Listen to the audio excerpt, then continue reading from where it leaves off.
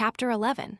How Herod, by permission from Caesar, accused his sons before an assembly of judges at Berytus, and what Tiro suffered for using a boundless and military liberty of speech. Concerning also the death of the young men and their burial at Alexandrium. So Caesar was now reconciled to Herod, and wrote thus to him, that he was grieved for him on account of his sons, and that in case they had been guilty of any profane and insolent crimes against him, it would behoove him to punish them as parricides, for which he gave him power accordingly. But if they had only contrived to fly away, he would have him give them an admonition, and not proceed to extremity with them. He also advised him to get an assembly together, and to appoint some place near Berytus, 14, which is a city belonging to the Romans, and to take the presidents of Syria and Archelaus king of Cappadocia, and as many more as he thought to be illustrious for their friendship to him, and the dignities they were in, and determine what should be done by their approbation. These were the directions that Caesar gave him. Accordingly Herod, when the letter was brought to him, was immediately very glad of Caesar's reconciliation to him, and very glad also that he had a complete authority given him over his sons. And it strangely came about, that whereas before in his adversity, though he had indeed showed himself severe, yet had he not been very rash nor hasty in procuring the destruction of his sons. He now, in his prosperity, took advantage of this change for the better, and the freedom he now had, to exercise his hatred against them after an unheard of manner. He therefore sent and called as many as he thought fit to this assembly, excepting Archelaus. For as for him, he either hated him, so that he would not invite him, or he thought he would be an obstacle to his designs. 2. When the presidents and the rest that belonged to the cities were come to Berytus, he kept his sons in a certain village belonging to Sidon, called Platana, but near to this city, that if they were called, he might produce them, for he did not think fit to bring them before the assembly. And when there were 150 assessors present, Herod came by himself alone, and accused his sons, and that in such a way as if it were not a melancholy accusation, and not made but out of necessity, and upon the misfortunes he was under. Indeed, in such a way as was very indecent for a father to accuse his sons, for he was very vehement and disordered when he came to the demonstration of the crime they were accused of, and gave the greatest signs of passion and barbarity. Nor would he suffer the assessors to consider of the weight of the evidence, but asserted them to be true by his own authority, after a manner most indecent in a father against his sons, and read himself what they themselves had written, wherein there was no confession of any plots or contrivances against him, but only how they had contrived to fly away, and containing withal certain reproaches against him, on account of the ill will he bare them. And when he came to those reproaches, he cried out most of all, and exaggerated what they said, as if they had confessed the design against him, and took his oath that he had rather lose his life than hear such reproachful words. At last he said that he had sufficient authority, both by nature and by Caesar's grant to him. He also added an allegation of a law of their country, which enjoined this, that if parents laid their hands on the head of him that was accused, the standers by were obliged to cast stones at him, and thereby to slay him, which though he were ready to do in his own country and kingdom, yet did he wait for their determination.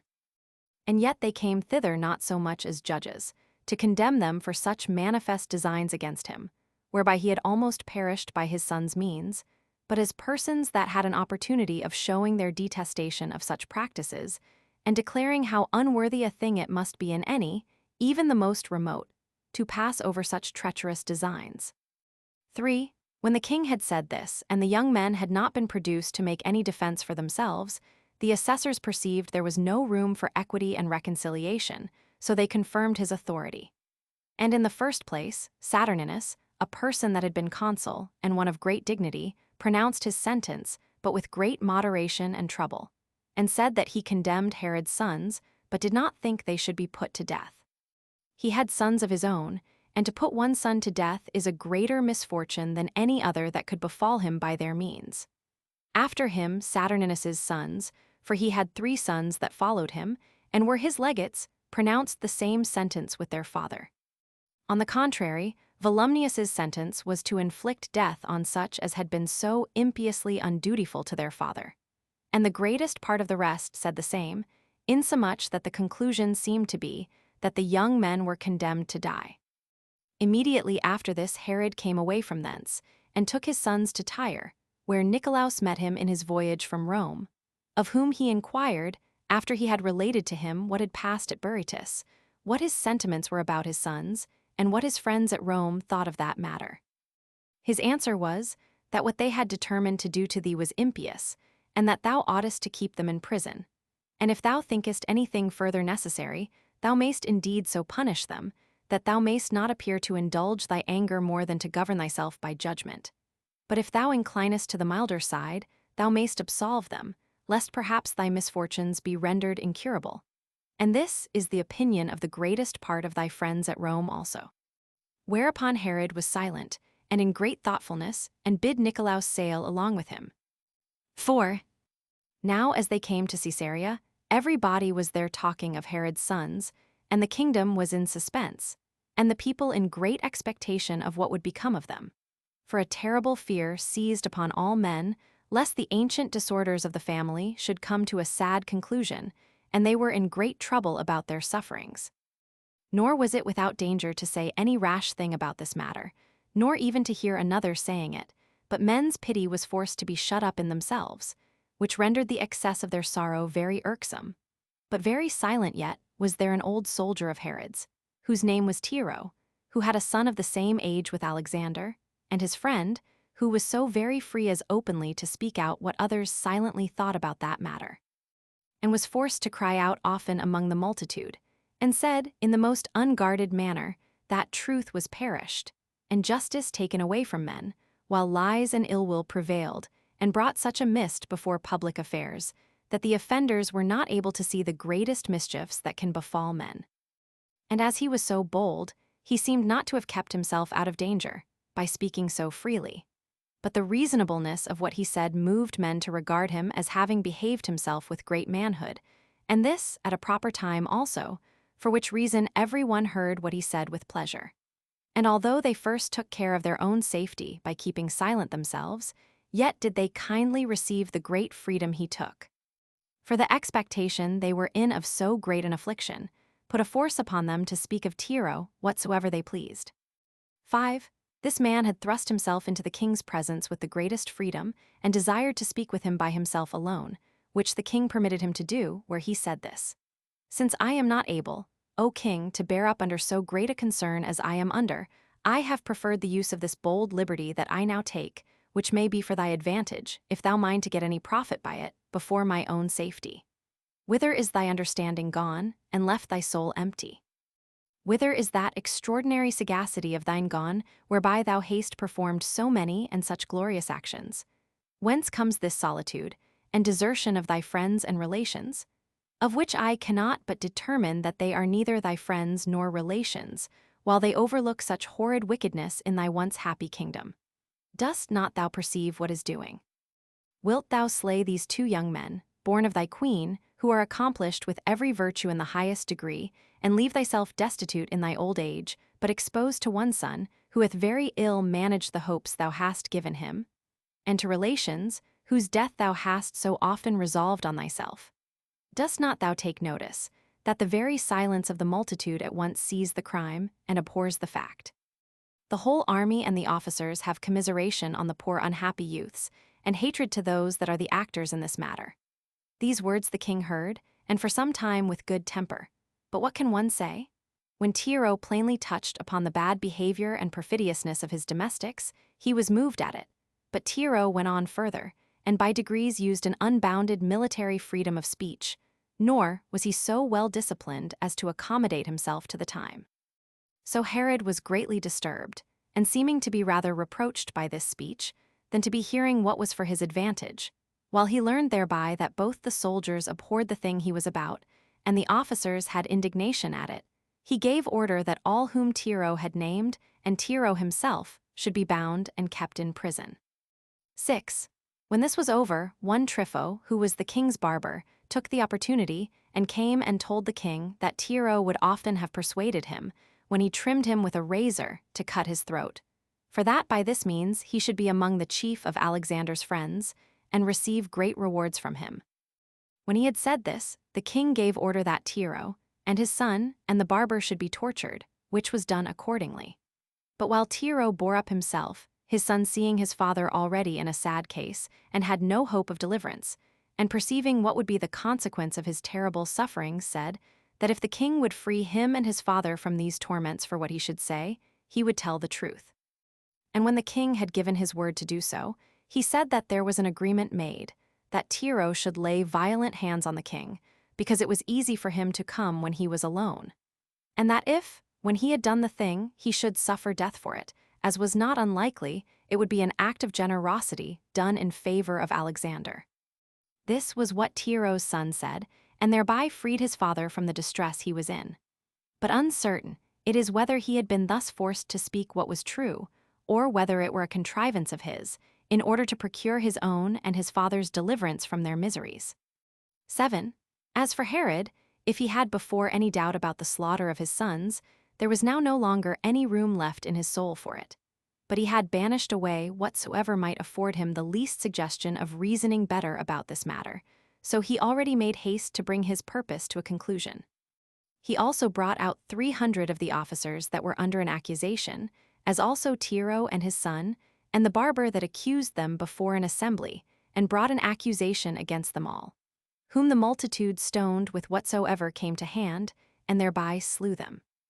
Alexander also and Aristobulus were brought to Sebaste by their father's command, and they're strangled. But their dead bodies were in the night time carried to Alexandrium, where their uncle by the mother's side and the greatest part of their ancestors had been deposited. 8:15. And now perhaps it may not seem unreasonable to some that such an inveterate hatred might increase so much as to proceed further and overcome nature.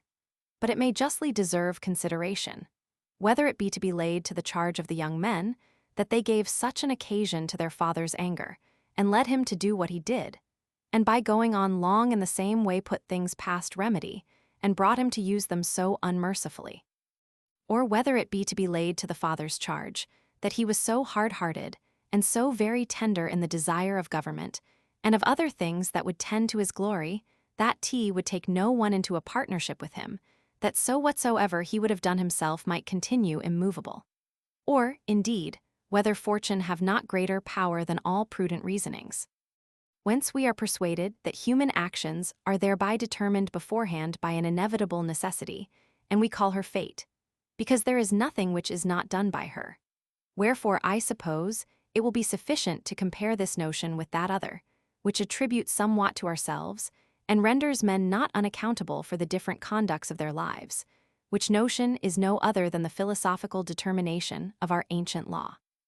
Accordingly, of the two other causes of this sad event, any body may lay the blame on the young men, who acted by youthful vanity and pride of their royal birth, that they should bear to hear the calumnies that were raised against their father, while certainly they were not equitable judges of the actions of his life, but ill-natured in suspecting and intemperate in speaking of it, and on both accounts easily caught by those that observed them and revealed them to gain favor.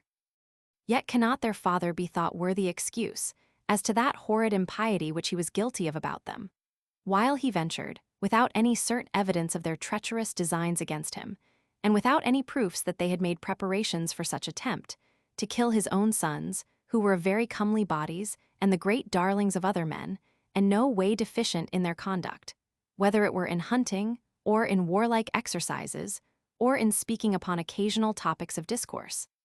For in all these they were skillful, and especially Alexander, who was the eldest.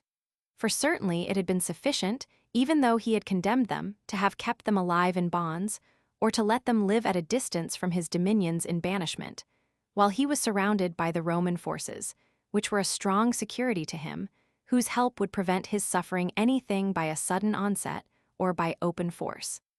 But for him to kill them on the sudden, in order to gratify a passion that governed him, was a demonstration of insufferable impiety. He also was guilty of so great a crime in his older age, nor will the delays that he made, and the length of time in which the thing was done, plead at all for his excuse. For when a man is on a sudden amazed, and in commotion of mind, and then commits a wicked action, although this be a heavy crime, yet is it a thing that frequently happens. But to do it upon deliberation, and after frequent attempts, and as frequent puttings off, to undertake it at last and accomplish it was the action of a murderous mind, and such as was not easily moved from that which is evil. And this temper he showed in what he did afterward, when he did not spare those that seemed to be the best beloved of his friends that were left, wherein, though the justice of the punishment caused those that perished to be the less pitied, yet was the barbarity of the man here equal, in that he did not abstain from their slaughter also.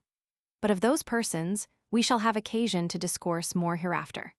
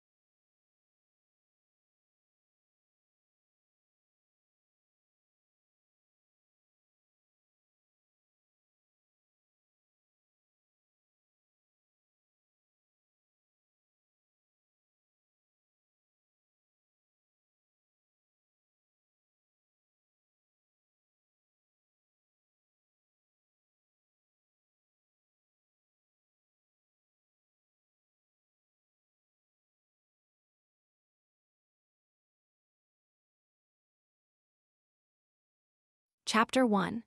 How Antipater was hated by all the nation for the slaughter of his brethren, and how, for that reason, he got into peculiar favor with his friends at Rome, by giving them many presents as he did also with Saturninus, the president of Syria and the governors who were under him, and concerning Herod's wives and children.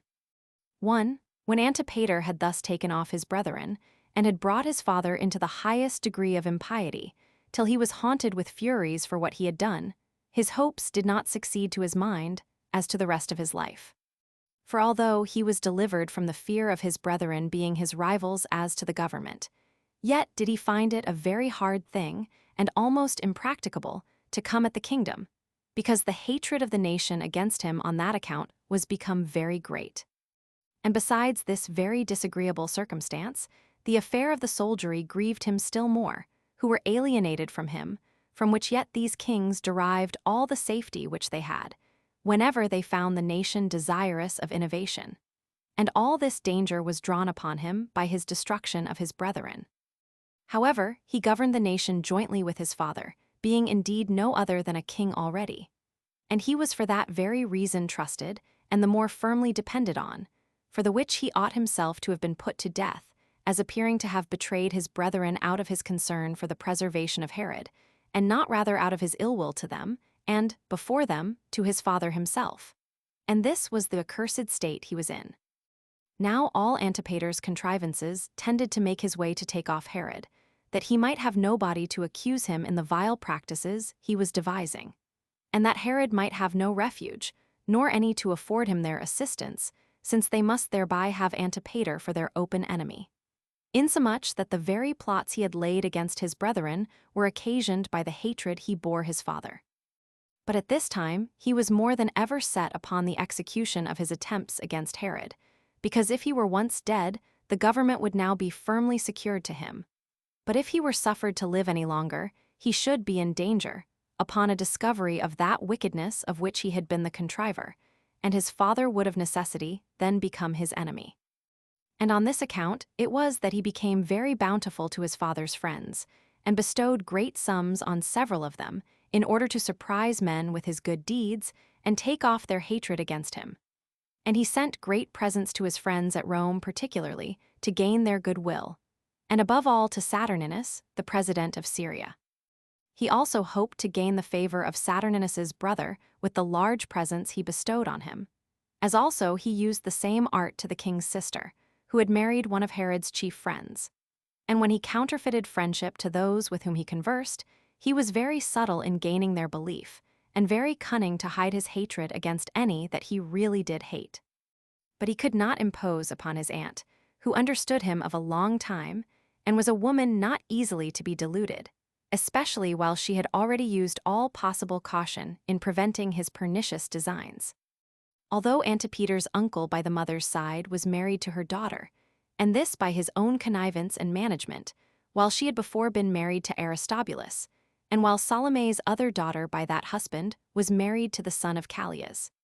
Yet that marriage was no obstacle to her, who knew how wicked he was in her discovering his designs, as her former kindred to him could not prevent her hatred of him.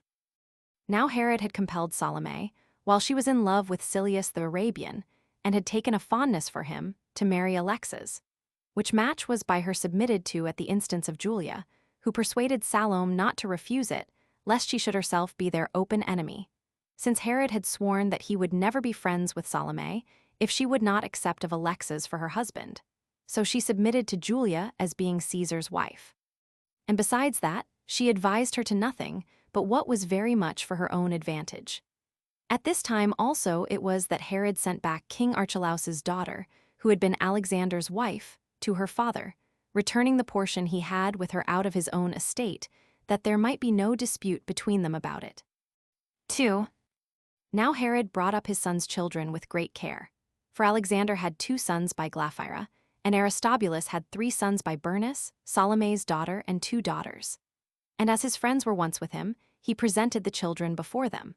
And deploring the hard fortune of his own sons, he prayed that no such ill fortune would befall these who were their children, but that they might improve in virtue, and obtain what they justly deserved, and might make him amends for his care of their education.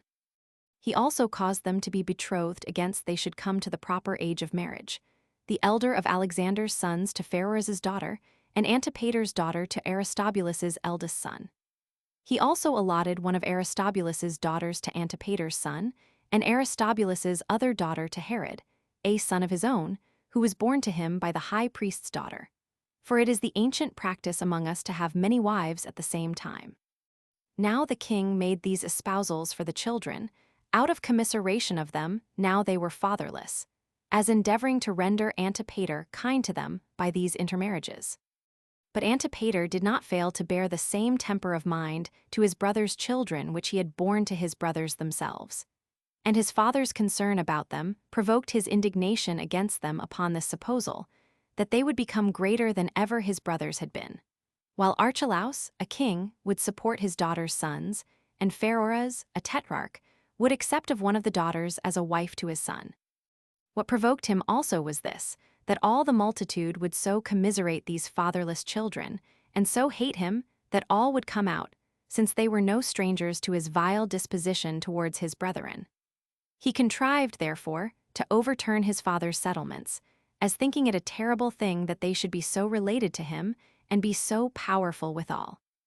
So Herod yielded to him, and changed his resolution at his entreaty, and the determination now was that Antipater himself should marry Aristobulus's daughter, and Antipater's son should marry Pharoras's daughter. So the espousals for the marriages were changed after this manner, even without the king's real approbation. 3. Now Herod the king had at this time 9 wives, one of them Antipater's mother, and another the high priest's daughter, by whom he had a son of his own name.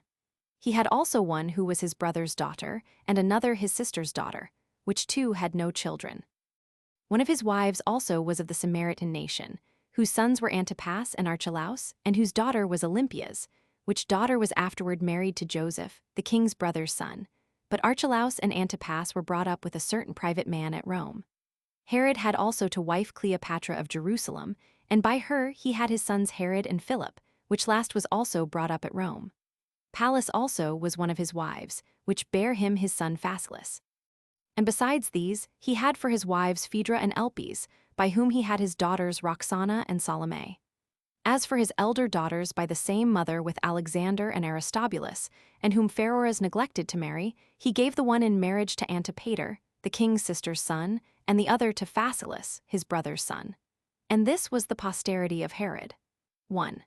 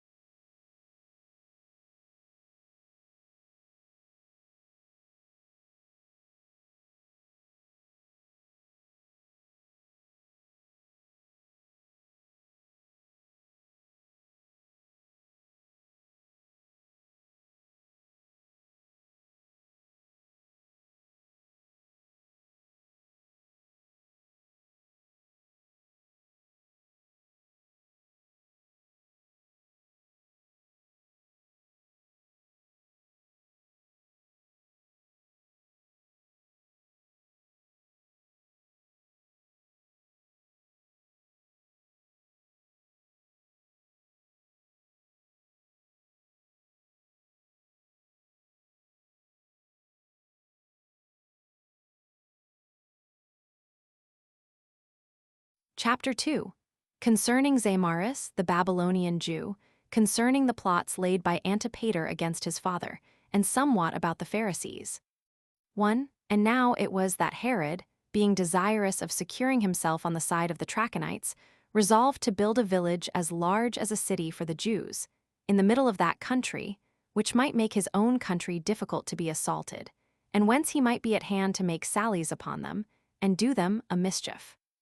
Accordingly, when he understood that there was a man that was a Jew come out of Babylon, with 500 horsemen, all of whom could shoot their arrows as they rode on horseback, and with 100 of his relations, had passed over Euphrates, and now abode at Antioch by Daphne of Syria, where Saturninus, who was then president, had given them a place for habitation, called Valatha, he sent for this man, with the multitude that followed him, and promised to give him land in the toparchy called Batanea, which country is bounded with Trachonitis, as desirous to make that his habitation a guard to himself. He also engaged to let him hold the country free from tribute, and that they should dwell entirely without paying such customs as used to be paid, and gave it him tax-free. 2.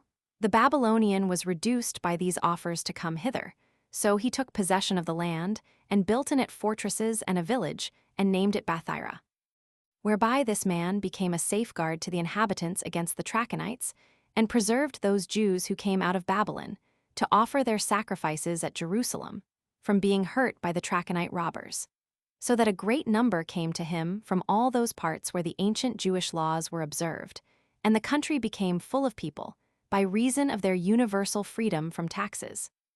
This continued during the life of Herod. But when Philip, who was after him, took the government, he made them pay some small taxes, and that for a little while only. And Agrippa the Great, and his son of the same name, although they harassed them greatly, yet would they not take their liberty away. From whom, when the Romans have now taken the government into their own hands, they still gave them the privilege of their freedom, but oppressed them entirely with the imposition of taxes. Of which matter I shall treat more accurately in the progress of this history. 2. 3.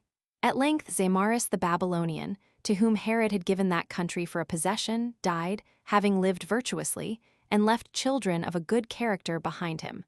One of whom was Jasim, who was famous for his valor, and taught his Babylonians how to ride their horses, and a troop of them were guards to the forementioned kings.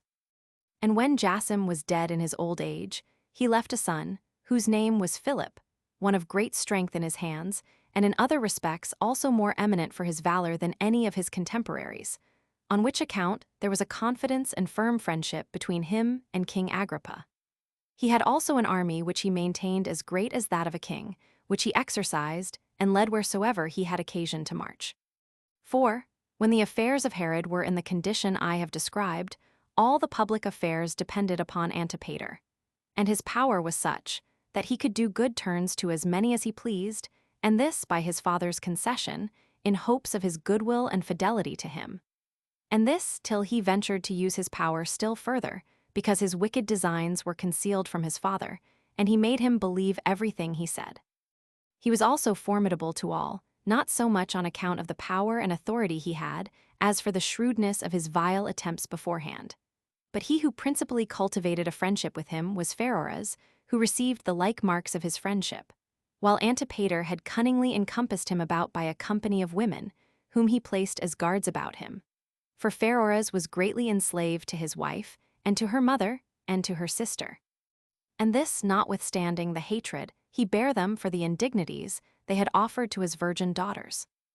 Yet did he bear them, and nothing was to be done without the women, who had got this man into their circle, and continued still to assist each other in all things, insomuch that Antipater was entirely addicted to them, both by himself and by his mother.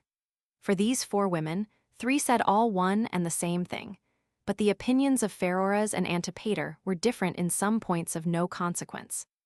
But the king's sister was their antagonist, who for a good while had looked about all their affairs, and was apprised that this their friendship was made in order to do Herod some mischief, and was disposed to inform the king of it. And since these people knew that their friendship was very disagreeable to Herod, as tending to do him a mischief, they contrived that their meeting should not be discovered, so they pretended to hate one another, and to abuse one another when time served, and especially when Herod was present, or when anyone was there that would tell him. But still, their intimacy was firmer than ever when they were private. And this was the course they took. But they could not conceal from Salome neither their first contrivance, when they set about these their intentions, nor when they had made some progress in them. But she searched out everything, and, aggravating the relations to her brother, declared to him, as well their secret assemblies and computations, as their counsels taken in a clandestine manner, which if they were not in order to destroy him, they might well enough have been open and public.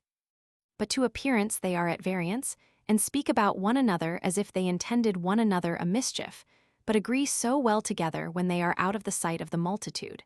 For when they are alone by themselves, they act in concert, and profess that they will never leave off their friendship, but will fight against those from whom they conceal their designs.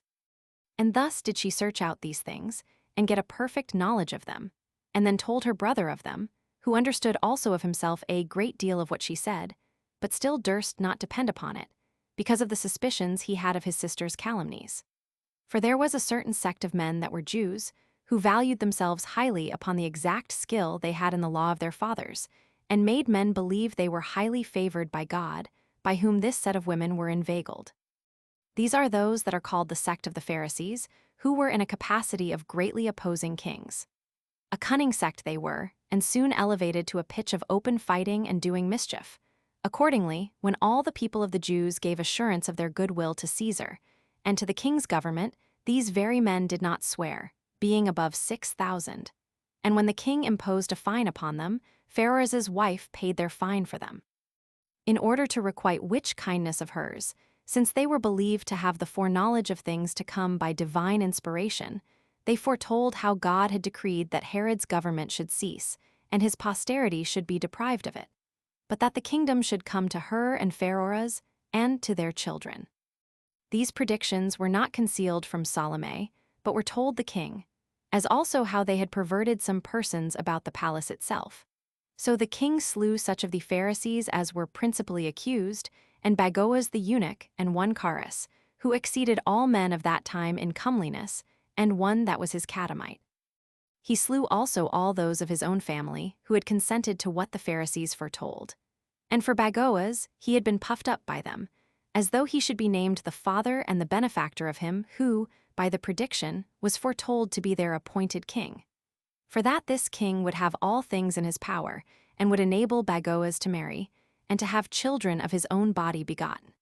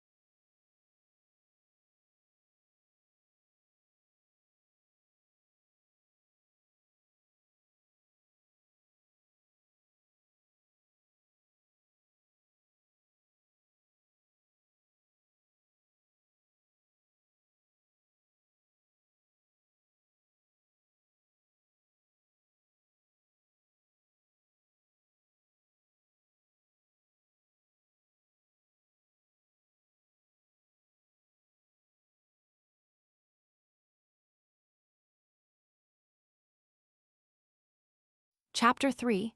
Concerning the enmity between Herod and Pharoah's, how Herod sent Antipater to Caesar, and of the death of Pharoah's. 1.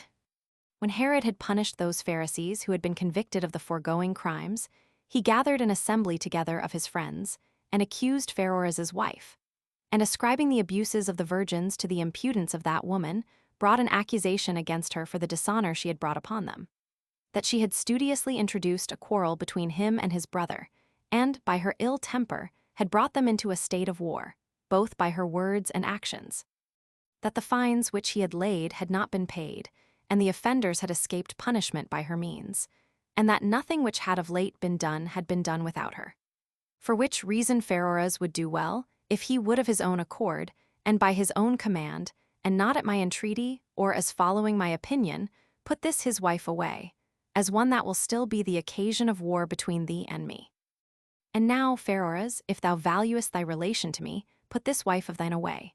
For by this means thou wilt continue to be a brother to me, and wilt abide in thy love to me. Then said Pharoah's, although he was pressed hard by the former words, that as he would not do so unjust a thing as to renounce his brotherly relation to him, so would he not leave off his affection for his wife, that he would rather choose to die than to live, and be deprived of a wife that was so dear unto him. Hereupon Herod put off his anger against Pharoah's on these accounts, although he himself thereby underwent a very uneasy punishment.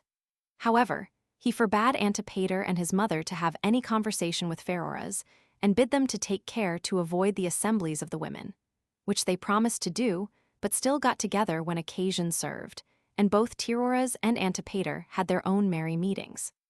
The report went also that Antipater had criminal conversation with Pharoah's wife, and that they were brought together by Antipater's mother. 2. But Antipater had now a suspicion of his father, and was afraid that the effects of his hatred to him might increase. So he wrote to his friends at Rome, and bid them to send to Herod, that he would immediately send Antipater to Caesar. Which when it was done, Herod sent Antipater thither, and sent most noble presents along with him, as also his testament, wherein Antipater was appointed to be his successor. And that if Antipater should die first, his son by the high priest's daughter should succeed. And, together with Antipater, there went to Rome Silius the Arabian, although he had done nothing of all that Caesar had enjoined him. Antipater also accused him of the same crimes of which he had been formerly accused by Herod. Silius was also accused by Aretas that without his consent he had slain many of the chief of the Arabians at Petra, and particularly Somus, a man that deserved to be honored by all men, and that he had slain Fabatus, a servant of Caesar. These were the things of which Silius was accused, and that on the occasion following, there was one Corinthus, belonging to Herod, of the guards of the king's body, and one who was greatly trusted by him. Silius had persuaded this man with the offer of a great sum of money to kill Herod, and he had promised to do it. When Fabatus had been made acquainted with this, for Silius had himself told him of it, he informed the king of it, who caught Corinthus and put him to the torture, and thereby got out of him the whole conspiracy. He also caught 2 other Arabians, who were discovered by Corinthus, the one the head of a tribe, and the other a friend to Silius, who both were by the king brought to the torture, and confessed that they were come to encourage Corinthus not to fail of doing what he had undertaken to do, and to assist him with their own hands in the murder, if need should require their assistance. So Saturninus, upon Herod's discovering the whole to him, sent them to Rome. 3. At this time Herod commanded Pharoah's that since he was so obstinate in his affection for his wife, he should retire into his own tetrarchy, which he did very willingly, and swear many oaths that he would not come again till he heard that Herod was dead. And indeed, when, upon a sickness of the king, he was desired to come to him before he died, that he might entrust him with some of his injunctions, he had such a regard to his oath that he would not come to him. Yet did not Herod so retain his hatred to Pharoah's, but remitted of his purpose, which he before had, and that for such great causes as have been already mentioned. But as soon as he began to be ill, he came to him, and this without being sent for. And when he was dead, he took care of his funeral, and had his body brought to Jerusalem, and buried there, and appointed a solemn mourning for him. This became the origin of Antipater's misfortunes, although he were already sailed for Rome. God now being about to punish him for the murder of his brethren, I will explain the history of this matter very distinctly, that it may be for a warning to mankind, that they take care of conducting their whole lives by the rules of virtue.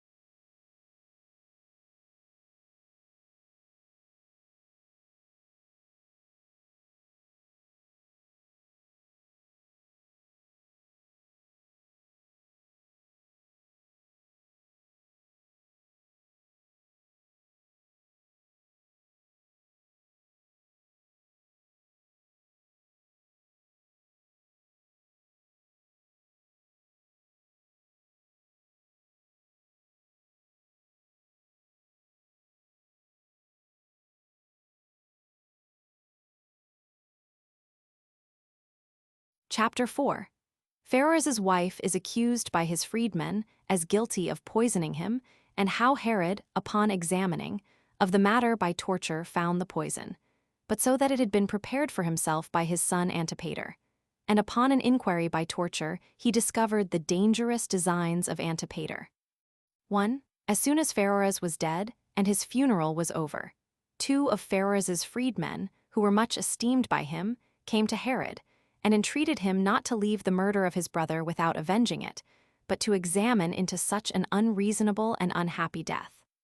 When he was moved with these words, for they seemed to him to be true, they said that Pharoah supped with his wife the day before he fell sick, and that a certain potion was brought him in such a sort of food as he was not used to eat, but that when he had eaten, he died of it, that this potion was brought out of Arabia by a woman, under pretense indeed as a love potion, for that was its name, but in reality to kill Pharoahs, for that the Arabian women are skillful in making such poisons.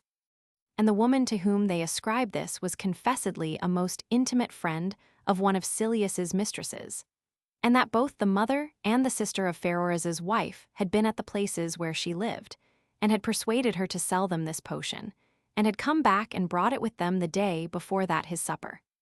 Hereupon the king was provoked, and put the women slaves to the torture, and some that were free with them. And as the fact did not yet appear, because none of them would confess it, at length one of them, under the utmost agonies, said no more but this, that she prayed that God would send the like agonies upon Antipater's mother, who had been the occasion of these miseries to all of them. This prayer induced Herod to increase the women's tortures, till thereby all was discovered, their merry meetings, their secret assemblies, and the disclosing of what he had said to his son alone unto Pharoah's 4 women.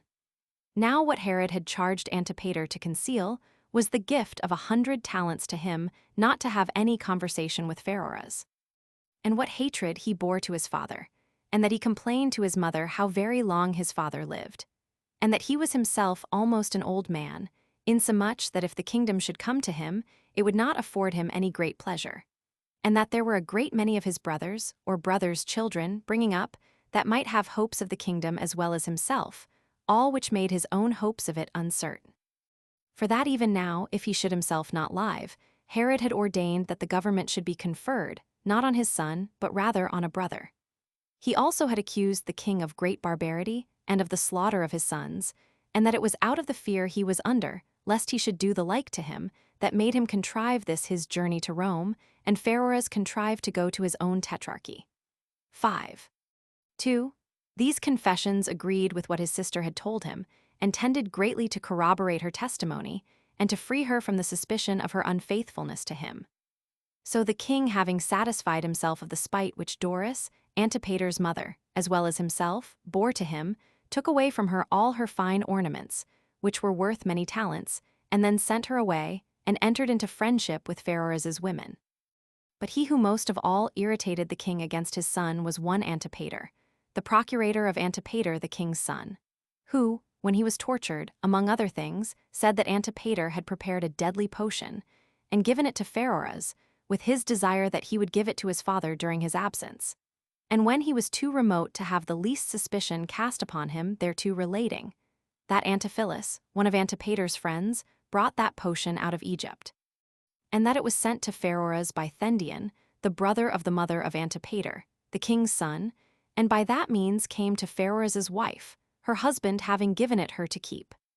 And when the king asked her about it, she confessed it, and as she was running to fetch it, she threw herself down from the housetop. Yet did she not kill herself, because she fell upon her feet, by which means, when the king had comforted her, and had promised her and her domestics pardon, upon condition of their concealing nothing of the truth from him, but had threatened her with the utmost miseries if she proved ungrateful. So she promised, and swore that she would speak out everything and tell after what manner everything was done, and said what many took to be entirely true, that the potion was brought out of Egypt by Antiphilus, and that his brother, who was a physician, had procured it, and that, when Thendion brought it us, she kept it upon Pharoah's committing it to her, and that it was prepared by Antipater for thee.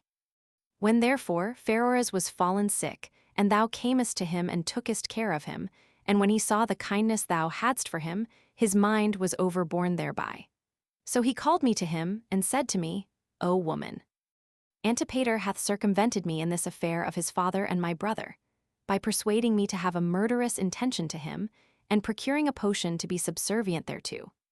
Do thou, therefore, go and fetch my potion, since my brother appears to have still the same virtuous disposition towards me which he had formerly, and I do not expect to live long myself, and that I may not defile my forefathers by the murder of a brother, and burn it before my face. That accordingly she immediately brought it, and did as her husband bade her, and that she burnt the greatest part of the potion, but that a little of it was left, that if the king, after Pheroras's death, should treat her ill, she might poison herself and thereby get clear of her miseries. Upon her saying thus, she brought out the potion, and the box in which it was, before them all. Nay, there was another brother of Antiphilus, and his mother also, who, by the extremity of pain and torture, confessed the same things and owned the box. The high priest's daughter also, who was the king's wife, was accused to have been conscious of all this, and had resolved to conceal it.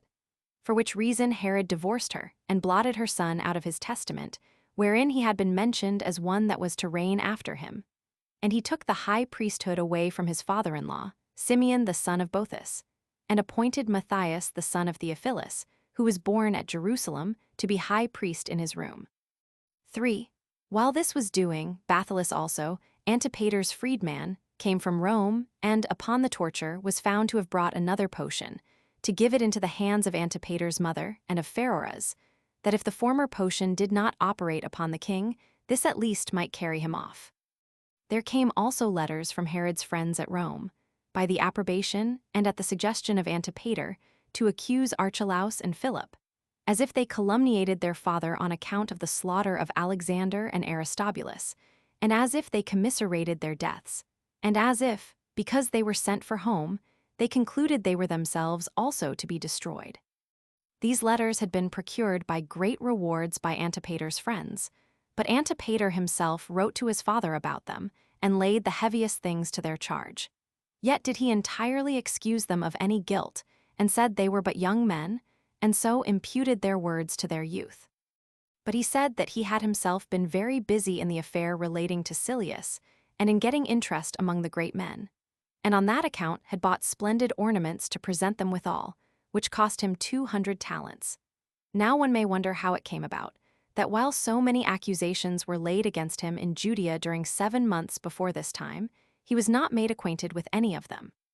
The causes of which were, that the roads were exactly guarded, and that men hated Antipater. For there was nobody who would run any hazard himself to gain him any advantages.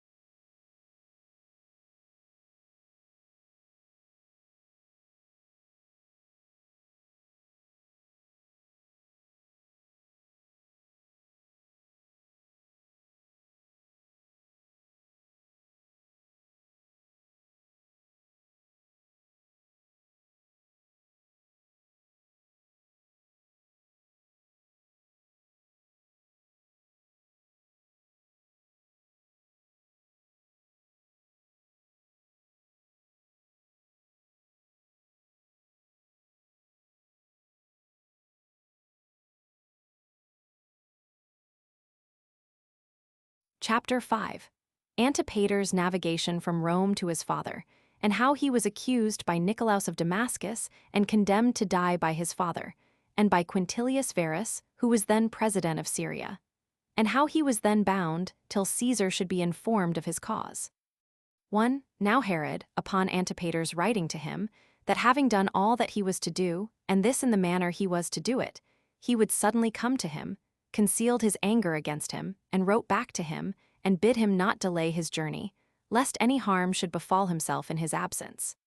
At the same time also he made some little complaint about his mother, but promised that he would lay those complaints aside when he should return. He withal expressed his entire affection for him, as fearing lest he should have some suspicion of him and defer his journey to him, and lest, while he lived at Rome, he should lay plots for the kingdom and, moreover, do somewhat against himself. This letter Antipater met with in Cilicia, but had received an account of Pheroras's death before at Tarentum. This last news affected him deeply, not out of any affection for Pheroras, but because he was dead without having murdered his father, which he had promised him to do. And when he was at Celenderis in Cilicia, he began to deliberate with himself about his sailing home, as being much grieved with the ejection of his mother. Now some of his friends advised him that he should tarry a while somewhere, in expectation of further information. But others advised him to sail home without delay, for that if he were once come thither, he would soon put an end to all accusations, and that nothing afforded any weight to his accusers at present but his absence. He was persuaded by these last, and sailed on, and landed at the haven called Sebastus, which Herod had built at vast expenses in honor of Caesar, and called Sebastus. And now was Antipater evidently in a miserable condition, while nobody came to him nor saluted him, as they did at his going away, with good wishes of joyful acclamations. Nor was there now anything to hinder them from entertaining him, on the contrary, with bitter curses, while they supposed he was come to receive his punishment for the murder of his brethren. 2. Now Quintilius Varus was at this time at Jerusalem, being sent to succeed Saturninus as president of Syria, and was come as an assessor to Herod, who had desired his advice in his present affairs. And as they were sitting together, Antipater came upon them, without knowing anything of the matter. So he came into the palace clothed in purple. The porters indeed received him in, but excluded his friends. And now he was in great disorder, and presently understood the condition he was in, while, upon his going to salute his father, he was repulsed by him, who called him a murderer of his brethren and a plotter of destruction against himself, and told him that Varus should be his auditor and his judge the very next day. So he found that what misfortunes he now heard of were already upon him, with the greatness of which he went away in confusion. Upon which his mother and his wife met him, which wife was the daughter of Antigonus, who was king of the Jews before Herod, from whom he learned all circumstances which concerned him, and then prepared himself for his trial. 3. On the next day Varus and the king sat together in judgment, and both their friends were also called in, as also the king's relations, with his sister Salome, and as many as could discover anything, and such as had been tortured. And besides these, some slaves of Antipater's mother, who were taken up a little before Antipater's coming, and brought with them a written letter, the sum of which was this, that he should not come back, because all was come to his father's knowledge, and that Caesar was the only refuge he had left to prevent both his and her delivery into his father's hands. Then did Antipater fall down at his father's feet, and besought him not to prejudge his cause, but that he might be first heard by his father, and that his father would keep himself unprejudiced. So Herod ordered him to be brought into the midst, and then lamented himself about his children, from whom he had suffered such great misfortunes, and because Antipater fell upon him in his old age. He also reckoned up what maintenance and what education he had given them, and what seasonable supplies of wealth he had afforded them, according to their own desires, none of which favors had hindered them from contriving against him, and from bringing his very life into danger, in order to gain his kingdom, after an impious manner, by taking away his life before the course of nature, their father's wishes, or justice required that that kingdom should come to them.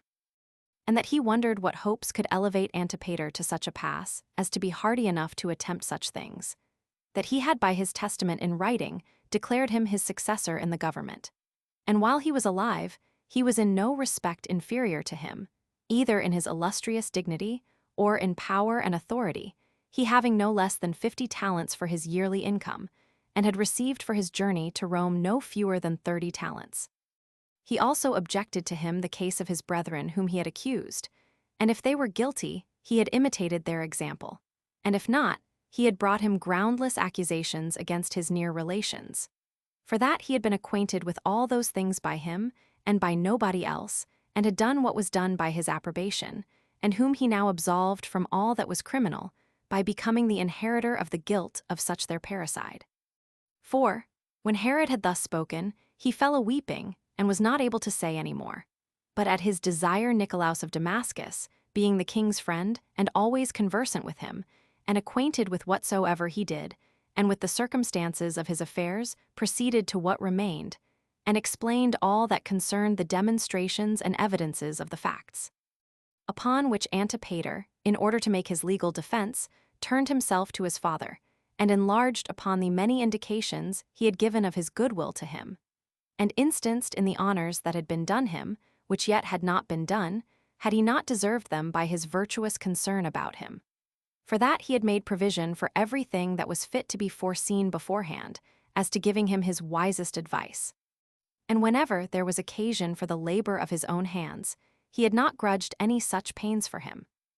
And that it was almost impossible that he, who had delivered his father from so many treacherous contrivances laid against him, should be himself in a plot against him, and so lose all the reputation he had gained for his virtue, by his wickedness which succeeded it. And this while he had nothing to prohibit him, who was already appointed his successor, to enjoy the royal honor with his father also at present. And that there was no likelihood that a person who had the one half of that authority, without any danger, and with a good character, should hunt after the whole with infamy and danger. And this when it was doubtful whether he could obtain it or not. And when he saw the sad example of his brethren before him, and was both the informer and the accuser against them, at a time when they might not otherwise have been discovered. Nay, was the author of the punishment inflicted upon them, when it appeared evidently that they were guilty of a wicked attempt against their father, and that even the contentions there were in the king's family were indications that he had ever managed affairs out of the sincerest affection to his father. And as to what he had done at Rome, Caesar was a witness thereto, who yet was no more to be imposed upon than God himself, of whose opinions his letters sent hither are sufficient evidence, and that it was not reasonable to prefer the calumnies of such as proposed to raise disturbances before those letters, the greatest part of which calumnies had been raised during his absence, which gave scope to his enemies to forge them, which they had not been able to do if he had been there. Moreover, he showed the weakness of the evidence obtained by torture, which was commonly false, because the distress men are in under such tortures naturally obliges them to say many things in order to please those that govern them. He also offered himself to the torture. 5. Hereupon there was a change observed in the assembly, while they greatly pitied Antipater, who by weeping and putting on a countenance suitable to his sad case made them commiserate the same, insomuch that his very enemies were moved to compassion. And it appeared plainly that Herod himself was affected in his own mind, although he was not willing it should be taken notice of. Then did Nicolaus begin to prosecute what the king had begun, and that with great bitterness, and summed up all the evidence which arose from the tortures or from the testimonies. He principally and largely cried up the king's virtues, which he had exhibited in the maintenance and education of his sons, while he never could gain any advantage thereby, but still fell from one misfortune to another. Although he owned that he was not so much surprised with that thoughtless behavior of his former sons, who were but young, and were besides corrupted by wicked counselors, who were the occasion of their wiping out of their minds the righteous dictates of nature, and this out of a desire of coming to the government sooner than they ought to do. Yet that he could not but justly stand amazed at the horrid wickedness of Antipater, who, although he had not only had great benefits bestowed on him by his father, enough to tame his reason, yet could not be more tamed than the most envenomed serpents, whereas even those creatures admit of some mitigation, and will not bite their benefactors, while Antipater hath not let the misfortunes of his brethren be any hindrance to him, but he hath gone on to imitate their barbarity notwithstanding. Yet wast thou, O Antipater, the informer as to what wicked actions they had done, and the searcher out of the evidence against them, and the author of the punishment they underwent upon their detection. Nor do we say this as accusing thee for being so zealous in thy anger against them, but are astonished at thy endeavors to imitate their profligate behavior. And we discover thereby that thou didst not act thus for the safety of thy father, but for the destruction of thy brethren, that by such outside hatred of their impiety thou mightest be believed a lover of thy father, and mightest thereby get thee power enough to do mischief with the greatest impunity, which design thy actions indeed demonstrate. It is true, thou tookest thy brethren off, because thou didst convict theft of their wicked designs, but thou didst not yield up to justice those who were their partners. And thereby didst make it evident to all men that thou madest a covenant with them against thy father, when thou chosest to be the accuser of thy brethren, as desirous to gain to thyself alone this advantage of laying plots to kill thy father, and so to enjoy double pleasure, which is truly worthy of thy evil disposition, which thou hast openly showed against thy brethren. On which account thou didst rejoice, as having done a most famous exploit, nor was that behavior unworthy of thee. But if thy intention were otherwise, thou art worse than they. While thou didst contrive to hide thy treachery against thy father, thou didst hate them, not as plotters against thy father. For in that case thou hadst not thyself fallen upon the like crime, but as successors of his dominions, and more worthy of that succession than thyself. Thou wouldst kill thy father after thy brethren, lest thy lies raised against them might be detected. And lest thou shouldst suffer what punishment thou hadst deserved, thou hadst a mind to exact that punishment of thy unhappy father, and didst devise such a sort of uncommon parricide as the world never yet saw.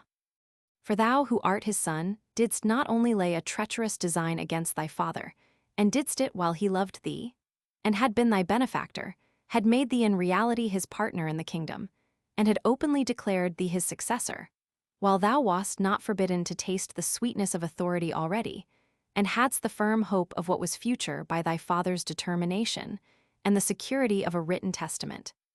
But for certain, thou didst not measure these things according to thy father's various disposition, but according to thy own thoughts and inclinations, and was desirous to take the part that remained away from thy too indulgent father, and soughtest to destroy him with thy deeds, whom thou in words pretendedst to preserve.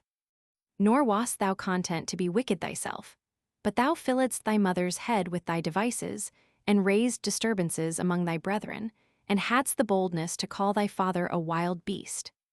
While thou hadst thyself a mind more cruel than any serpent, whence thou sentest out that poison among thy nearest kindred and greatest benefactors, and invitest them to assist thee and guard thee, and didst hedge thyself in on all sides, by the artifices of both men and women, against an old man, as though that mind of thine was not sufficient of itself to support so great a hatred as thou baredst to him. And here thou appearest, after the tortures of free men, of domestics, of men and women, which have been examined on thy account, and after the informations of thy fellow conspirators, as making haste to contradict the truth. And hast thought on ways not only how to take thy father out of the world, but to disannul that written law which is against thee, and the virtue of Verus, and the nature of justice. Nay, such is that impudence of thine on which thou confidest, that thou desirest to be put to the torture thyself, while thou allegest that the tortures of those already examined thereby have made them tell lies, that those that have been the deliverers of thy father may not be allowed to have spoken the truth, but that thy tortures may be esteemed the discoverers of truth. Wilt not thou, O Verus, deliver the king from the injuries of his kindred? Wilt not thou destroy this wicked wild beast, which hath pretended kindness to his father, in order to destroy his brethren? While, yet he is himself alone ready to carry off the kingdom immediately, and appears to be the most bloody butcher to him of them all. For thou art sensible that parricide is a general injury both to nature and to common life, and that the intention of parricide is not inferior to its perpetration, and he who does not punish it is injurious to nature itself. 6. Nicolaus added further what belonged to Antipater's mother, and whatsoever she had prattled like a woman, as also about the predictions and the sacrifices relating to the king, and whatsoever Antipater had done lasciviously in his cups and his amours among Pharoras's women, the examination upon torture, and whatsoever concerned the testimonies of the witnesses, which were many and of various kinds. Some prepared beforehand, and others were sudden answers, which further declared and confirmed the foregoing evidence. For those men who were not acquainted with Antipater's practices, but had concealed them out of fear, when they saw that he was exposed to the accusations of the former witnesses, and that his great good fortune, which had supported him hitherto, had now evidently betrayed him into the hands of his enemies, who were now insatiable in their hatred to him, told all they knew of him. And his ruin was now hastened, not so much by the enmity of those that were his accusers, as by his gross and impudent and wicked contrivances, and by his ill will to his father and his brethren, while he had filled their house with disturbance, and caused them to murder one another, and was neither fair in his hatred, nor kind in his friendship, but just so far as served his own turn.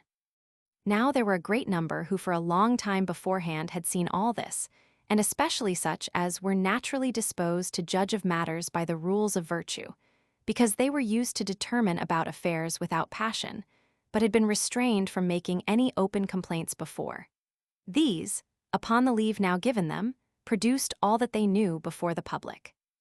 The demonstrations also of these wicked facts could no way be disproved, because the many witnesses there were did neither speak out of favor to Herod, nor were they obliged to keep what they had to say silent, out of suspicion of any danger they were in. But they spake what they knew, because they thought such actions very wicked, and that Antipater deserved the greatest punishment, and indeed not so much for Herod's safety, as on account of the man's own wickedness. Many things were also said, and those by a great number of persons, who were no way obliged to say them, insomuch that Antipater, who used generally to be very shrewd in his lies and impudence, was not able to say one word to the contrary. When Nicolaus had left off speaking, and had produced the evidence, Verus bid Antipater to betake himself to the making his defense, if he had prepared anything whereby it might appear that he was not guilty of the crimes he was accused of. For that, as he was himself desirous, so did he know that his father was in like manner desirous also, to have him found entirely innocent. But Antipater fell down on his face, and appealed to God and to all men for testimonials of his innocency, desiring that God would declare, by some evident signals, that he had not laid any plot against his father. This being the usual method of all men destitute of virtue, that when they set about any wicked undertakings, they fall to work according to their own inclinations, as if they believed that God was unconcerned in human affairs. But when once they are found out, and are in danger of undergoing the punishment due to their crimes, they endeavor to overthrow all the evidence against them by appealing to God, which was the very thing which Antipater now did. For whereas he had done everything as if there were no God in the world, when he was on all sides distressed by justice, and when he had no other advantage to expect from any legal proofs, by which he might disprove the accusations laid against him, he impudently abused the majesty of God, and ascribed it to his power that he had been preserved hitherto, and produced before them all what difficulties he had ever undergone in his bold acting for his father's preservation. 7. So when Verus, upon asking Antipater what he had to say for himself, found that he had nothing to say besides his appeal to God, and saw that there was no end of that, he bid them bring the potion before the court, that he might see what virtue still remained in it. And when it was brought, and one that was condemned to die had drank it by Varus's command, he died presently. Then Verus got up and departed out of the court, and went away the day following to Antioch, where his usual residence was, because that was the palace of the Syrians, upon which Herod laid his son in bonds. But what were Verus's discourses to Herod was not known to the generality, and upon what words it was that he went away, though it was also generally supposed that whatsoever Herod did afterward about his son was done with his approbation. But when Herod had bound his son, he sent letters to Rome to Caesar about him, and such messengers withal as should, by word of mouth, inform Caesar of Antipater's wickedness. Now at this very time there was seized a letter of Antiphilus, written to Antipater out of Egypt, and when it was opened by the king, it was found to contain what follows. I have sent the Acme's letter, and hazarded my own life, for thou knowest that I am in danger from 2 families, if I be discovered. I wish thee good success in thy affair. These were the contents of this letter, but the king made inquiry about the other letter also, for it did not appear. And Antiphilus's slave, who brought that letter which had been read, denied that he had received the other. But while the king was in doubt about it, one of Herod's friends, seeing a seam upon the inner coat of the slave, and a doubling of the cloth, for he had 2 coats on, he guessed that the letter might be within that doubling, which accordingly proved to be true. So they took out the letter, and its contents were these. Acme to Antipater. I have written such a letter to thy father as thou desiredst me. I have also taken a copy and sent it, as if it came from Salome to my lady, which, when thou readest, I know that Herod will punish Salome as plotting against him. Now this pretended letter of Salome to her lady was composed by Antipater, in the name of Salome as to its meaning, but in the words of Acme. The letter was this: Acme to King Herod. I have done my endeavor that nothing that is done against thee should be concealed from thee. So, upon my finding a letter of Salome written to my lady against thee, I have written out a copy, and sent it to thee, with hazard to myself, but for thy advantage. The reason why she wrote it was this, that she had a mind to be married to Silius. Do thou therefore tear this letter in pieces, that I may not come into danger of my life. Now Acme had written to Antipater himself, and informed him that, in compliance with his command, she had both herself written to Herod, as if Salome had laid a sudden plot entirely against him, and had herself sent a copy of an epistle, as coming from Salome to her lady. Now Acme was a Jew by birth and a servant to Julia, Caesar's wife, and did this out of her friendship for Antipater, as having been corrupted by him with a large present of money, to assist in his pernicious designs against his father and his aunt. 8. Hereupon Herod was so amazed at the prodigious wickedness of Antipater, that he was ready to have ordered him to be slain immediately, as a turbulent person in the most important concerns, and as one that had laid a plot not only against himself, but against his sister also, and even corrupted Caesar's own domestics. Salome also provoked him to it, beating her breast, and bidding him kill her, if he could produce any credible testimony that she had acted in that manner. Herod also sent for his son, and asked him about this matter, and bid him contradict if he could, and not suppress anything he had to say for himself. And when he had not one word to say, he asked him, since he was every way caught in his villainy, that he would make no further delay, but discover his associates in these his wicked designs. So he laid all upon Antiphilus, but discovered nobody else. Hereupon Herod was in such great grief, that he was ready to send his son to Rome to Caesar, there to give an account of these his wicked contrivances. But he soon became afraid, lest he might there, by the assistance of his friends, escape the danger he was in. So he kept him bound as before, and sent more ambassadors and letters to accuse his son, and an account of what assistance Acme had given him in his wicked designs, with copies of the epistles before mentioned.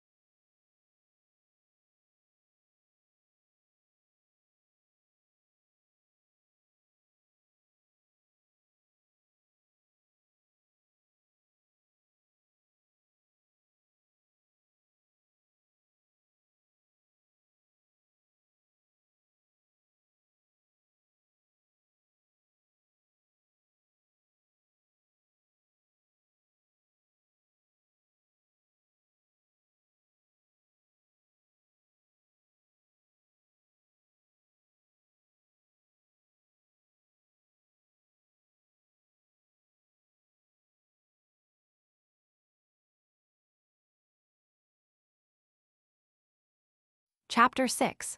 Concerning the disease that Herod fell into, and the sedition which the Jews raised thereupon, with the punishment of the seditious.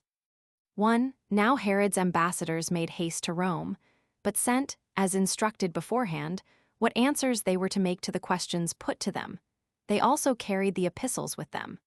But Herod now fell into a distemper, and made his will, and bequeathed his kingdom to his youngest son. And this out of that hatred to Archelaus and Philip, which the calumnies of Antipater had raised against them. He also bequeathed 1,000 talents to Caesar, and 500 to Julia, Caesar's wife, to Caesar's children and friends and freedmen. He also distributed among his sons, and their sons his money, his revenues, and his lands. He also made Salome his sister very rich, because she had continued faithful to him in all his circumstances, and was never so rash as to do him any harm. And as he despaired of recovering, for he was about the 70th year of his age, he grew fierce, and indulged the bitterest anger upon all occasions.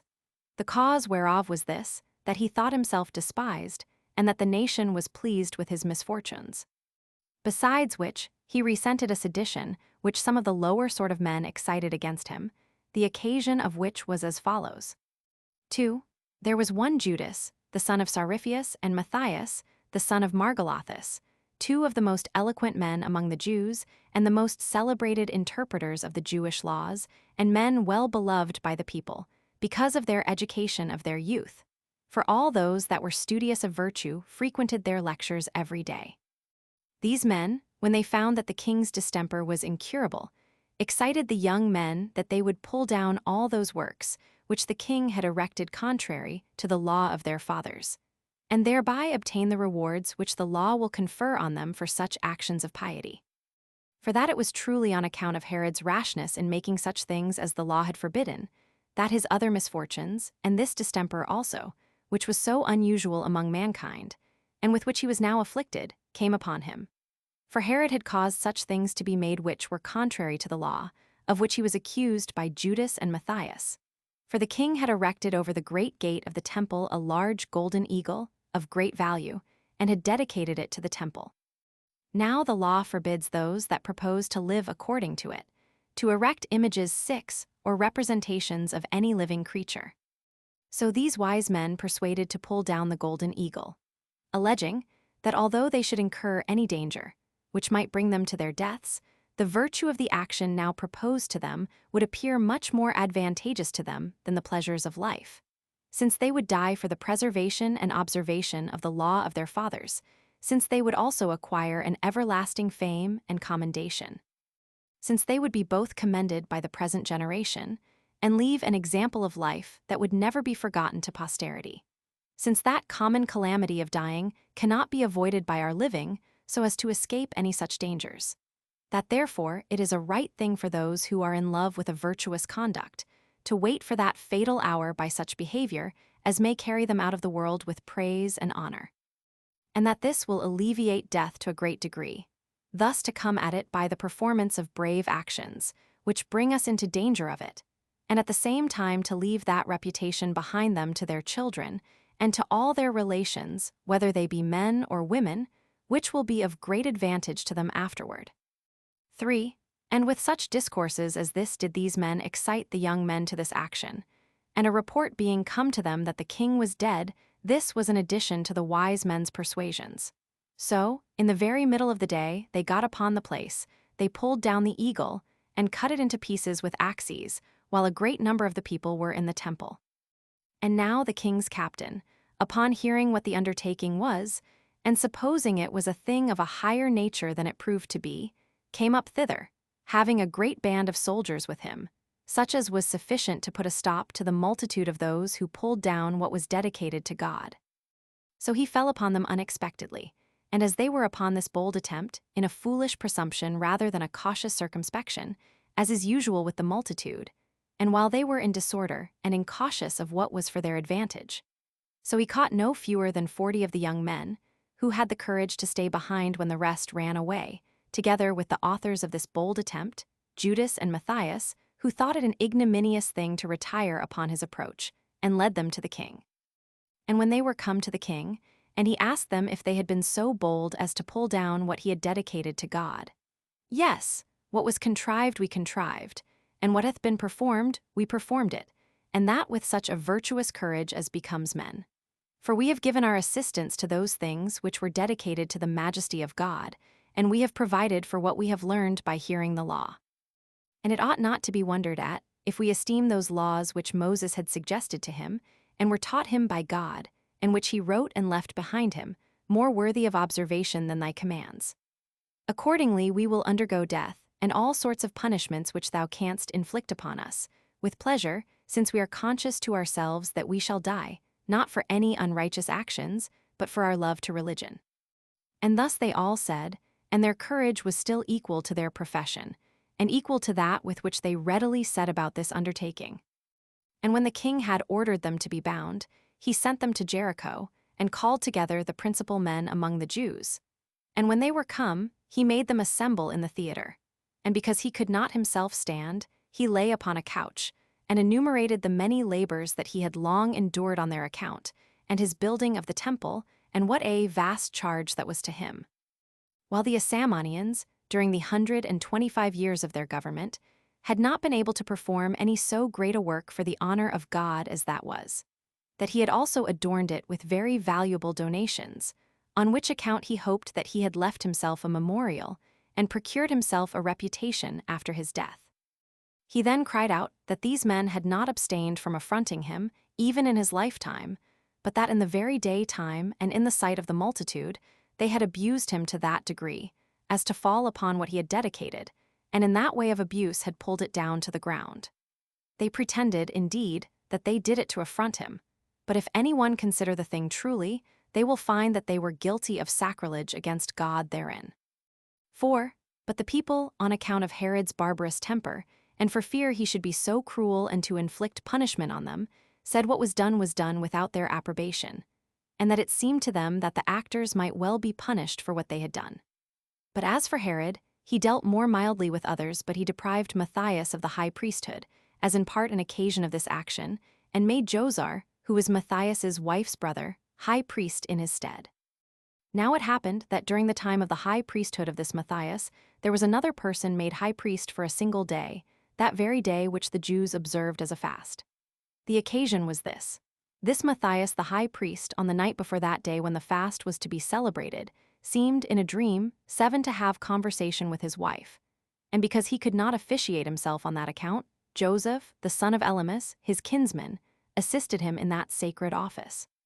But Herod deprived this Matthias of the high priesthood and burnt the other Matthias, who had raised the sedition, with his companions, alive. And that very night there was an eclipse of the moon. 8. 5. But now Herod's distemper greatly increased upon him after a severe manner, and this by God's judgment upon him for his sins. For a fire glowed in him slowly, which did not so much appear to the touch outwardly, as it augmented his pains inwardly. For it brought upon him a vehement appetite to eating, which he could not avoid to supply with one sort of food or other. His entrails were also exulcerated, and the chief violence of his pain lay on his colon. An aqueous and transparent liquor also had settled itself about his feet, and a like matter afflicted him at the bottom of his belly. Nay, further, his privy member was putrefied and produced worms, and when he sat upright, he had a difficulty of breathing, which was very loathsome, on account of the stench of his breath and the quickness of its returns. He had also convulsions in all parts of his body, which increased his strength to an insufferable degree. It was said by those who pretended to divine, and who were endued with wisdom to foretell such things, that God inflicted this punishment on the king on account of his great impiety. Yet was he still in hopes of recovering, though his afflictions seemed greater than anyone could bear.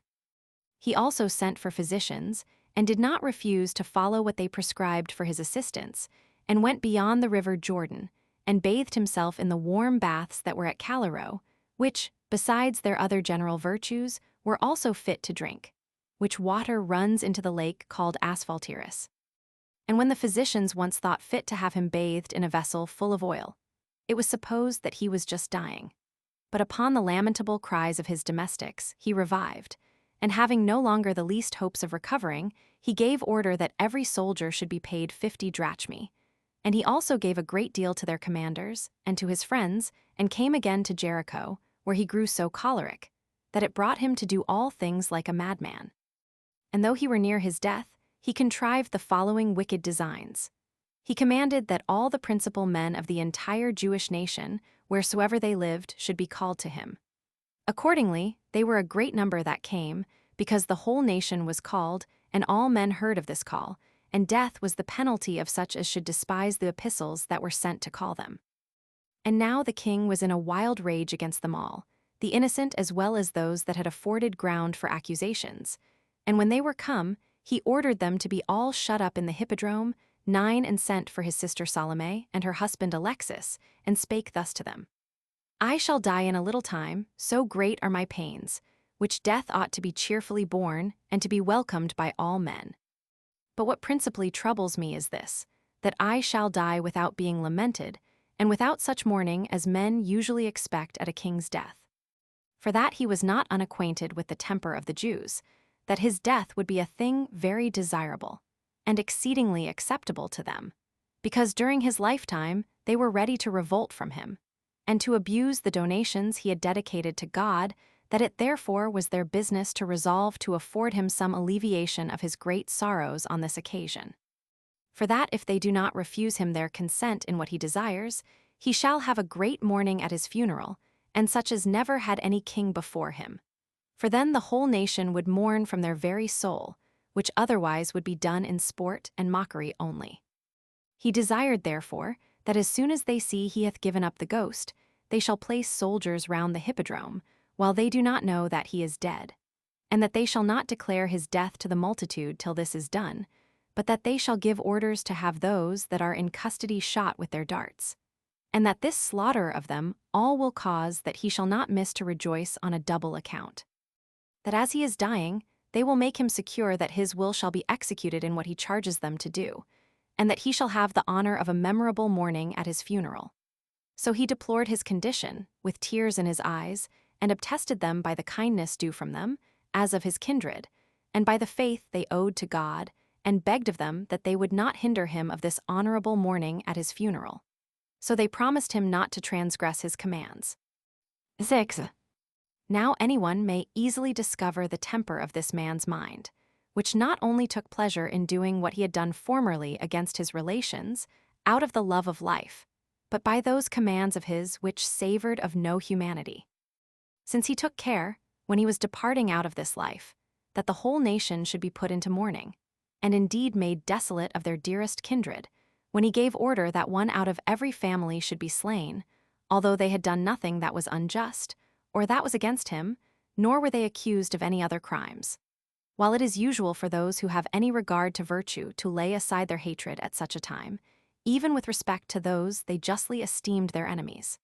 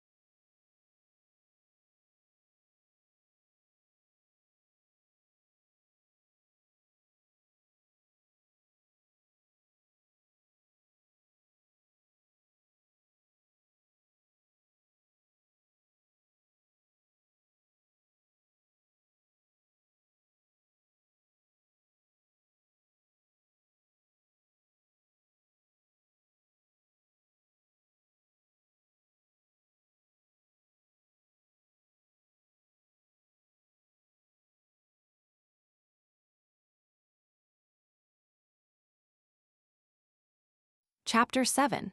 Herod has thoughts of killing himself with his own hand, and a little afterwards he orders Antipater to be slain. 1.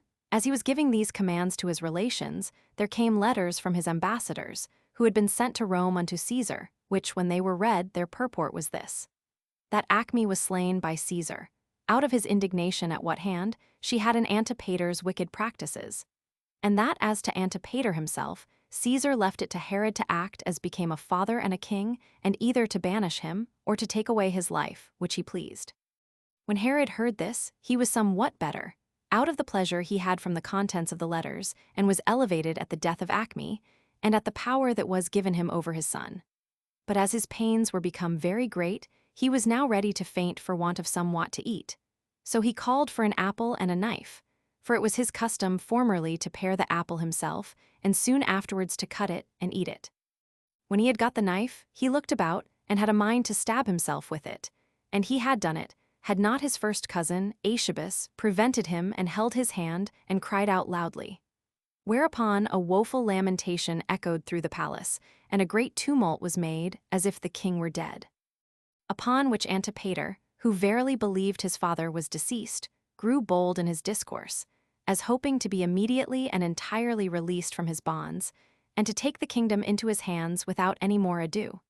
So he discoursed with the jailer about letting him go, and in that case promised him great things, both now and hereafter, as if that were the only thing now in question. But the jailer did not only refuse to do what Antipater would have him, but informed the king of his intentions, and how many solicitations he had had from him of that nature.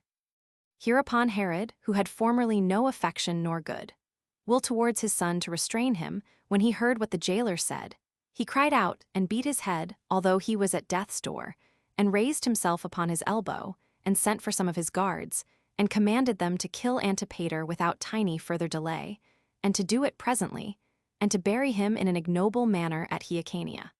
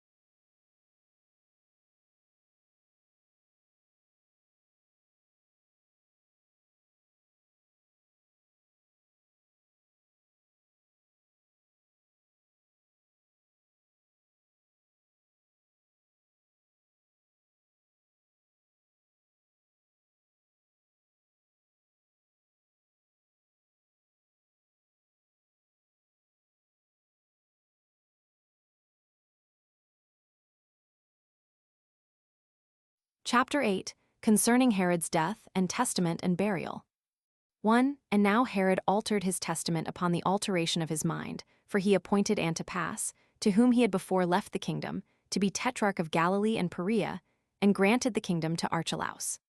He also gave Gaulonitis and Trachonitis and Paneas to Philip, who was his son, but own brother to Archelaus 10 by the name of a tetrarchy, and bequeathed Jarnia and Ashdod and Phasaelis to Salome his sister, with 500,000 of silver that was coined. He also made provision for all the rest of his kindred, by giving them sums of money and annual revenues, and so left them all in a wealthy condition. He bequeathed also to Caesar 10 millions of coin money, besides both vessels of gold and silver, and garments exceeding costly, to Julia, Caesar's wife, and to certain others 5 millions. When he had done these things, he died, the 5th day after he had caused Antipater to be slain, having reigned, since he had procured Antigonus to be slain, 34 years.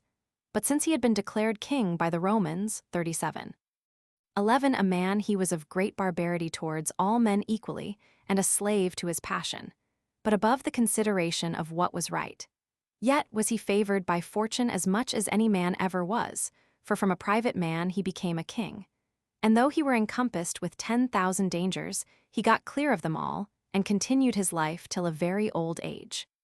But then, as to the affairs of his family and children, in which indeed, according to his own opinion, he was also very fortunate, because he was able to conquer his enemies, yet, in my opinion, he was herein very unfortunate. 2. But then Salome and Alexas, before the king's death was made known, dismissed those that were shut up in the hippodrome, and told them that the king ordered them to go away to their own lands, and take care of their own affairs, which was esteemed by the nation a great benefit. And now the king's death was made public, when Salome and Alexas gathered the soldiery together in the amphitheater at Jericho. And the first thing they did was, they read Herod's letter, written to the soldiery, thanking them for their fidelity and goodwill to him, and exhorting them to afford his son Archelaus, whom he had appointed for their king-like fidelity and goodwill. After which Ptolemy, who had the king's seal entrusted to him, read the king's testament, which was to be of force no otherwise than as it should stand when Caesar had inspected it. So there was presently an acclamation made to Archelaus as king. And the soldiers came by bands, and their commanders with them, and promised the same goodwill to him, and readiness to serve him, which they had exhibited to Herod. And they prayed God to be assistant to him. 3. After this was over, they prepared for his funeral, it being Archelaus's care that the procession to his father's sepulchre should be very sumptuous. Accordingly, he brought out all his ornaments to adorn the pomp of the funeral. The body was carried upon a golden bier, embroidered with very precious stones of great variety, and it was covered over with purple, as well as the body itself. He had a diadem upon his head, and above it a crown of gold. He also had a scepter in his right hand. About the bier were his sons and his numerous relations. Next to these was the soldiery, distinguished according to their several countries and denominations. And they were put into the following order. First of all went his guards, then the band of Thracians, and after them the Germans, and next the band of Galatians, every one in their habiliments of war. And behind these marched the whole army in the same manner as they used to go out to war, and as they used to be put in array by their muster-masters and centurions. These were followed by 500 of his domestics carrying spices. So they went 8 furlongs 12 to Herodium, for there, by his own command, he was to be buried. And thus did Herod end his life. 4. Now Archelaus paid him so much respect, as to continue his mourning till the 7th day, for so many days are appointed for it by the law of our fathers. And when he had given a treat to the multitude, and left off his motoring, he went up into the temple. He had also acclamations and praises given him, which way soever he went, every one striving with the rest who should appear to use the loudest acclamations. So he ascended a high elevation made for him, and took his seat in a throne made of gold, and spake kindly to the multitude, and declared with what joy he received their acclamations, and the marks of the good will they showed to him, and returned them thanks that they did not remember the injuries his father had done them to his disadvantage, and promised them he would endeavor not to be behindhand with them in rewarding their alacrity in his service, after a suitable manner, but that he should abstain at present from the name of king, and that he should have the honor of that dignity, if Caesar should confirm and settle that testament which his father had made. And that it was on this account, that when the army would have put the diadem on him at Jericho, he would not accept of that honor, which is usually so much desired, because it was not yet evident that he who was to be principally concerned in bestowing it would give it him. Although, by his acceptance of the government, he should not want the ability of rewarding their kindness to him, and that it should be his endeavor, as to all things wherein they were concerned, to prove in every respect better than his father. Whereupon the multitude, as it is usual with them, supposed that the first days of those that enter upon such governments declare the intentions of those that accept them. And so, by how much Archelaus spake the more gently and civilly to them, by so much did they more highly commend him, and made application to him for the grant of what they desired. Some made a clamor that he would ease them of some of their annual payments, but others desired him to release those that were put into prison by Herod, who were many, and had been put there at several times. Others of them required that he would take away those taxes which had been severely laid upon what was publicly sold and bought. So Archelaus contradicted them in nothing, since he pretended to do all things so as to get the goodwill of the multitude to him, as looking upon that goodwill to be a great step towards his preservation of the government.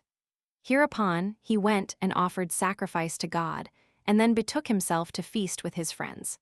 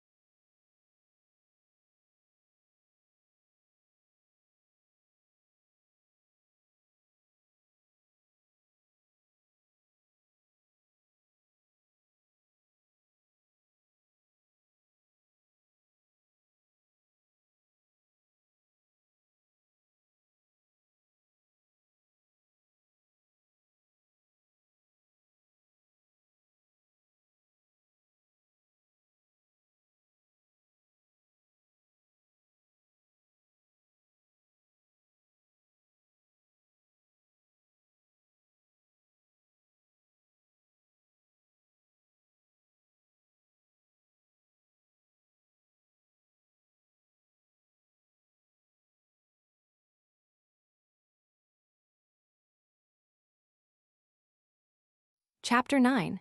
How the people raised a sedition against Archelaus, and how he sailed to Rome. 1. At this time also it was that some of the Jews got together out of a desire of innovation. They lamented Matthias, and those that were slain with him by Herod, who had not any respect paid them by a funeral mourning, out of the fear men were in of that man. They were those who had been condemned for pulling down the golden eagle. The people made a great clamor and lamentation hereupon, and cast out some reproaches against the king also, as if that tended to alleviate the miseries of the deceased. The people assembled together and desired of Archelaus, that, in way of revenge on their account, he would inflict punishment on those who had been honored by Herod, and that, in the first and principal place, he would deprive that high priest whom Herod had made, and would choose one more agreeable to the law and of greater purity to officiate as high priest. This was granted by Archelaus, although he was mightily offended at their importunity, because he proposed to himself to go to Rome immediately to look after Caesar's determination about him. However, he sent the general of his forces to use persuasions, and to tell them that the death which was inflicted on their friends was according to the law, and to represent to them that their petitions about these things were carried to a great height of injury to him, that the time was not now proper for such petitions, but required their unanimity until such time as he should be established in the government by the consent of Caesar, and should then be come back to them. For that he would then consult with them in common concerning the purport of their petitions, but that they ought at present to be quiet, lest they should seem seditious persons. 2. So when the king had suggested these things, and instructed his general in what he was to say, he sent him away to the people. But they made a clamor, and would not give him leave to speak, and put him in danger of his life. And as many more as were desirous to venture, upon saying openly anything which might reduce them to a sober mind, and prevent their going on in their present courses, because they had more concern to have all their own wills performed than to yield obedience to their governors. Thinking it to be a thing insufferable that, while Herod was alive, they should lose those that were most dear to them, and that when he was dead, they could not get the actors to be punished. So they went on with their designs after a violent manner, and thought all to be lawful and right, which tended to please them, and being unskillful in foreseeing what dangers they incurred. And when they had suspicion of such a thing, yet did the present pleasure they took in the punishment of those, they deemed their enemies overweigh all such considerations. And although Archelaus sent many to speak to them, yet they treated them not as messengers sent by him, but as persons that came of their own accord to mitigate their anger, and would not let one of them speak. The sedition also was made by such as were in a great passion, and it was evident that they were proceeding further in seditious practices, by the multitude running so fast upon them. 3. Now, upon the approach of that feast of unleavened bread, which the law of their fathers had appointed for the Jews at this time, which feast is called the Passover 13, and is a memorial of their deliverance out of Egypt, when they offer sacrifices with great alacrity, and when they are required to slay more sacrifices in number than at any other festival. And when an innumerable multitude came thither out of the country, nay, from beyond its limits also, in order to worship God, the seditious lamented Judas and Matthias, those teachers of the laws, and kept together in the temple, and had plenty of food, because these seditious persons were not ashamed to beg it. And as Archelaus was afraid lest some terrible thing should spring up by means of these men's madness, he sent a regiment of armed men, and with them a captain of 1,000, to suppress the violent efforts of the seditious before the whole multitude should be infected with the like madness, and gave them this charge, that if they found any much more openly seditious than others, and more busy in tumultuous practices, they should bring them to him. But those that were seditious on account of those teachers of the law irritated the people by the noise and clamors they used to encourage the people in their designs.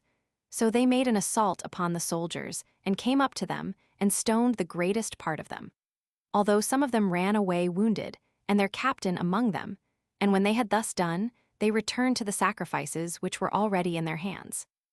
Now Archelaus thought there was no way to preserve the entire government, but by cutting off those who made this attempt upon it. So he sent out the whole army upon them, and sent the horsemen to prevent those that had their tents without the temple from assisting those that were within the temple, and to kill such as ran away from the footmen when they thought themselves out of danger. which horsemen slew 3,000 men, while the rest went to the neighboring mountains. Then did Archelaus order proclamation to be made to them all, that they should retire to their own homes. So they went away, and left the festival, out of fear of somewhat worse which would follow, although they had been so bold by reason of their want of instruction. So Archelaus went down to the sea with his mother, and took with him Nicolaus and Ptolemy, and many others of his friends, and left Philip his brother as governor of all things belonging both to his own family and to the public. There went out also with him Salome, Herod's sister, who took with her children, and many of her kindred were with her, which kindred of hers went, as they pretended, to assist Archelaus in gaining the kingdom, but in reality to oppose him, and chiefly to make loud complaints of what he had done in the temple. But Sabinus, Caesar's steward for Syrian affairs, as he was making haste into Judea to preserve Herod's effects, met with Archelaus at Caesarea. But Varus came at that time, and restrained him from meddling with them, for he was there as sent for by Archelaus by the means of Ptolemy. And Sabinus, out of regard to Varus, did neither seize upon any of the castles that were among the Jews, nor did he seal up the treasures in them, but permitted Archelaus to have them, until Caesar should declare his resolution about them. So that, upon this his promise, he tarried still at Caesarea. But after Archelaus was sailed for Rome, and Varus was removed to Antioch, Sabinus went to Jerusalem, and seized on the king's palace. He also sent for the keepers of the garrisons, and for all those that had the charge of Herod's effects, and declared publicly that he should require them to give an account of what they had. And he disposed of the castles in the manner he pleased. But those who kept them did not neglect what Archelaus had given them in command, but continued to keep all things in the manner that had been enjoined them. And their pretense was that they kept them all for Caesar. For, at the same time also did Antipas, another of Herod's sons, sail to Rome in order to gain the government, being buoyed up by Salome with promises that he should take that government, and that he was a much honester and fitter man than Archelaus for that authority, since Herod had, in his former testament, deemed him the worthiest to be made king, which ought to be esteemed more valid than his latter testament. Antipas also brought with him his mother, and Ptolemy the brother of Nicolaus, one that had been Herod's most honored friend, and was now zealous for Antipas. But it was Irenaeus the orator, and one who, on account of his reputation for sagacity, was entrusted with the affairs of the kingdom, who most of all encouraged him to attempt to gain the kingdom. By whose means it was, that when some advised him to yield to Archelaus, as to his elder brother, and who had been declared king by their father's last will, he would not submit so to do.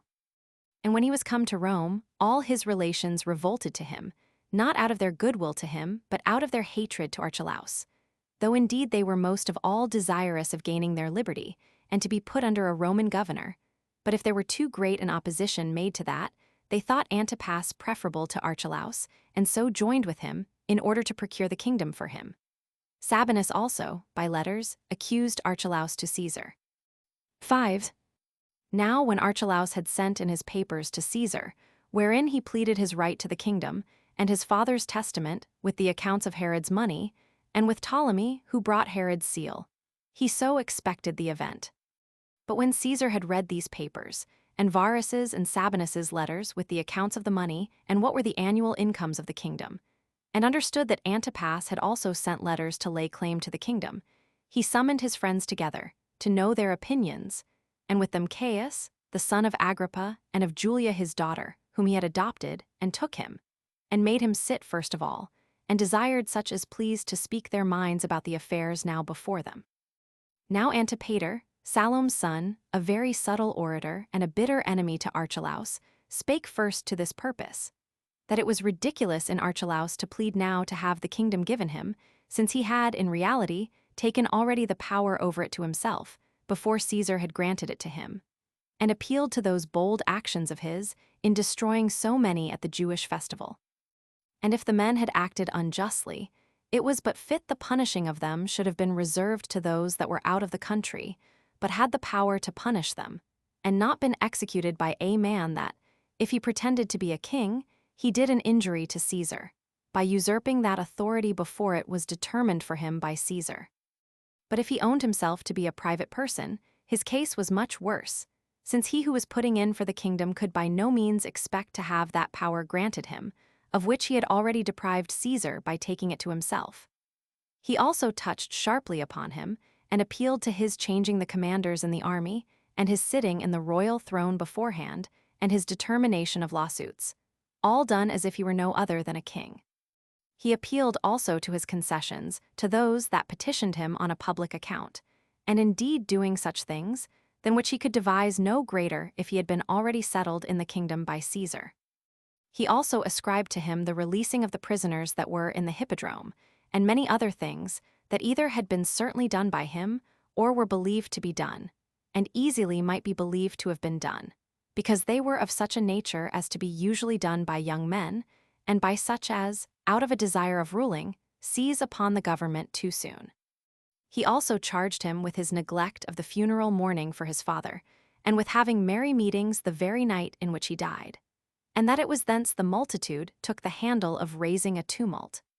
And if Archelaus could thus requite his dead father, who had bestowed such benefits upon him, and bequeathed such great things to him, by pretending to shed tears for him in the daytime, like an actor on the stage, but every night making mirth for having gotten the government, he would appear to be the same Archelaus with regard to Caesar, if he granted him the kingdom, which he hath been to his father.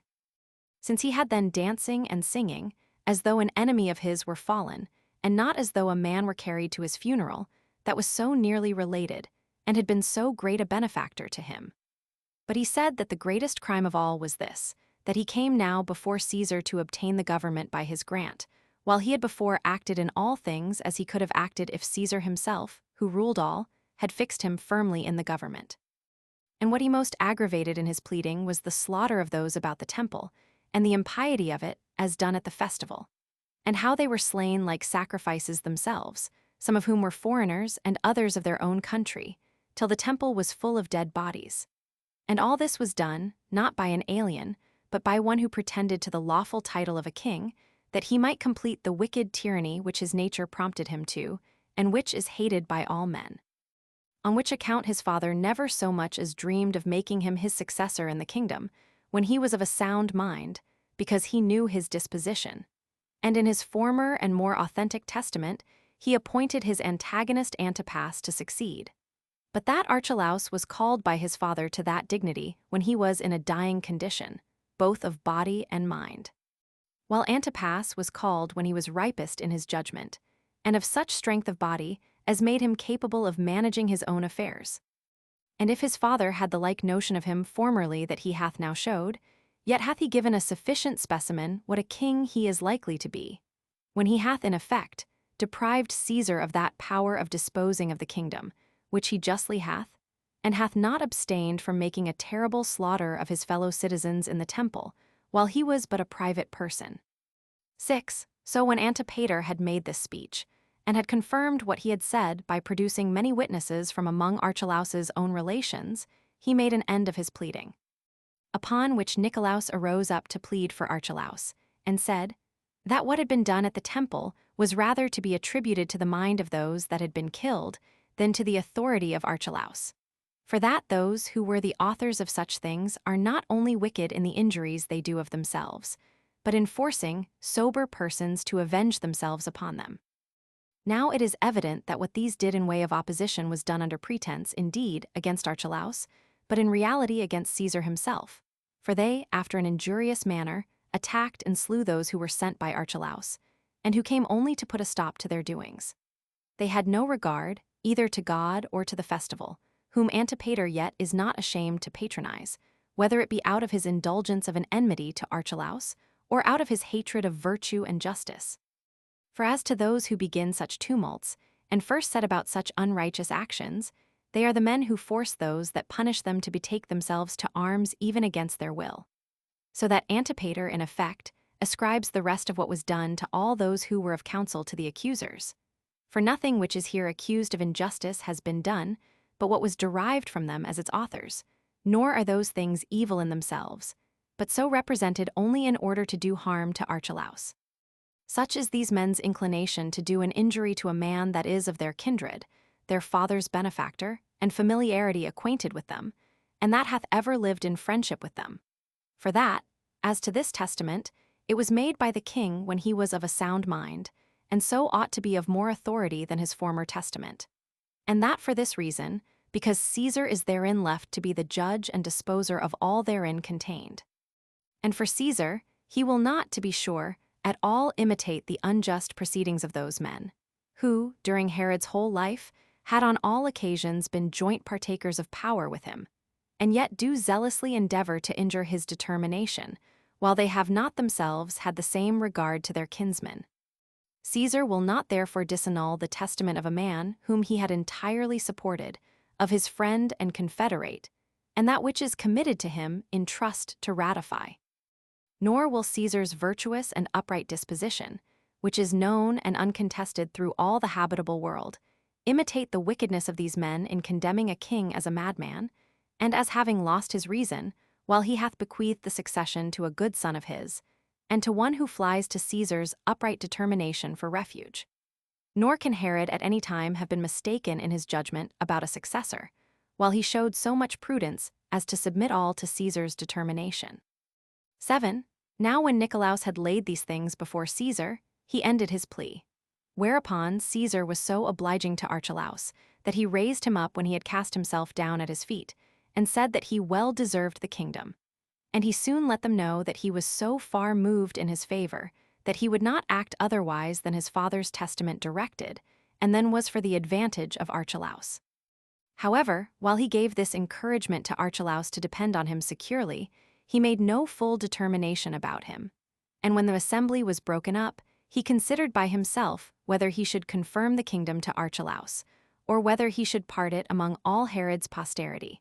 And this because they all stood in need of much assistance to support them.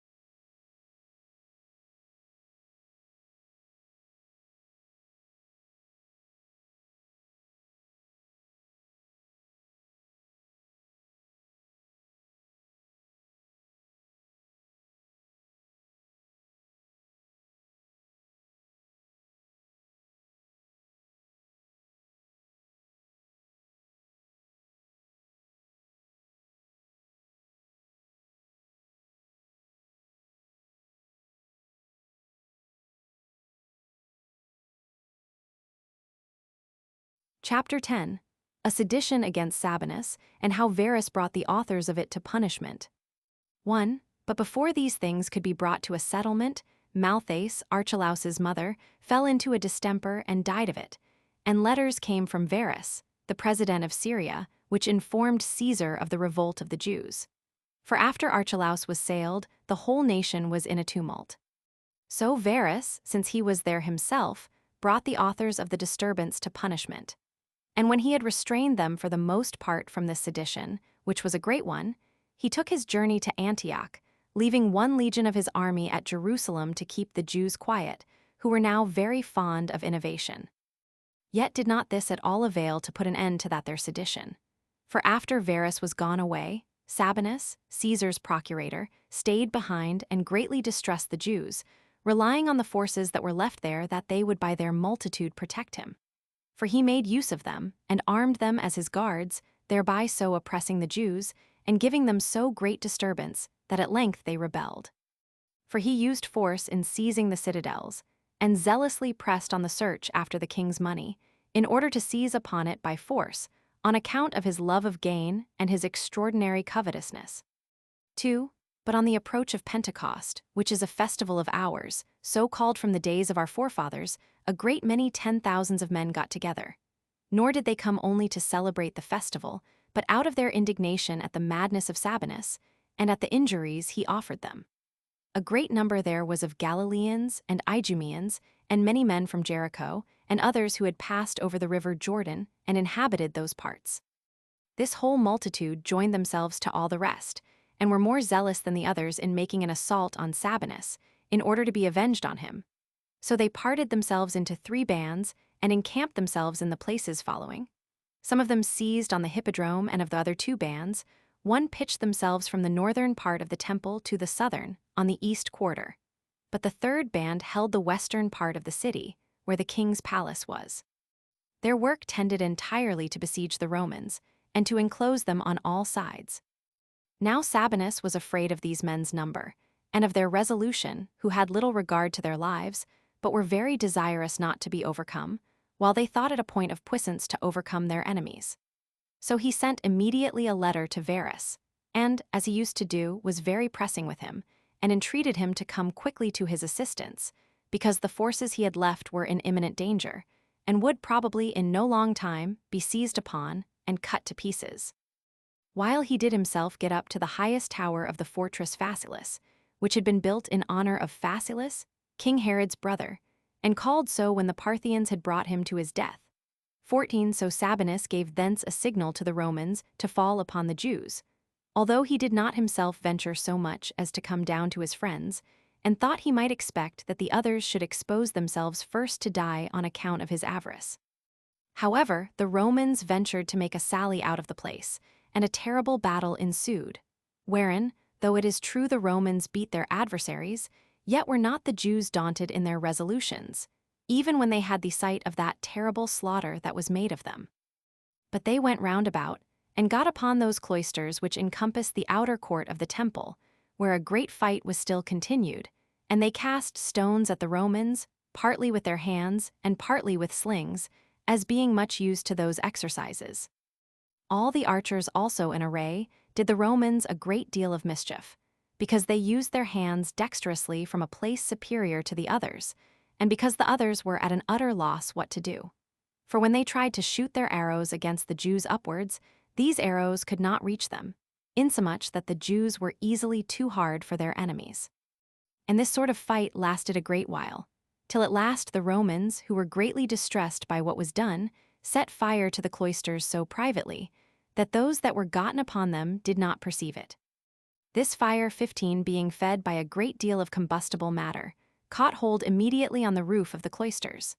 So the wood, which was full of pitch and wax, and whose gold was laid on it with wax, yielded to the flame presently, and those vast works, which were of the highest value and esteem, were destroyed utterly, while those that were on the roof unexpectedly perished at the same time. For as the roof tumbled down, some of these men tumbled down with it, and others of them were killed by their enemies who encompassed them. There was a great number more, who, out of despair of saving their lives, and out of astonishment at the misery that surrounded them, did either cast themselves into the fire, or threw themselves upon their swords, and so got out of their misery. But as to those that retired behind the same way by which they ascended, and thereby escaped, they were all killed by the Romans, as being unarmed men, and their courage failing them. Their wild fury being now not able to help them, because they were destitute of armor, insomuch that of those that went up to the top of the roof, not one escaped. The Romans also rushed through the fire, where it gave them room so to do, and seized on that treasure where the sacred money was reposited, a great part of which was stolen by the soldiers, and Sabinus got openly 400 talents. 3. But this calamity of the Jews' friends, who fell in this battle, grieved them, as did also this plundering of the money dedicated to God in the temple. Accordingly, that body of them which continued best together, and was the most warlike, encompassed the palace, and threatened to set fire to it, and kill all that were in it. Yet still they commanded them to go out presently, and promised that if they would do so, they would not hurt them, nor Sabinus neither. At which time the greatest part of the king's troops deserted to them, while Rufus and Gratus, who had 3,000 of the most warlike of Herod's army with them, who were men of active bodies, went over to the Romans. There was also a band of horsemen under the command of Rufus, which itself went over to the Romans also. However, the Jews went on with the siege, and dug mines under the palace walls, and besought those that were gone over to the other side not to be their hindrance, now they had such a proper opportunity for the recovery of their country's ancient liberty. And for Sabinus, truly, he was desirous of going away with his soldiers, but was not able to trust himself with the enemy, on account of what mischief he had already done them. And he took this great lenity of theirs for an argument why he should not comply with them. And so, because he expected that Varus was coming, he still bore the siege. 4. Now at this time there were 10,000 other disorders in Judea, which were like tumults, because a great number put themselves into a warlike posture, either out of hopes of gain to themselves or out of enmity to the Jews. In particular, 2,000 of Herod's old soldiers, who had been already disbanded, got together in Judea itself and fought against the king's troops, although Agabus, Herod's first cousin, opposed them.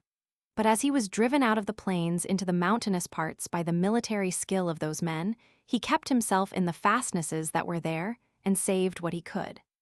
5. There was also Judas, 16, the son of that Ezekias who had been head of the robbers, which Ezekias was a very strong man and had with great difficulty been caught by Herod. This Judas, having got together a multitude of men of a profligate character about Sepphoris in Galilee, made an assault upon the palace and seized upon all the weapons that were laid up in it, and with them armed every one of those that were with him, and carried away what money was left there. And he became terrible to all men, by tearing and rending those that came near him, and all this in order to raise himself, and out of an ambitious desire of the royal dignity. And he hoped to obtain that as the reward not of his virtuous skill in war, but of his extravagance in doing injuries. 6. There was also Simon, who had been a slave of Herod the king, but in other respects a comely person, of a tall and robust body. He was one that was much superior to others of his order, and had had great things committed to his care. This man was elevated at the disorderly state of things, and was so bold as to put a diadem on his head, while a certain number of the people stood by him, and by them he was declared to be a king, and thought himself more worthy of that dignity than anyone else. He burnt down the royal palace at Jericho, and plundered what was left in it. He also set fire to many other of the king's houses in several places of the country, and utterly destroyed them, and permitted those that were with him to take what was left in them for a prey. And he would have done greater things, unless care had been taken to repress him immediately. For Gratus, when he had joined himself to some Roman soldiers, took the forces he had with him, and met Simon, and after a great and a long fight, no small part of those that came from Perea, who were a disordered body of men, and fought rather in a bold than in a skillful manner, were destroyed. And although Simon had saved himself by flying away through a certain valley, yet Gratus overtook him and cut off his head. The royal palace also at Amathus, by the river Jordan, was burnt down by a party of men that were got together, as were those belonging to Simon. And thus did a great and wild fury spread itself over the nation, because they had no king to keep the multitude in good order, and because those foreigners who came to reduce the seditious to sobriety did, on the contrary, set them more in a flame, because of the injuries they offered them, and the avaricious management of their affairs. 7. But because Athronges, a person neither eminent by the dignity of his progenitors, nor for any great wealth he was possessed of, but one that had in all respects been a shepherd only, and was not known by any body, yet because he was a tall man, and excelled others in the strength of his hands, he was so bold as to set up for king. This man thought it so sweet a thing to do more than ordinary injuries to others, that although he should be killed, he did not much care if he lost his life in so great a design. He had also 4 brethren, who were tall men themselves, and were believed to be superior to others in the strength of their hands, and thereby were encouraged to aim at great things, and thought that strength of theirs would support them in retaining the kingdom.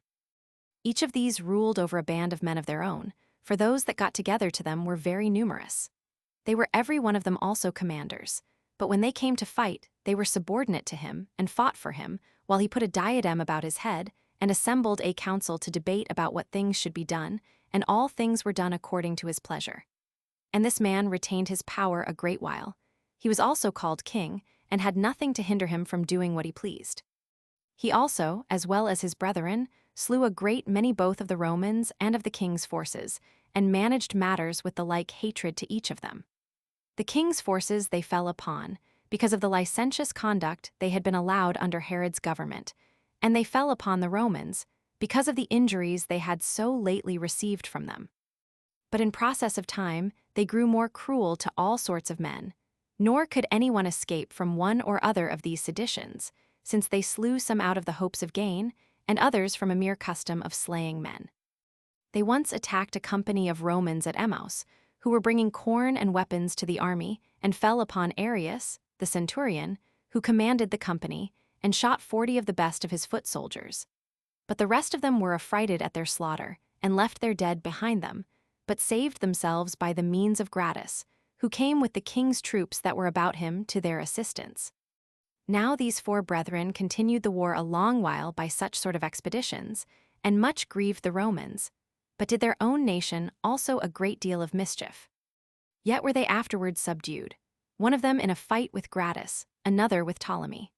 Archelaus also took the eldest of them prisoner, while the last of them was so dejected at the other's misfortune, and saw so plainly that he had no way now left to save himself, his army being worn away with sickness and continual labors, that he also delivered himself up to Archelaus, upon his promise and oath to God, but these things came to pass a good while afterward.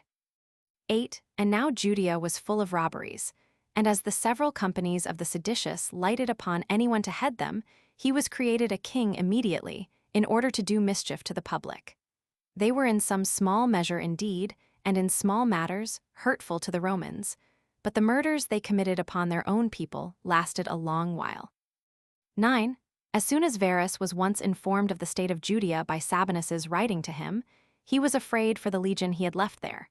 So he took the 2 other legions, for there were 3 legions in all belonging to Syria, and 4 troops of horsemen, with the several auxiliary forces which either the kings or certain of the tetrarchs afforded him, and made what haste he could to assist those that were then besieged in Judea.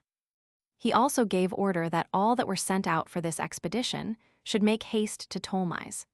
The citizens of Berytus also gave him 1,500 auxiliaries as he passed through their city. Aretas also, the king of Arabia Petrea, out of his hatred to Herod, and in order to purchase the favor of the Romans, sent him no small assistance, besides their footmen and horsemen. And when he had now collected all his forces together, he committed part of them to his son, and to a friend of his, and sent them upon an expedition into Galilee, which lies in the neighborhood of Ptolemais, who made an attack upon the enemy, and put them to flight, and took Sepphoris, and made its inhabitants slaves, and burnt the city. But Varus himself pursued his march for Samaria with his whole army. Yet did not he meddle with the city of that name, because it had not at all joined with the seditious, but pitched his camp at a certain village that belonged to Ptolemy, whose name was Eris, which the Arabians burnt out of their hatred to Herod, and out of the enmity they bore to his friends. Whence they marched to another village, whose name was Sampho, which the Arabians plundered and burnt, although it was a fortified and a strong place. And all along this march nothing escaped them, but all places were full of fire and of slaughter. Emmaus was also burnt by Varus's order, after its inhabitants had deserted it, that he might avenge those that had there been destroyed. From thence he now marched to Jerusalem, whereupon those Jews whose camp lay there, and who had besieged the Roman legion, not bearing the coming of this army, left the siege imperfect. But as to the Jerusalem Jews, when Varus reproached them bitterly for what had been done, they cleared themselves of the accusation, and alleged that the conflux of the people was occasioned by the feast, that the war was not made with their approbation, but by the rashness of the strangers, while they were on the side of the Romans, and besieged together with them, rather than having any inclination to besiege them. There also came beforehand to meet Varus, Joseph, the cousin german of King Herod, as also Gratus and Rufus, who brought their soldiers along with them, together with those Romans who had been besieged. But Sabinus did not come into Varus's presence, but stole out of the city privately, and went to the seaside. 10. Upon this, Varus sent a part of his army into the country, to seek out those that had been the authors of the revolt, and when they were discovered, he punished some of them that were most guilty, and some he dismissed. Now the number of those that were crucified on this account were 2,000. After which he disbanded his army, which he found no way useful to him in the affairs he came about. For they behaved themselves very disorderly, and disobeyed his orders, and what Varus desired them to do, and this out of regard to that gain which they made by the mischief they did. As for himself, when he was informed that 10,000 Jews had gotten together, he made haste to catch them. But they did not proceed so far as to fight him, but by the advice of Agabus, they came together and delivered themselves up to him. Hereupon Varus forgave the crime of revolting to the multitude, but sent their several commanders to Caesar, many of whom Caesar dismissed. But for the several relations of Herod who had been among these men in this war, they were the only persons whom he punished, who, without the least regard to justice, fought against their own kindred.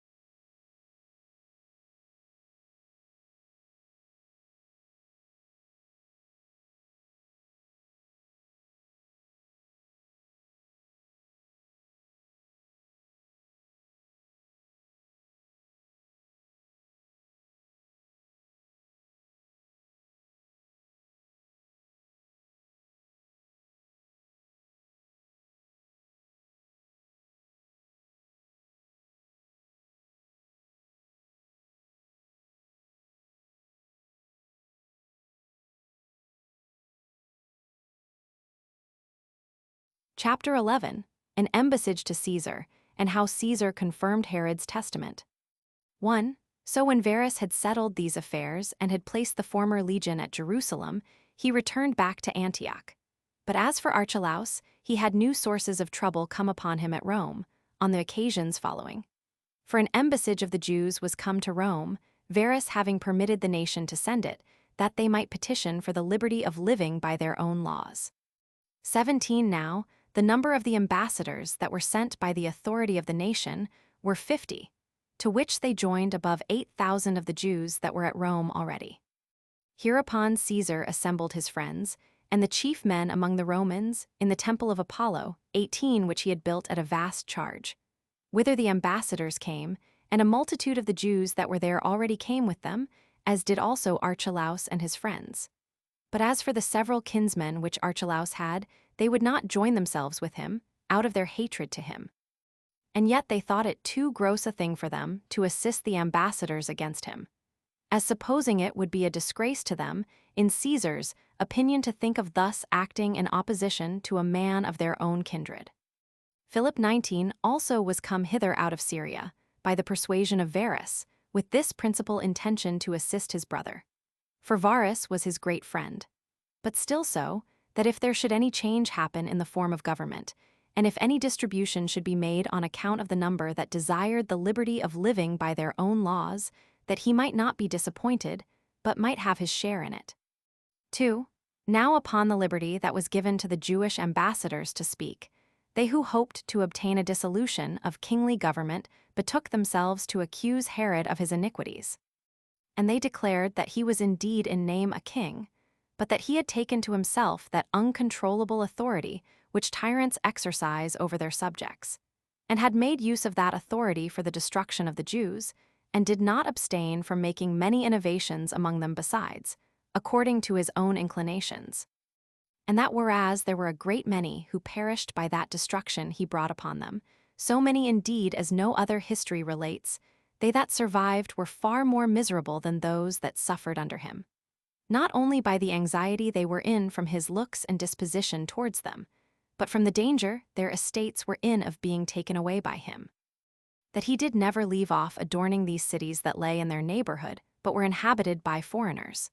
But so that the cities belonging to his own government were ruined, and utterly destroyed, that whereas, when he took the kingdom, it was in an extraordinary flourishing condition, he had filled the nation with the utmost degree of poverty. And when, upon unjust pretenses, he had slain any of the nobility, he took away their estates. and when he permitted any of them to live, he condemned them to the forfeiture of what they possessed. And besides the annual impositions which he laid upon every one of them, they were to make liberal presents to himself, to his domestics and friends, and to such of his slaves as were vouchsafed the favor of being his tax-gatherers, because there was no way of obtaining a freedom from unjust violence without giving either gold or silver for it. That they would say nothing of the corruption of the chastity of their virgins, and the reproach laid on their wives for incontinency, and those things acted after an insolent and inhuman manner, because it was not a smaller pleasure to the sufferers to have such things concealed than it would have been not to have suffered them. That Herod had put such abuses upon them as a wild beast would not have put on them, if he had power given him to rule over us, and that, although their nation had passed through many subversions and alterations of government, their history gave no account of any calamity they had ever been under that could be compared with this which Herod had brought upon their nation. That it was for this reason that they thought they might justly and gladly salute Archelaus as king, upon this supposition that whosoever should be set over their kingdom, he would appear more mild to them than Herod had been, and that they had joined with him in the mourning for his father, in order to gratify him, and were ready to oblige him in other points also, if they could meet with any degree of moderation from him, but that he seemed to be afraid lest he should not be deemed Herod's own son. And so, without any delay, he immediately let the nation understand his meaning, and this before his dominion was well established, since the power of disposing of it belonged to Caesar, who could either give it to him or not, as he pleased. That he had given a specimen of his future virtue to his subjects, and with what kind of moderation and good administration he would govern them, by that his first action, which concerned them, his own citizens, and God himself also, when he made the slaughter of 3,000 of his own countrymen at the temple. How then could they avoid the just hatred of him, who, to the rest of his barbarity, hath added this as one of our crimes, that we have opposed and contradicted him in the exercise of his authority? Now the main thing they desired was this, that they might be delivered from kingly and the like forms of government, 20 and might be added to Syria, and be put under the authority of such presidents of theirs as should be sent to them. For that it would thereby be made evident whether they be really a seditious people and generally fond of innovations, or whether they would live in an orderly manner if they might have governors of any sort of moderation set over them. 3. Now when the Jews had said this, Nicolaus vindicated the kings from those accusations, and said, that as for Herod, since he had never been thus accused all the time of his life, it was not fit for those that might have accused him of lesser crimes than those now mentioned, and might have procured him to be punished during his lifetime, to bring an accusation against him now he is dead. He also attributed the actions of Archelaus to the Jews' injuries to him, who, affecting to govern contrary to the laws, and going about to kill those that would have hindered them from acting unjustly, when they were by him punished for what they had done, made their complaints against him. So he accused them of their attempts for innovation, and of the pleasure they took in sedition, by reason of their not having learned to submit to justice and to the laws, but still desiring to be superior in all things. This was the substance of what Nicolaus said. 4. When Caesar had heard these pleadings, he dissolved the assembly. But a few days afterwards he appointed Archelaus, not indeed to be king of the whole country, but ethnarch of the one half of that which had been subject to Herod, and promised to give him the royal dignity hereafter, if he governed his part virtuously. But as for the other half, he divided it into 2 parts, and gave it to 2 other of Herod's sons, to Philip and to Antipas, that Antipas who disputed with Archelaus for the whole kingdom. Now to him it was that Purs and Galilee paid their tribute, which amounted annually to 200 talents, 21 while Batanea, with Trachonitis as well as Auranitis, with a certain part of what was called the house of Zenodorus, 22 paid the tribute of 100 talents to Philip. But Idumea and Judea and the country of Samaria paid tribute to Archelaus, but had now a 4th part of that tribute taken off by the order of Caesar, who decreed them that mitigation, because they did not join in this revolt with the rest of the multitude. There were also certain of the cities which paid tribute to Archelaus, Strato's Tower and Sebest, with Joppa and Jerusalem, for as to Gaza and Gadara and Hippos, they were Grecian cities, which Caesar separated from his government and added them to the province of Syria. Now the tribute money that came to Archelaus every year from his own dominions amounted to 600 talents. 5. And so much came to Herod's sons from their father's inheritance. But Salome, besides what her brother left her by his testament, which were Jamnia, and Ashdod, and Phasaelis, and 500,000 of coined silver, Caesar made her a present of a royal habitation at Askelo. In all, her revenues amounted to 60 talents by the year, and her dwelling house was within Archelaus's government. The rest also of the king's relations received what his testament allotted them. Moreover, Caesar made a present to each of Herod's 2 virgin daughters, besides what their father left them, of 250,000 of silver, and married them to Pharoras's sons. He also granted all that was bequeathed to himself to the king's sons, which was 1,500 talents, excepting a few of the vessels, which he reserved for himself. And they were acceptable to him, not so much for the great value they were of, as because they were memorials of the king to him.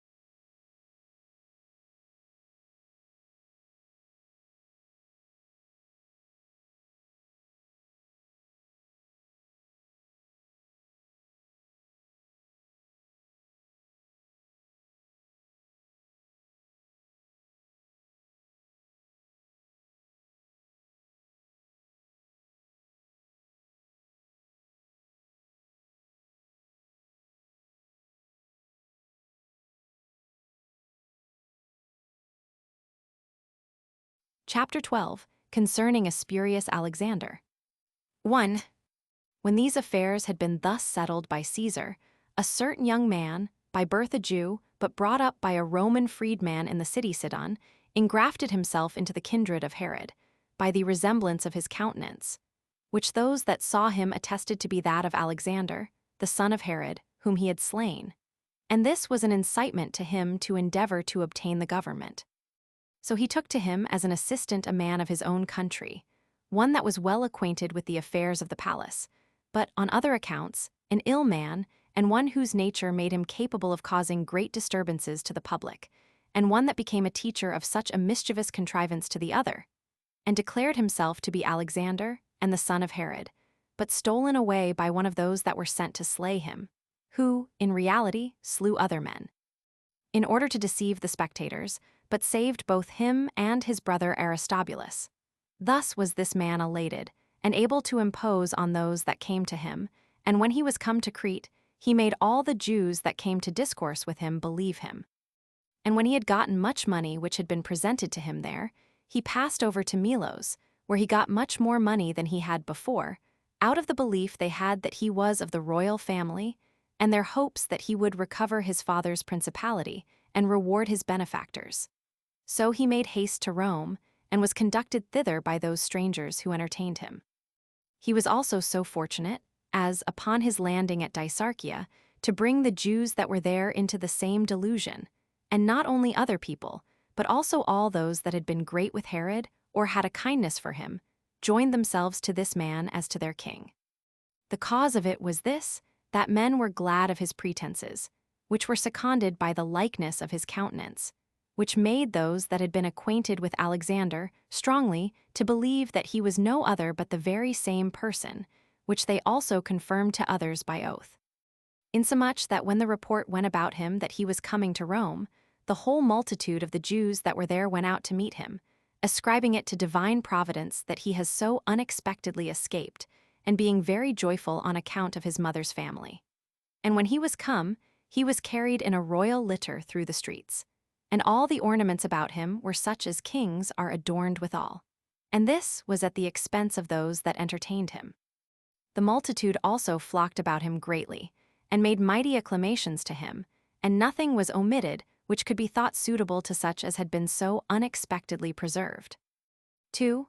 When this thing was told Caesar, he did not believe it, because Herod was not easily to be imposed upon in such affairs as were of great concern to him. Yet, having some suspicion it might be so, he sent one Celadus, a freedman of his, and one that had conversed with the young men themselves, and bade him bring Alexander into his presence. So he brought him, being no more accurate in judging about him than the rest of the multitude. Yet did not he deceive Caesar. For although there was a resemblance between him and Alexander, yet was it not so exact as to impose on such as were prudent in discerning. For this spurious Alexander had his hands rough, by the labors he had been put to, and instead of that softness of body which the other had, and this is derived from his delicate and generous education, this man, for the contrary reason, had a rugged body. When, therefore, Caesar saw how the master and the scholar agreed in this lying story, and in a bold way of talking, he inquired about Aristobulus, and asked what became of him who was stolen away together with him, and for what reason it was that he did not come along with him, and endeavor to recover that dominion which was due to his high birth also.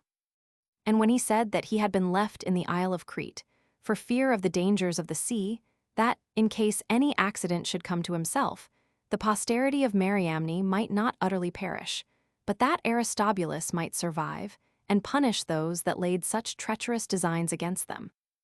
And when he persevered in his affirmations, and the author of the imposture agreed in supporting it, Caesar took the young man by himself, and said to him, If thou wilt not impose upon me, thou shalt have this for thy reward, that thou shalt escape with thy life. Tell me, then, who thou art, and who it was that had boldness enough to contrive such a cheat as this. For this contrivance is too considerable a piece of villainy to be undertaken by one of thy age. Accordingly, because he had no other way to take, he told Caesar the contrivance, and after what manner and by whom it was laid together. So Caesar, upon observing the spurious Alexander to be a strong active man, and fit to work with his hands, that he might not break his promise to him, put him among those that were to row among the mariners, but slew him that induced him to do what he had done. For as for the people of Melos, he thought them sufficiently punished, in having thrown away so much of their money upon this spurious Alexander. And such was the ignominious conclusion of this bold contrivance about the spurious Alexander.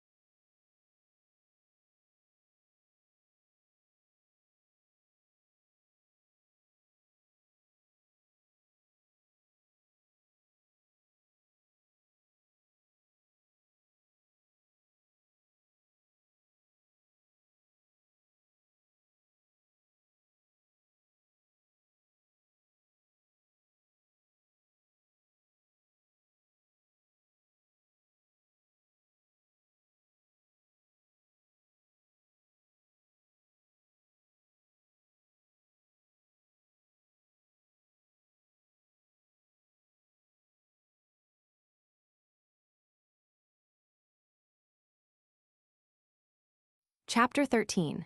How Archelaus upon a second accusation was banished to Vienna. 1. When Archelaus was entered on his ethnarchy and was come into Judea, he accused Josar, the son of Boethus, of assisting the seditious, and took away the high priesthood from him, and put Eleazar his brother in his place. He also magnificently rebuilt the royal palace that had been at Jericho, and he diverted half the water with which the village of Nera used to be watered, and drew off that water into the plain, to water those palm trees which he had there planted. He also built a village, and put his own name upon it, and called it Archelae.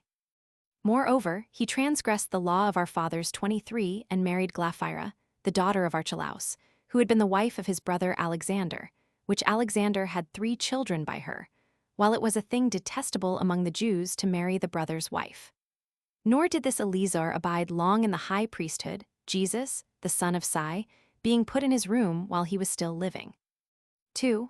But in the 10th year of Archelaus's government, both his brethren, and the principal men of Judea and Samaria, not being able to bear his barbarous and tyrannical usage of them, accused him before Caesar, and that especially because they knew he had broken the commands of Caesar, which obliged him to behave himself with moderation among them.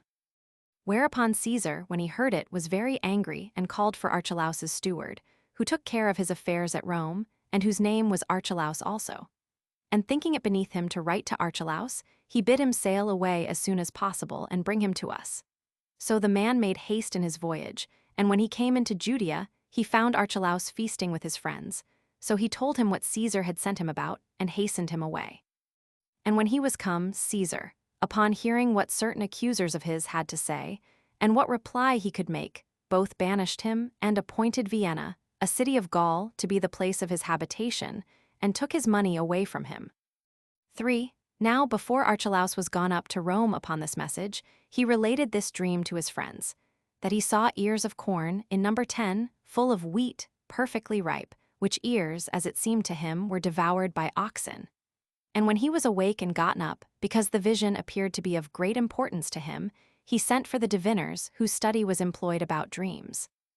And while some were of one opinion, and some of another, for all their interpretations did not agree, Simon, a man of the sect of the Essens, desired leave to speak his mind freely, and said that the vision denoted a change in the affairs of Archelaus, and that not for the better. That oxen, because that animal takes uneasy pains in his labors, denoted afflictions, and indeed denoted, further, a change of affairs, because that land which is plowed by oxen cannot remain in its former state. And that the ears of corn being 10, determined the like number of years, because an ear of corn grows in 1 year, and that the time of Archelaus's government was over. And thus did this man expound the dream. Now on the 5th day after this dream came first to Archelaus, the other Archelaus, that was sent to Judea by Caesar to call him away, came hither also. For the like accident befell Glaphyra his wife, who was the daughter of King Archelaus, who, as I said before, was married, while she was a virgin, to Alexander, the son of Herod and brother of Archelaus. But since it fell out so that Alexander was slain by his father, she was married to Juba, the king of Libya. And when he was dead, and she lived in widowhood in Cappadocia with her father, Archelaus divorced his former wife Mariamne, and married her, so great was his affection for this Glaphyra, who, during her marriage to him, saw the following dream. She thought she saw Alexander standing by her, at which she rejoiced, and embraced him with great affection, but that he complained o her, and said, O Glaphyra, thou provest that saying to be true, which assures us that women are not to be trusted. Didst not thou pledge thy faith to me, and wast not thou married to me when thou wast a virgin? And had we not children between us? Yet hast thou forgotten the affection I bear to thee, out of a desire of a second husband. Nor hast thou been satisfied with that injury thou didst me, but thou hast been so bold as to procure thee a third husband to lie by thee, and in an indecent and imprudent manner hast entered into my house, and hast been married to Archelaus, thy husband and my brother. However, I will not forget thy former kind affection for me, but will set thee free from every such reproachful action, and cause thee to be mine again, as thou once wast. When she had related this to her female companions, in a few days' time she departed this life. 5. Now I did not think these histories improper for the present discourse, both because my discourse now is concerning kings, and otherwise also on account of the advantage hence to be drawn, as well for the confirmation of the immortality of the soul, as of the providence of God over human affairs. I thought them fit to be set down. But if anyone does not believe such relations, let him indeed enjoy his own opinion, but let him not hinder another that would thereby encourage himself in virtue. So Archelaus's country was laid to the province of Syria, and Cyrenius, one that had been consul, was sent by Caesar to take account of people's effects in Syria, and to sell the house of Archelaus.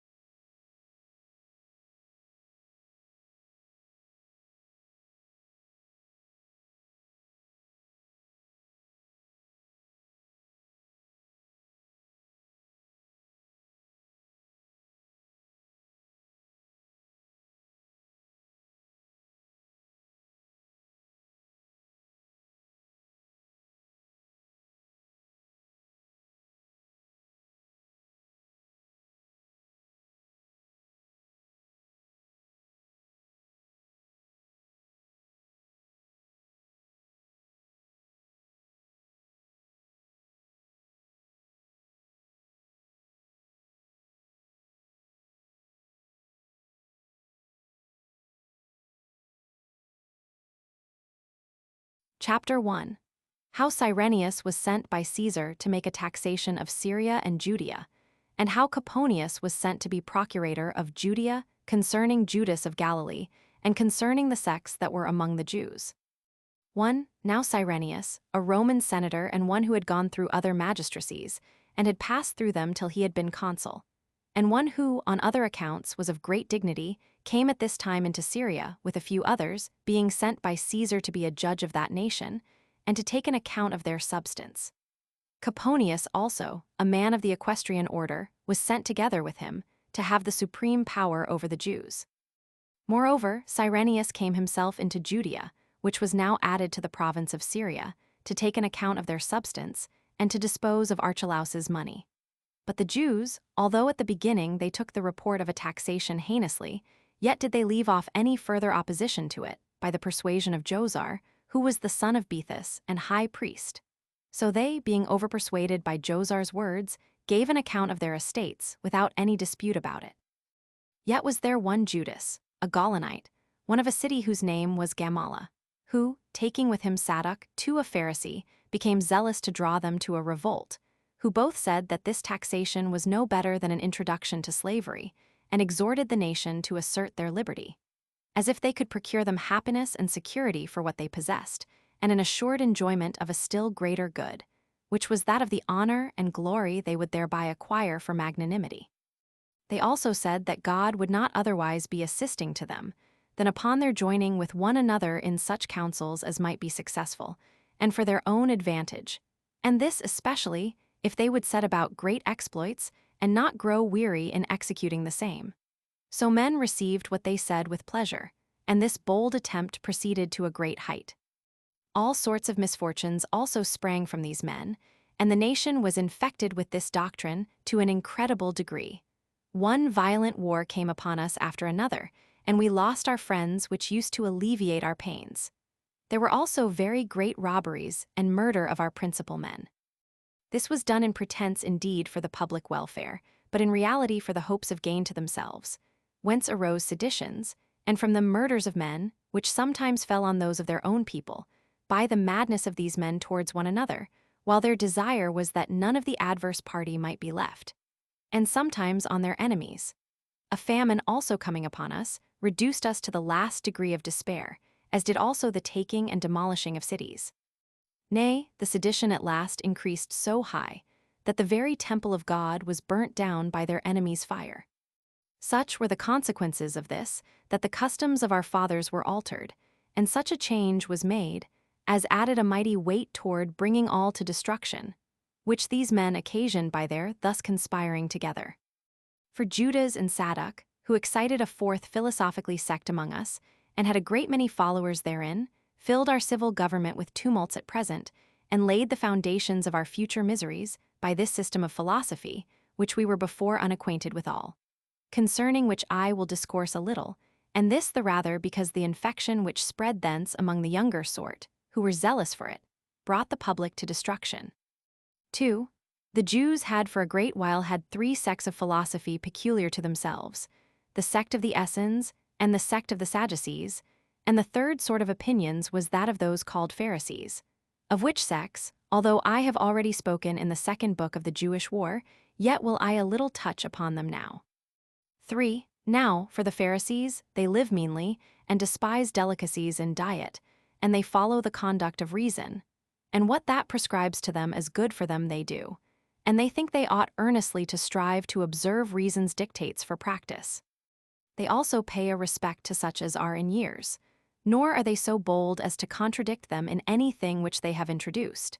And when they determine that all things are done by fate, they do not take away the freedom from men of acting as they think fit, since their notion is that it hath pleased God to make a temperament, whereby what he wills is done, but so that the will of man can act virtuously or viciously.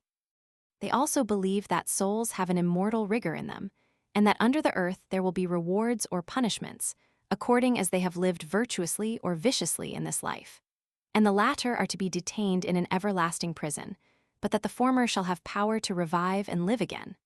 On account of which doctrines they are able greatly to persuade the body of the people. And whatsoever they do about divine worship, prayers, and sacrifices, they perform them according to their direction, insomuch that the cities give great attestations to them on account of their entire virtuous conduct, both in the actions of their lives and their discourses also. 4. But the doctrine of the Sadducees is this, that souls die with the bodies, nor do they regard the observation of anything besides what the law enjoins them. For they think it an instance of virtue to dispute with those teachers of philosophy whom they frequent. But this doctrine is received but by a few, yet by those still of the greatest dignity. But they are able to do almost nothing of themselves. For when they become magistrates, as they are unwillingly and by force sometimes obliged to be, they addict themselves to the notions of the Pharisees, because the multitude would not otherwise bear them. 5. The doctrine of the Essenes is this, that all things are best ascribed to God. They teach the immortality of souls, and esteem that the rewards of righteousness are to be earnestly striven for. And when they send what they have dedicated to God into the temple, they do not offer sacrifices 3 because they have more pure lustrations of their own, on which account they are excluded from the common court of the temple, but offer their sacrifices themselves. Yet is their course of life better than that of other men, and they entirely addict themselves to husbandry. It also deserves our admiration, how much they exceed all other men that addict themselves to virtue, and this in righteousness, and indeed to such a degree, that as it hath never appeared among any other men, neither Greeks nor barbarians, no, not for a little time, so hath it endured a long while among them. This is demonstrated by that institution of theirs, which will not suffer anything to hinder them from having all things in common, so that a rich man enjoys no more of his own wealth than he who hath nothing at all. There are about 4,000 men that live in this way, and neither marry wives, nor are desirous to keep servants, as thinking the latter tempts men to be unjust, and the former gives the handle to domestic quarrels. But as they live by themselves, they minister one to another. They also appoint certain stewards to receive the incomes of their revenues and of the fruits of the ground, such as are good men and priests, who are to get their corn and their food ready for them. They none of them differ from others of the Essenes in their way of living, but do the most resemble those Daci who are called Polisti 4. 6. But of the fourth sect of Jewish philosophy, Judas the Galilean was the author. These men agree in all other things with the Pharisaic notions, but they have an inviolable attachment to liberty, and say that God is to be their only ruler and Lord. They also do not value dying any kinds of death, nor indeed do they heed the deaths of their relations and friends, nor can any such fear make them call any man Lord. And since this immovable resolution of theirs is well known to a great many, I shall speak no further about that matter. Nor am I afraid that anything I have said of them should be disbelieved, but rather fear that what I have said is beneath the resolution they show when they undergo pain. And it was in Gessius Florus's time that the nation began to grow mad with this distemper, who was our procurator, and who occasioned the Jews to go wild with it by the abuse of his authority, and to make them revolt from the Romans. And these are the sects of Jewish philosophy.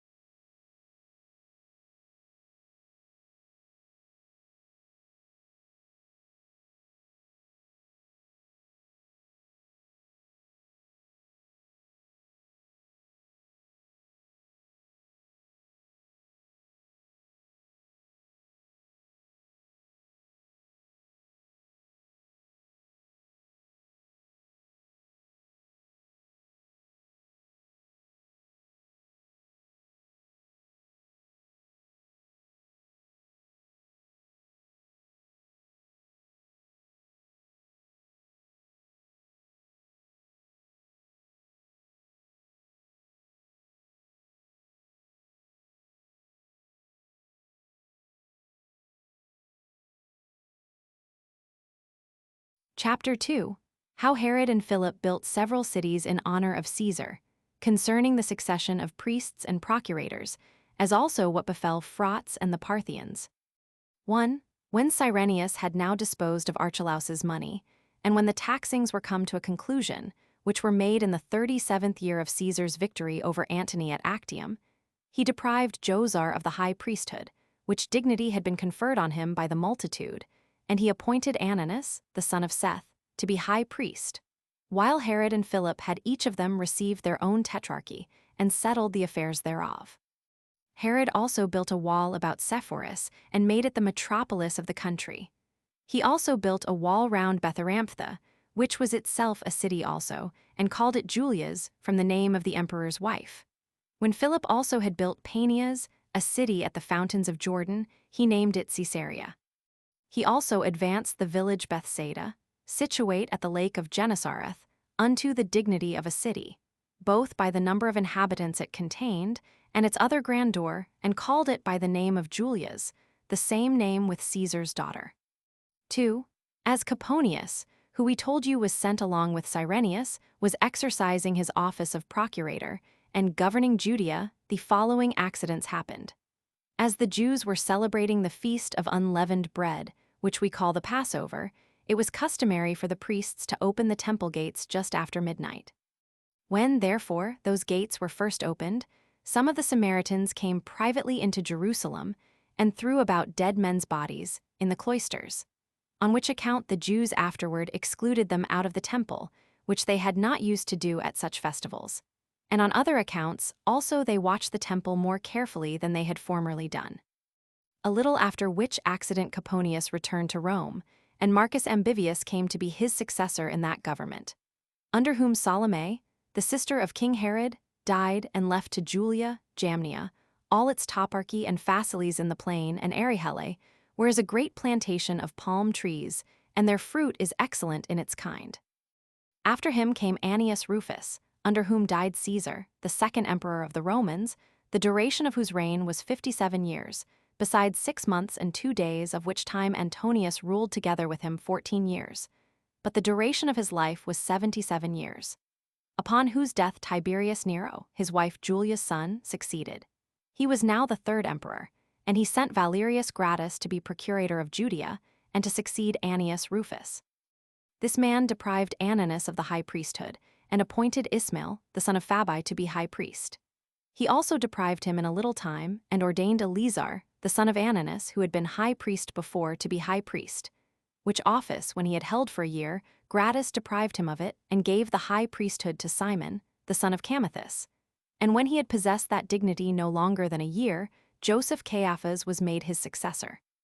When Gratus had done those things, he went back to Rome, after he had tarried in Judea 11 years, when Pontius Pilate came as his successor. 3. And now Herod the Tetrarch, who was in great favor with Tiberius, built a city of the same name with him, and called it Tiberias. He built it in the best part of Galilee, at the lake of Gennesareth. There are warm baths at a little distance from it, in a village named Emmaus. Strangers came and inhabited this city. A great number of the inhabitants were Galileans also, and many were necessitated by Herod to come thither out of the country belonging to him, and were by force compelled to be its inhabitants. Some of them were persons of condition. He also admitted poor people, such as those that were collected from all parts, to dwell in it. Nay, some of them were not quite free men, and these he was benefactor to, and made them free in great numbers, but obliged them not to forsake the city, by building them very good houses at his own expenses, and by giving them land also. For he was sensible that to make this place a habitation was to transgress the Jewish ancient laws, because many sepulchres were to be here taken away, in order to make room for the city Tiberias 5, whereas our laws pronounce that such inhabitants are unclean for 7 days. 6. 4. About this time died Phraates, king of the Parthians, by the treachery of Phraates his son, upon the occasion following. When Phraates had had legitimate sons of his own, he had also an Italian maidservant, whose name was Thermusa, who had been formerly sent to him by Julius Caesar, among other presents. He first made her his concubine, but he being a great admirer of her beauty, in process of time having a son by her, whose name was Phraates, he made her his legitimate wife, and had a great respect for her. Now she was able to persuade him to do anything that she said, and was earnest in procuring the government of Parthia for her son. But still, she saw that her endeavors would not succeed, unless she could contrive how to remove Phraates's legitimate sons, so she persuaded him to send those his sons as pledges of his fidelity to Rome. And they were sent to Rome accordingly, because it was not easy for him to contradict her commands. Now while Phraates's was alone brought up in order to succeed in the government, he thought it very tedious to expect that government by his father's donation. He therefore formed a treacherous design against his father, by his mother's assistance, with whom, as the report went, he had criminal conversation also. So he was hated for both these vices, while his subjects esteemed this love of his mother to be no way inferior to his parricide. And he was by them, in a sedition, expelled out of the country before he grew too great, and died. But as the best sort of Parthians agreed together that it was impossible they should be governed without a king, while also it was their constant practice to choose one of the family of Arsaces, nor did their law allow of any others. And they thought this kingdom had been sufficiently injured already by the marriage with an Italian concubine, and by her issue. They sent ambassadors, and called Orodes to take the crown, for the multitude would not otherwise have borne them. And though he was accused of very great cruelty, and was of an untractable temper and prone to wrath, yet still he was one of the family of Arsaces. However, they made a conspiracy against him, and slew him, and that, as some say, at a festival and among their sacrifices, for it is the universal custom there to carry their swords with them. But, as the more general report is, they slew him when they had drawn him out a-hunting. So they sent ambassadors to Rome, and desired they would send one of those that were there as pledges to be their king. Accordingly, Vanans was preferred before the rest, and sent to them, for he seemed capable of such great fortune, which two of the greatest kingdoms under the sun now offered him, his own and a foreign one. However, the barbarians soon changed their minds, they being naturally of a mutable disposition, upon the supposal that this man was not worthy to be their governor. For they could not think of obeying the commands of one that had been a slave, nor could they bear the ignominy of that name. And this was the more intolerable, because then the Parthians must have such a king set over them, not by right of war, but in time of peace.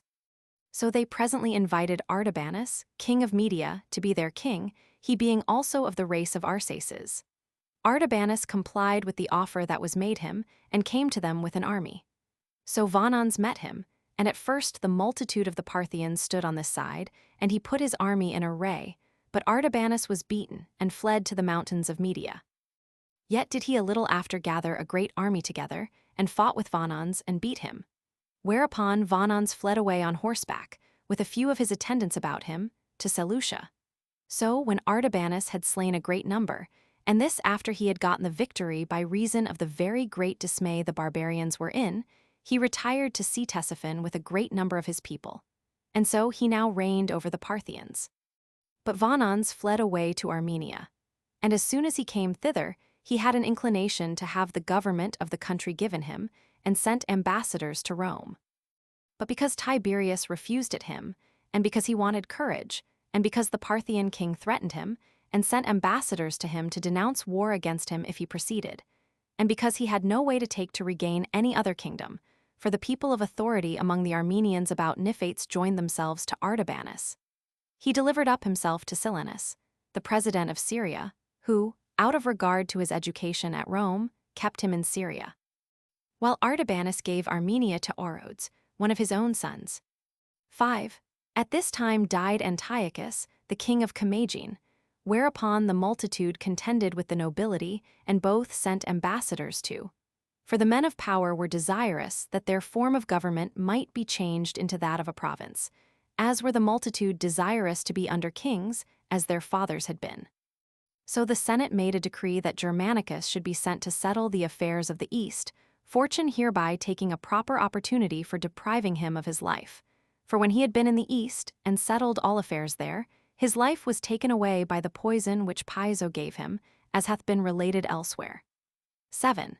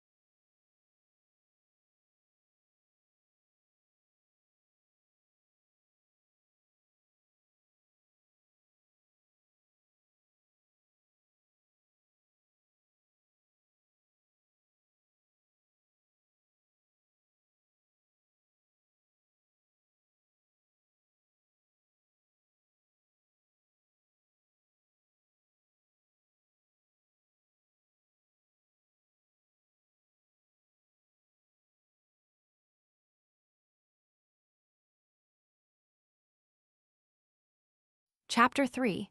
Sedition of the Jews against Pontius Pilate, concerning Christ and what befell Paulina and the Jews at Rome.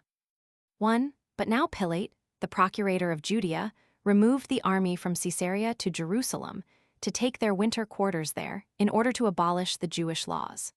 So he introduced Caesar's effigies, which were upon the ensigns, and brought them into the city, whereas our law forbids us the very making of images, on which account the former procurators were wont to make their entry into the city with such ensigns as had not those ornaments.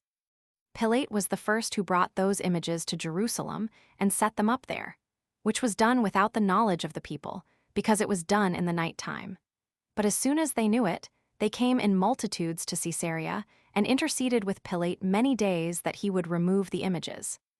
And when he would not grant their requests, because it would tend to the injury of Caesar, while yet they persevered in their request, on the 6th day he ordered his soldiers to have their weapons privately, while he came and sat upon his judgment seat, which seat was so prepared in the open place of the city that it concealed the army that lay ready to oppress them.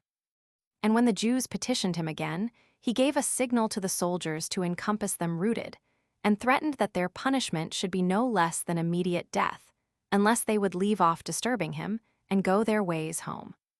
But they threw themselves upon the ground and laid their necks bare, and said they would take their death very willingly, rather than the wisdom of their laws should be transgressed.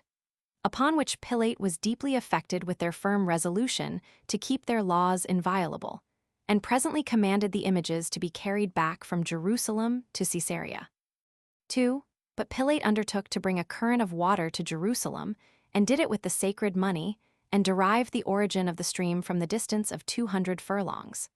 However, the Jews 8 were not pleased with what had been done about this water, and many 10,000s of the people got together and made a clamor against him, and insisted that he should leave off that design. Some of them also used reproaches and abused the man, as crowds of such people usually do. So he habited a great number of his soldiers in their habit, who carried daggers under their garments, and sent them to a place where they might surround them.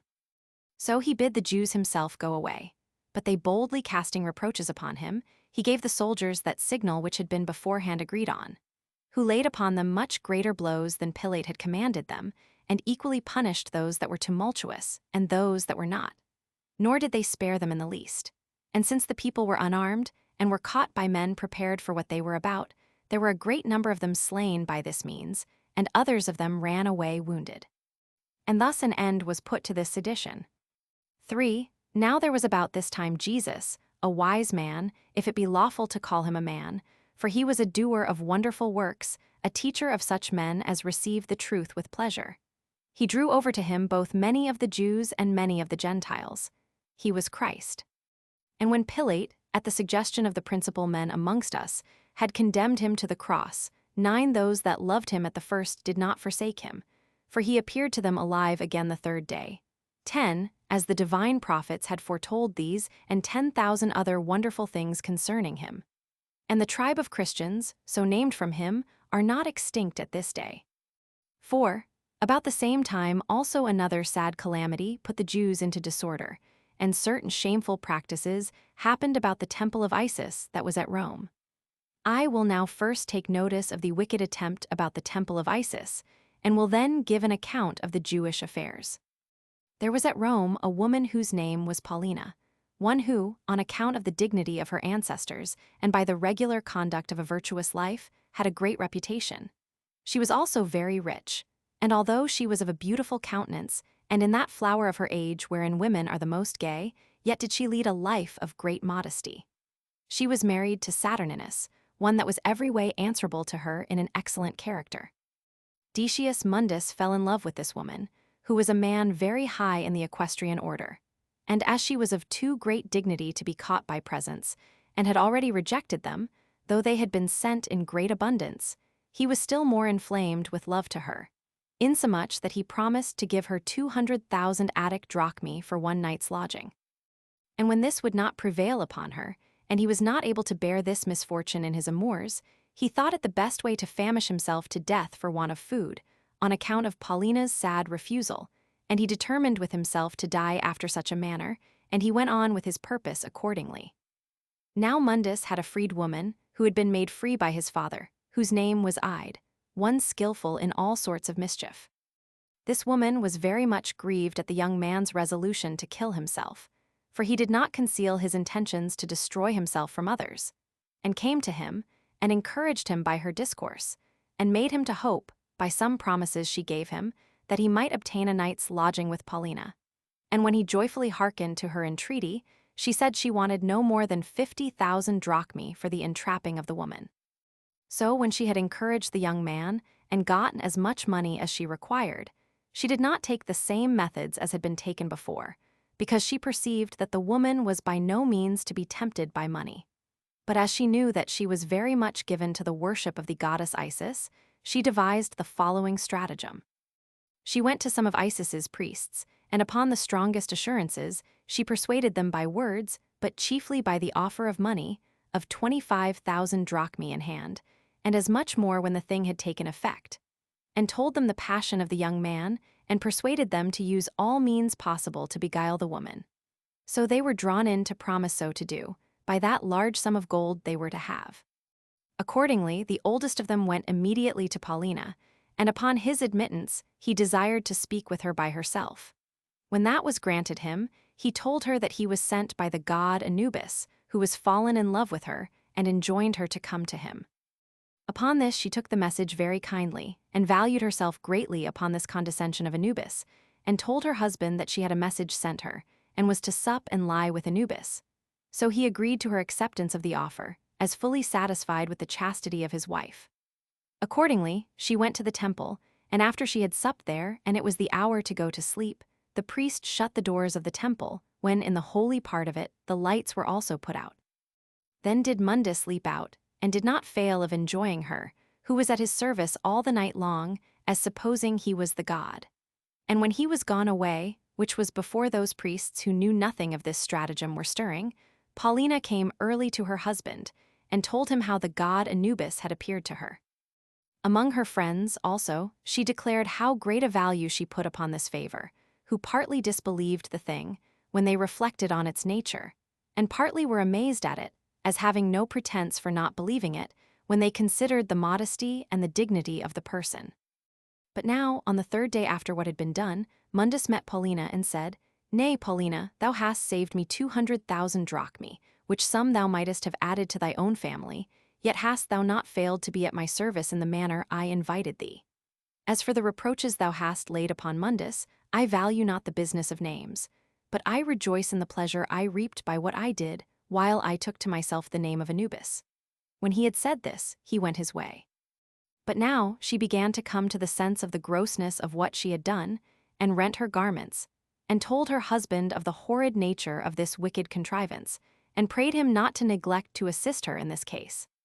So he discovered the fact to the emperor, whereupon Tiberius inquired into the matter thoroughly by examining the priests about it, and ordered them to be crucified, as well as Ide, who was the occasion of their perdition, and who had contrived the whole matter, which was so injurious to the woman. He also demolished the temple of Isis, and gave order that her statue should be thrown into the river Tiber, while he only banished Mundus, but did no more to him, because he supposed that what crime he had committed was done out of the passion of love. And these were the circumstances which concerned the temple of Isis, and the injuries occasioned by her priests. I now return to the relation of what happened about this time to the Jews at Rome, as I formerly told you I would. 5.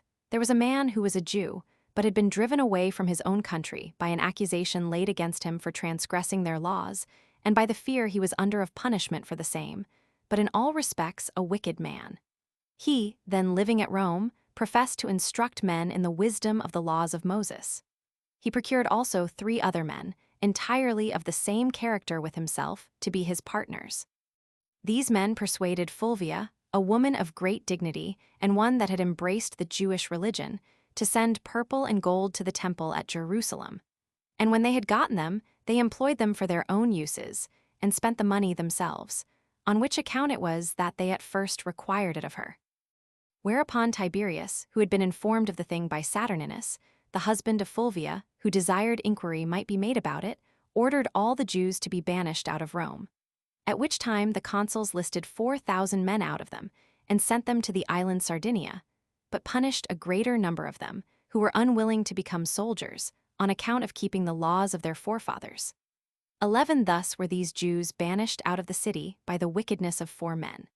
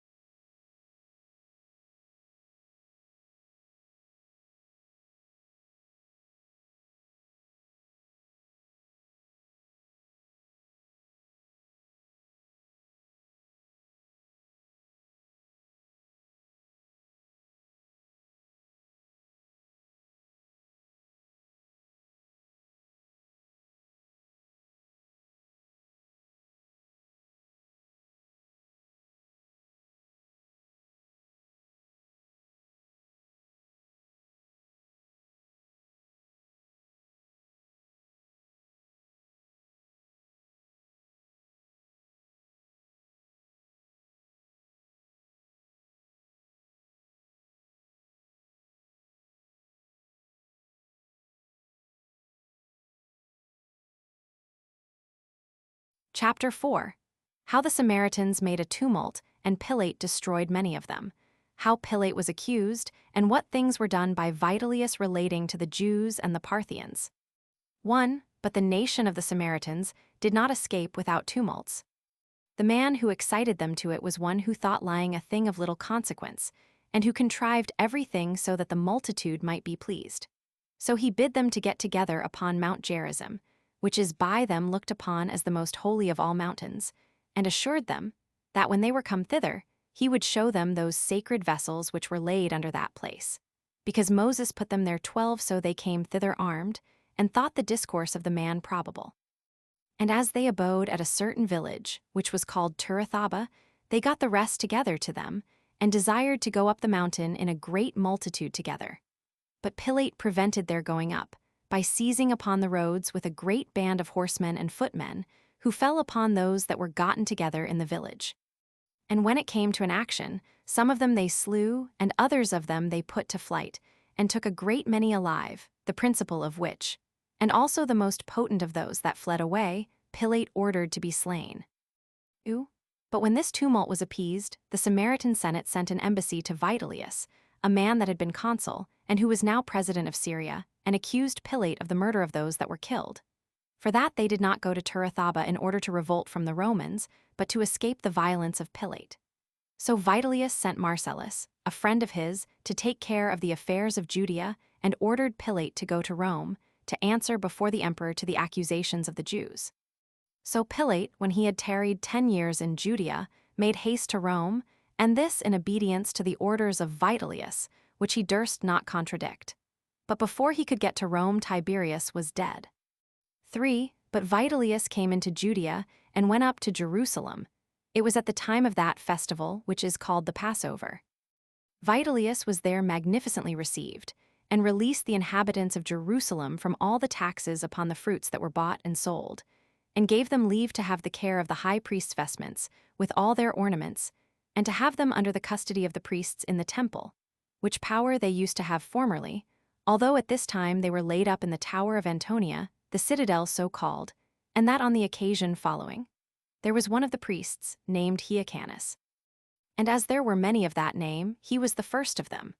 This man built a tower near the temple, and when he had so done, he generally dwelt in it, and had these vestments with him, because it was lawful for him alone to put them on, and he had them there reposited when he went down into the city, and took his ordinary garments. The same things were continued to be done by his sons, and by their sons after them. But when Herod came to be king, he rebuilt this tower, which was very conveniently situated, in a magnificent manner. And because he was a friend to Antonius, he called it by the name of Antonia. And as he found these vestments lying there, he retained them in the same place, as believing that while he had them in his custody, the people would make no innovations against him. The like to what Herod did was done by his son Archelaus, who was made king after him. After whom the Romans, when they entered on the government, took possession of these vestments of the high priest, and had them reposited in a stone chamber, under the seal of the priests and of the keepers of the temple, the captain of the guard lighting a lamp there every day. And 7 days before a festival 13, they were delivered to them by the captain of the guard, when the high priest, having purified them and made use of them, laid them up again in the same chamber where they had been laid up before. And this the very next day after the feast was over. This was the practice at the 3 yearly festivals, and on the fast day. But Vitalius put those garments into our own power, as in the days of our forefathers, and ordered the captain of the guard not to trouble himself to inquire where they were laid, or when they were to be used. And this he did as an act of kindness, to oblige the nation to him. Besides which, he also deprived Joseph, who was also called Caiaphas, of the high priesthood, and appointed Jonathan the son of Ananus, the former high priest, to succeed him. After which, he took his journey back to Antioch. 4. Moreover, Tiberius sent a letter to Vitalius, and commanded him to make a league of friendship with Artabanus, the king of Parthia. For while he was his enemy, he terrified him, because he had taken Armenia away from him, lest he should proceed further, and told him he should no otherwise trust him than upon his giving him hostages, and especially his son Artabanus. Upon Tiberius's writing thus to Vitalius, by the offer of great presents of money, he persuaded both the king of Iberia and the king of Albania to make no delay, but to fight against Artabanus. And although they would not do it themselves, yet did they give the Scythians a passage through their country, and opened the Caspian gates to them, and brought them upon Artabanus. So Armenia was again taken from the Parthians, and the country of Parthia was filled with war, and the principal of their men were slain, and all things were in disorder among them. The king's son also himself fell in these wars, together with many 10,000s of his army. Vitalius had also sent such great sums of money to Artabanus's father's kinsmen and friends that he had almost procured him to be slain by the means of those bribes which they had taken. And when Artabanus perceived that the plot laid against him was not to be avoided, because it was laid by the principal men, and those a great many in number, and that it would certainly take effect, when he had estimated the number of those that were truly faithful to him, as also of those who were already corrupted, but were deceitful in the kindness they professed to him, and were likely, upon trial, to go over to his enemies, he made his escape to the upper provinces, where he afterwards raised a great army out of the Dahi and Sacer, and fought with his enemies, and retained his principality. 5. When Tiberius had heard of these things, he desired to have a league of friendship made between him and Artabanus. And when, upon this invitation, he received the proposal kindly, Artabanus and Vitalius went to Euphrates. And as a bridge was laid over the river, they each of them came with their guards about them, and met one another on the midst of the bridge. And when they had agreed upon the terms of peace, Herod, the tetrarch erected a rich tent on the midst of the passage, and made them a feast there. Artabanus also, not long afterward, sent his son Darius as an hostage, with many presents, among which there was a man 7 cubits tall, a Jew he was by birth, and his name was Eleazar, who for his tallness was called a giant. After which Vitalius went to Antioch, and Artabanus to Babylon. But Herod, being desirous to give Caesar the first information that they had obtained hostages, sent posts with letters, wherein he had accurately described all the particulars, and had left nothing for the consular Vitalius to inform him of. But when Vitalius's letters were sent, and Caesar had let him know that he was acquainted with the affairs already, because Herod had given him an account of them before, Vitalius was very much troubled at it. And supposing that he had been thereby a greater sufferer than he really was, he kept up a secret anger upon this occasion, till he could be revenged on him, which he was after Caius had taken the government. 6. About this time it was that Philip, Herod's brother, departed this life, in the 20th year of the reign of Tiberius, 14 after he had been tetrarch of Trachonitis and Gaulonitis, and of the nation of the Batanians also, 37 years. He had showed himself a person of moderation and quietness in the conduct of his life and government. He constantly lived in that country which was subject to him. He used to make his progress with a few chosen friends. His tribunal also, on which he sat in judgment, followed him in his progress. And when anyone met him who wanted his assistance, he made no delay, but had his tribunal set down immediately, wheresoever he happened to be, and sat down upon it, and heard his complaint. He there ordered the guilty that were convicted to be punished, and absolved those that had been accused unjustly. He died at Julia's, and when he was carried to that monument which he had already erected for himself beforehand, he was buried with great pomp. His principality Tiberius took, for he left no sons behind him, and added it to the province of Syria, but gave order that the tributes which arose from it should be collected and laid up in his tetrarchy.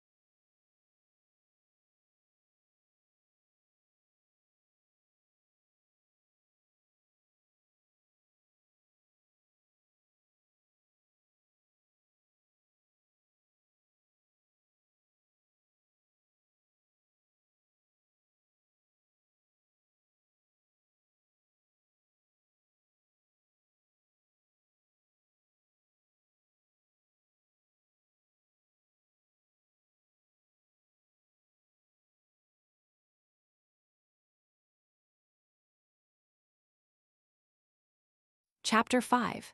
Herod the Tetrarch makes war with Aretas, the king of Arabia, and is beaten by him, as also concerning the death of John the Baptist. How Vitellius went up to Jerusalem, together with some account of Agrippa and of the posterity of Herod the Great. 1. About this time Aretas and Herod had a quarrel on the account following. Herod the Tetrarch had married the daughter of Aretas and had lived with her a great while. But when he was once at Rome, he lodged with Herod, 15, who was his brother indeed, but not by the same mother. For this Herod was the son of the high priest Cyrus' daughter. However, he fell in love with Herodias, this last Herod's wife, who was the daughter of Aristobulus their brother, and the sister of Agrippa the Great.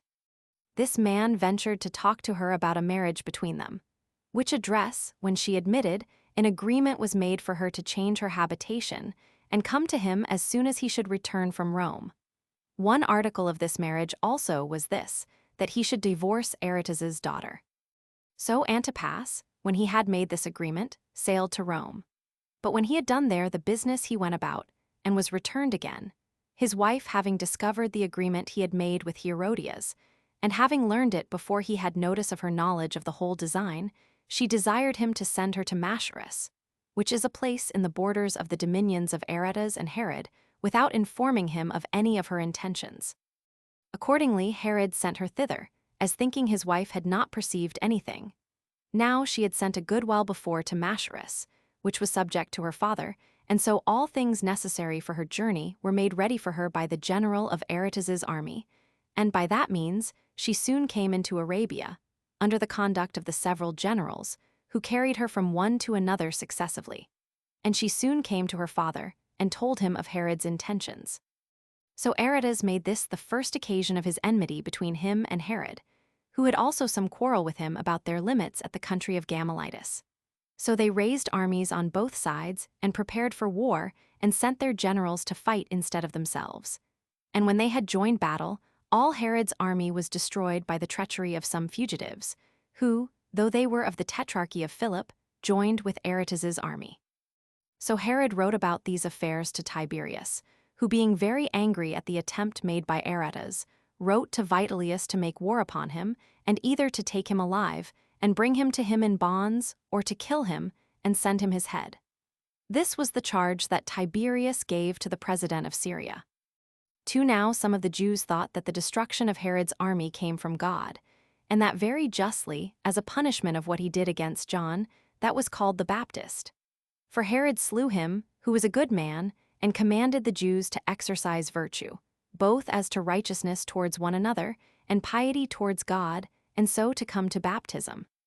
For that the washing would be acceptable to him, if they made use of it, not in order to the putting away or the remission of some sins, but for the purification of the body, supposing still that the soul was thoroughly purified beforehand by righteousness. Now when others came in crowds about him, for they were very greatly moved by hearing his words, Herod, who feared lest the great influence John had over the people might put it into his power and inclination to raise a rebellion, for they seemed ready to do anything he should advise, thought it best, by putting him to death, to prevent any mischief he might cause, and not bring himself into difficulties, by sparing a man who might make him repent of it when it would be too late. Accordingly, he was sent a prisoner, out of Herod's suspicious temper, to Machaerus, the castle I before mentioned, and was there put to death. Now the Jews had an opinion that the destruction of this army was sent as a punishment upon Herod, and a mark of God's displeasure to him. 3. So Vitellius prepared to make war with Aretas, having with him 2 legions of armed men. He also took with him all those of light armature, and of the horsemen which belonged to them, and were drawn out of those kingdoms which were under the Romans, and made haste for Petra, and came to Ptolemais. But as he was marching very busily, and leading his army through Judea, the principal men met him, and desired that he would not thus march through their land, for that the laws of their country would not permit them to overlook those images which were brought into it, of which there were a great many in their ensigns. So he was persuaded by what they said, and changed that resolution of his which he had before taken in this matter. Whereupon he ordered the army to march along the great plain, while he himself, with Herod the Tetrarch and his friends, went up to Jerusalem to offer sacrifice to God, an ancient festival of the Jews being then just approaching. And when he had been there, and been honorably entertained by the multitude of the Jews, he made a stay there for 3 days, within which time he deprived Jonathan of the high priesthood, and gave it to his brother Theophilus. But when on the 4th day letters came to him, which informed him of the death of Tiberius, he obliged the multitude to take an oath of fidelity to Caius. He also recalled his army, and made them every one go home, and take their winter quarters there, since, upon the devolution of the empire upon Caius, he had not the like authority of making this war which he had before. It was also reported that when Aretas heard of the coming of Vitellius to fight him, he said, upon his consulting the diviners, that it was impossible that this army of Vitellius's could enter Petra, for that one of the rulers would die, either he that gave orders for the war, or he that was marching at the other's desire, in order to be subservient to his will, or else he against whom this army is prepared. So Vitellius truly retired to Antioch. But Agrippa, the son of Aristobulus, went up to Rome, a year before the death of Tiberius, in order to treat of some affairs with the emperor, if he might be permitted so to do. I have now a mind to describe Herod and his family, how it fared with them, partly because it is suitable to this history to speak of that matter, and partly because this thing is a demonstration of the interposition of providence, how a multitude of children is of no advantage, no more than any other strength that mankind set their hearts upon, besides those acts of piety which are done towards God. For it happened that within the revolution of 100 years, the posterity of Herod, which were a great many in number, were, excepting a few, utterly destroyed. 16. One may well apply this for the instruction of mankind, and learn thence how unhappy they were. It will also show us the history of Agrippa, who, as he was a person most worthy of admiration, so was he from a private man, beyond all the expectation of those that knew him, advanced to great power and authority. I have said something of them formerly, but I shall now also speak accurately about them. 4. Herod the Great had 2 daughters by Mariamne, the daughter of Hyrcanus. The one was Salampsio, who was married to Phasaelus, her first cousin, who was himself the son of Phasaelus, Herod's brother, her father making the match. The other was Cypros, who was herself married also to her first cousin Antipater, the son of Salome, Herod's sister. Phasaelus had 5 children by Salampsio, Antipater, Herod, and Alexander, and 2 daughters, Alexandra and Cypros, which last Agrippa, the son of Aristobulus, married, and Timaeus of Cyprus married Alexandra. He was a man of note, but had by her no children. Agrippa had by Cypros 2 sons and 3 daughters, which daughters were named Bernice, Mariamne, and Drusius. But the names of the sons were Agrippa and Drusus, of which Drusus died before he came to the years of puberty. But their father, Agrippa, was brought up with his other brethren, Herod and Aristobulus, for these were also the sons of the son of Herod the Great by Bernice. But Bernice was the daughter of Costobarus and of Salome, who was Herod's sister. Aristobulus left these infants when he was slain by his father, together with his brother Alexander, as we have already related. But when they were arrived at years of puberty, this Herod, the brother of Agrippa, married Mariamne, the daughter of Olympias, who was the daughter of Herod the king, and of Joseph, the son of Joseph, who was brother to Herod the king, and had by her a son, Aristobulus. But Aristobulus, the third brother of Agrippa, married Jotape, the daughter of Sampsigeramus, king of Emesa. They had a daughter who was deaf, whose name also was Jotape, and these hitherto were the children of the male line. But Herodias, their sister, was married to Herod, the son of Herod the Great, who was born of Mariamne, the daughter of Simon the high priest, who had a daughter, Salome. After whose birth Herodias took upon her to confound the laws of our country, and divorced herself from her husband while he was alive, and was married to Herod, her husband's brother by the father's side. He was tetrarch of Galilee. But her daughter Salome was married to Philip, the son of Herod, and tetrarch of Trachonitis. And as he died childless, Aristobulus, the son of Herod, the brother of Agrippa, married her. They had 3 sons, Herod, Agrippa, and Aristobulus, and this was the posterity of Phasaelus and Salampsio. But the daughter of Antipater by Cypros was Cypros, whom Alexis Celsius, the son of Alexis, married. They had a daughter, Cypros, but Herod and Alexander, who, as we told you, were the brothers of Antipater, died childless. As to Alexander, the son of Herod the king, who was slain by his father, he had 2 sons, Alexander and Tigranes, by the daughter of Archelaus, king of Cappadocia. Tigranes, who was king of Armenia, was accused at Rome and died childless. Alexander had a son of the same name with his brother Tigranes, and was sent to take possession of the kingdom of Armenia by Nero. He had a son, Alexander, who married Jotape, 17, the daughter of Antiochus, the king of Comagena. Vespasian made him king of an island in Cilicia. But these descendants of Alexander, soon after their birth, deserted the Jewish religion and went over to that of the Greeks. But for the rest of the daughters of Herod the king, it happened that they died childless. And as these descendants of Herod, whom we have enumerated, were in being at the same time that Agrippa the Great took the kingdom, and I have now given an account of them, it now remains that I relate the several hard fortunes which befell Agrippa, and how he got clear of them, and was advanced to the greatest height of dignity and power.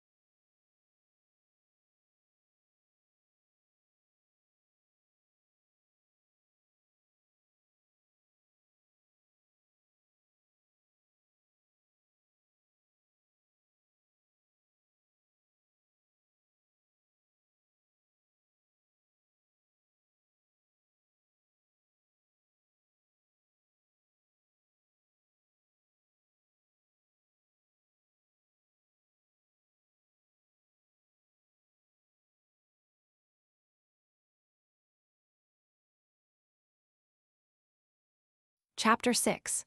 Of the navigation of King Agrippa to Rome, to Tiberius Caesar, and now upon his being accused by his own freedman, he was bound. How also he was set at liberty by Caius, after Tiberius's death, and was made king of the tetrarchy of Philip.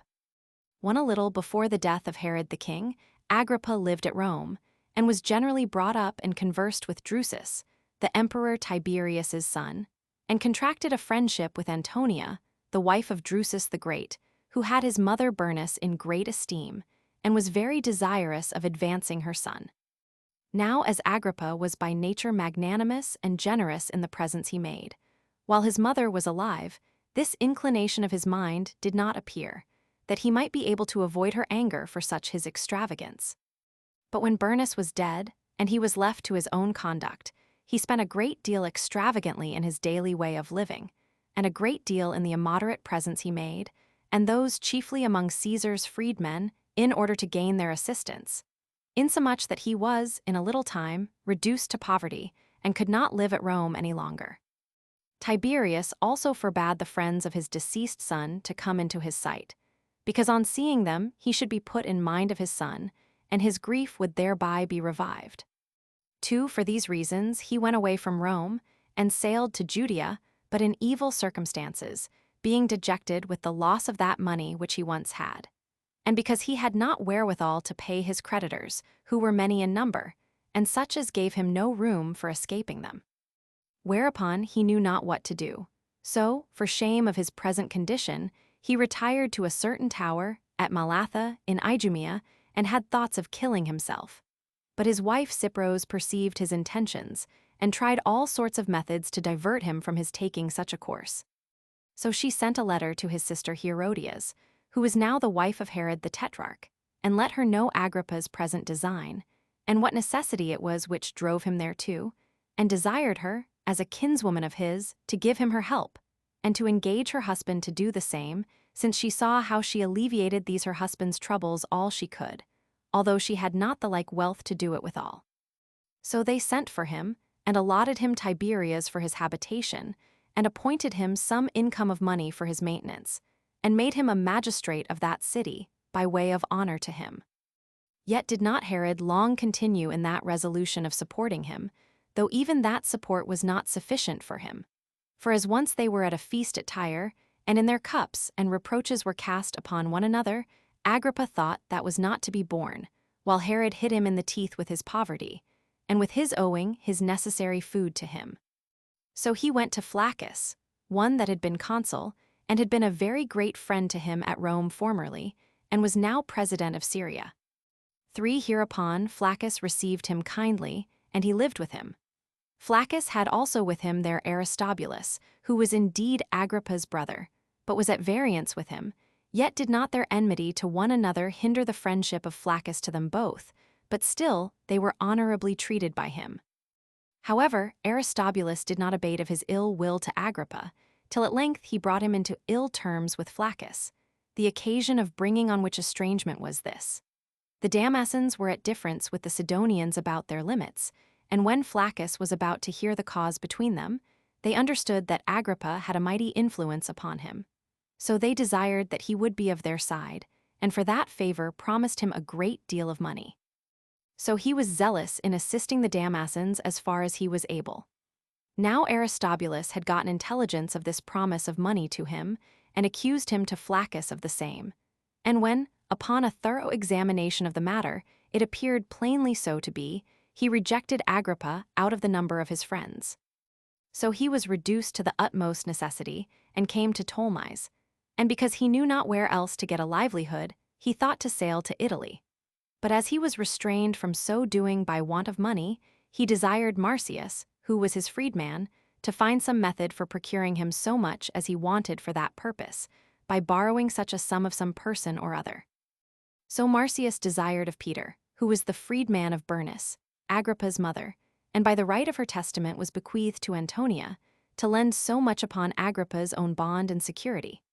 But he accused Agrippa of having defrauded him of certain sums of money, and so obliged Marcius, when he made the bond of 20,000 Attic drachmae, to accept of 2,500 drachma as 18 less than what he desired, which the other allowed of, because he could not help it. Upon the receipt of this money, Agrippa came to Anthedon, and took shipping, and was going to set sail. But Hirnius Capito, who was the procurator of Jamhis, sent a band of soldiers to demand of him 300,000 drachmae of silver, which were by him owing to Caesar's treasury while he was at Rome, and so forced him to stay. He then pretended that he would do as he bid him. But when night came on, he cut his cables and went off, and sailed to Alexandria, where he desired Alexander the Alabac 19 to lend him 200,000 drachmae. But he said he would not lend it to him, but would not refuse it to Cypros, as greatly astonished at her affection to her husband, and at the other instances of her virtue. So she undertook to repay it. Accordingly, Alexander paid them 5 talents at Alexandria, and promised to pay them the rest of that sum at Dicearchia. And this he did out of the fear he was in that Agrippa would soon spend it. So this Cypros set her husband free and dismissed him to go on with his navigation to Italy, while she and her children departed for Judea. 4.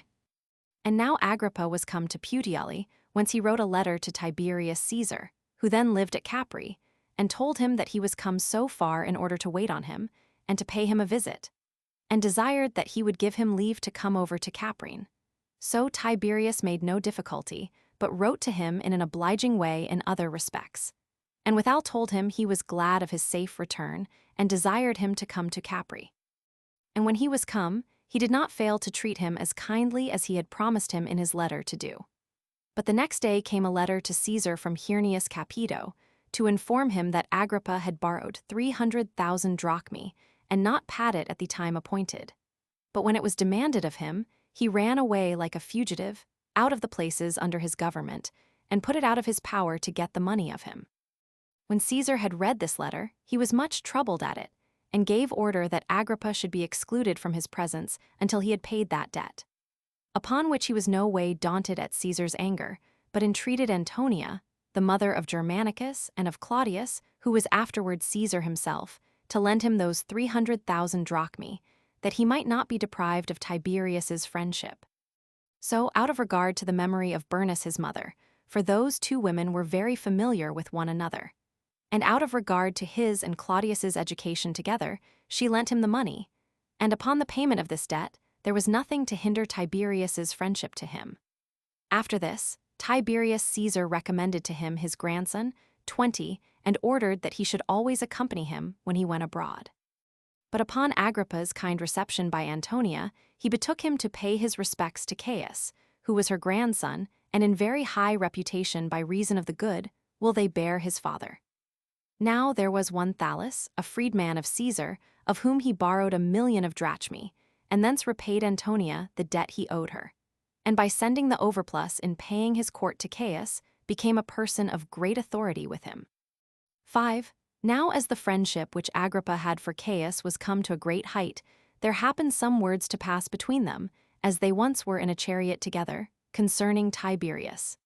Agrippa praying to God, that Tiberius might soon go off the stage, and leave the government to Caius, who was in every respect more worthy of it. Now Eutychus, who was Agrippa's freedman and drove his chariot, heard these words, and at that time said nothing of them. But when Agrippa accused him of stealing some garments of his, which was certainly true, he ran away from him. But when he was caught and brought before Piso, who was governor of the city, and the man was asked why he ran away, he replied that he had somewhat to say to Caesar that tended to his security and preservation. So Piso bound him and sent him to Capri. But Tiberius, according to his usual custom, kept him still in bonds, being a delayer of affairs, if ever there was any other king or tyrant that was so. For he did not admit ambassadors quickly, and no successors were dispatched away to governors or procurators of the provinces that had been formerly sent, unless they were dead.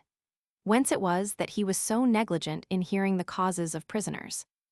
Insomuch that when he was asked by his friends what was the reason of his delay in such cases, he said that he delayed to hear ambassadors, lest, upon their quick dismission, other ambassadors should be appointed and return upon him.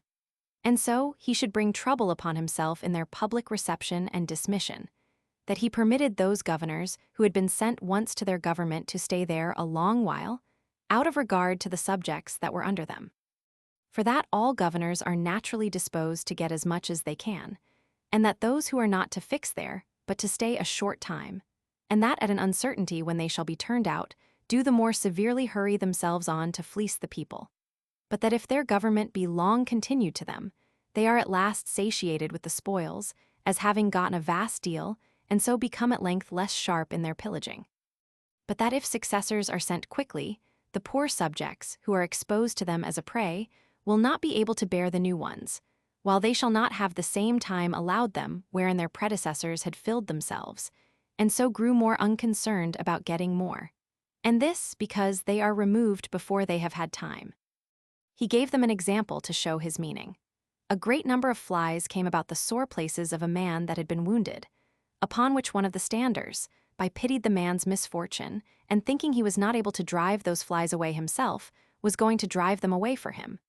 but he prayed him to let them alone. The other, by way of reply, asked him the reason of such a preposterous proceeding, in preventing relief from his present misery. To which he answered, "If thou drivest these flies away, thou wilt hurt me worse.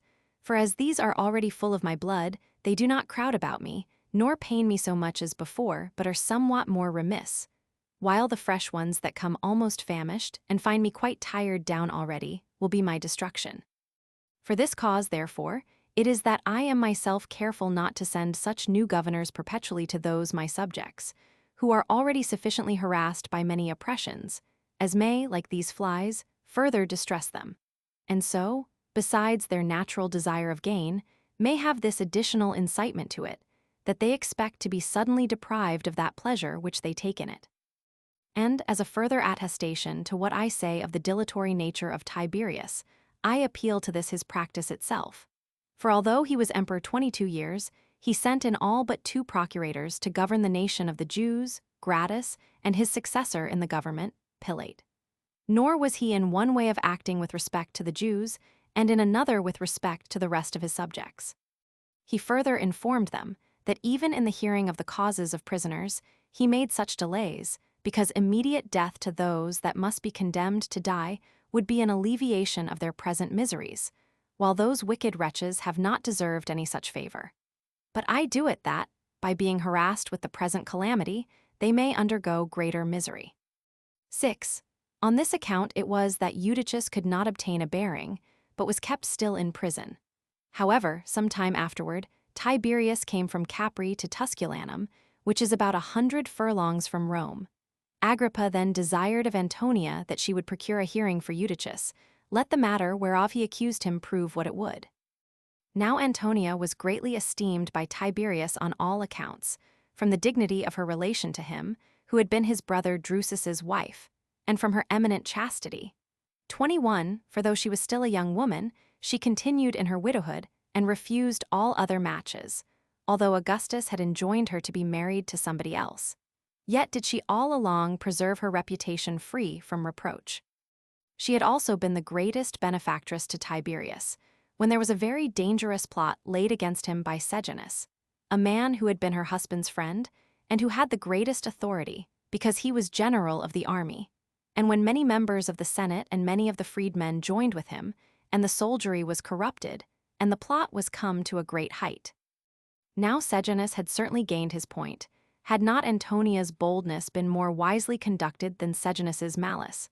For when she had discovered his designs against Tiberius, she wrote him an exact account of the whole, and gave the letter to Pallas, the most faithful of her servants, and sent him to Capri to Tiberius, who, when he understood it, slew Sejanus and his confederates. So that Tiberius, who had her in great esteem before, now looked upon her with still greater respect, and depended upon her in all things. So when Tiberius was desired by this Antonia to examine Eutychus, he answered, "If indeed Eutychus hath falsely accused Agrippa in what he hath said of him, he hath had sufficient punishment by what I have done to him already. But if, upon examination, the accusation appears to be true, let Agrippa have a care, lest, out of desire of punishing his freedman, he do not rather bring a punishment upon himself." Now when Antonia told Agrippa of this, he was still much more pressing that the matter might be examined into. So Antonia, upon Agrippa's lying hard at her continually to beg this favor, took the following opportunity. As Tiberius lay once at his ease upon his sedan and was carried about, and Caius, her grandson, and Agrippa were before him after dinner, she walked by the sedan, and desired him to call Eutychus and have him examined. To which he replied, "O Antonia, the gods are my witnesses that I am induced to do what I am going to do, not by my own inclination, but because I am forced to it by thy prayers." When he had said this, he ordered Macro, who succeeded Sejanus, to bring Eutychus to him. Accordingly, without any delay, he was brought. Then Tiberius asked him what he had to say against a man who had given him his liberty. Upon which he said, "O my lord, this Caius and Agrippa with him were once riding in a chariot, when I sat at their feet, and among other discourses that passed, Agrippa said to Caius, 'Oh, that the day would once come when this old fellow will die and name thee for the governor of the habitable earth. For then this Tiberius, his grandson, would be no hindrance, but would be taken off by thee, and that earth would be happy, and I happy also." Now Tiberius took these to be truly Agrippa's words, and bearing a grudge withal at Agrippa, because, when he had commanded him to pay his respects to Tiberius, his grandson, and the son of Drusus, Agrippa had not paid him that respect, but had disobeyed his commands and transferred all his regard to Caius. He said to Macro, "Bind this man." But Macro, not distinctly knowing which of them it was whom he bid him bind, and not expecting that he would have any such thing done to Agrippa, he forbore, and came to ask more distinctly what it was that he said. But when Caesar had gone round the hippodrome, he found Agrippa standing. "For certain," said he, "Macro, this is the man I meant to have bound." And when he still asked, "Which of these is to be bound?" he said, "Agrippa."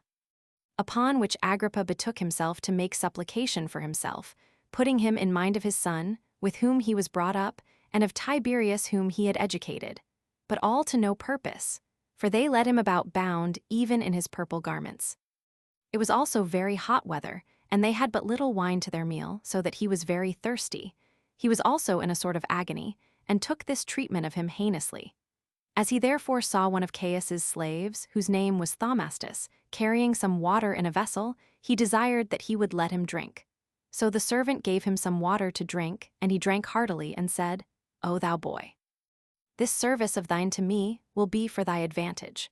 For if I once get clear of these my bonds, I will soon procure thee thy freedom of Caius, who has not been wanting to minister to me, now I am in bonds, in the same manner as when I was in my former state and dignity."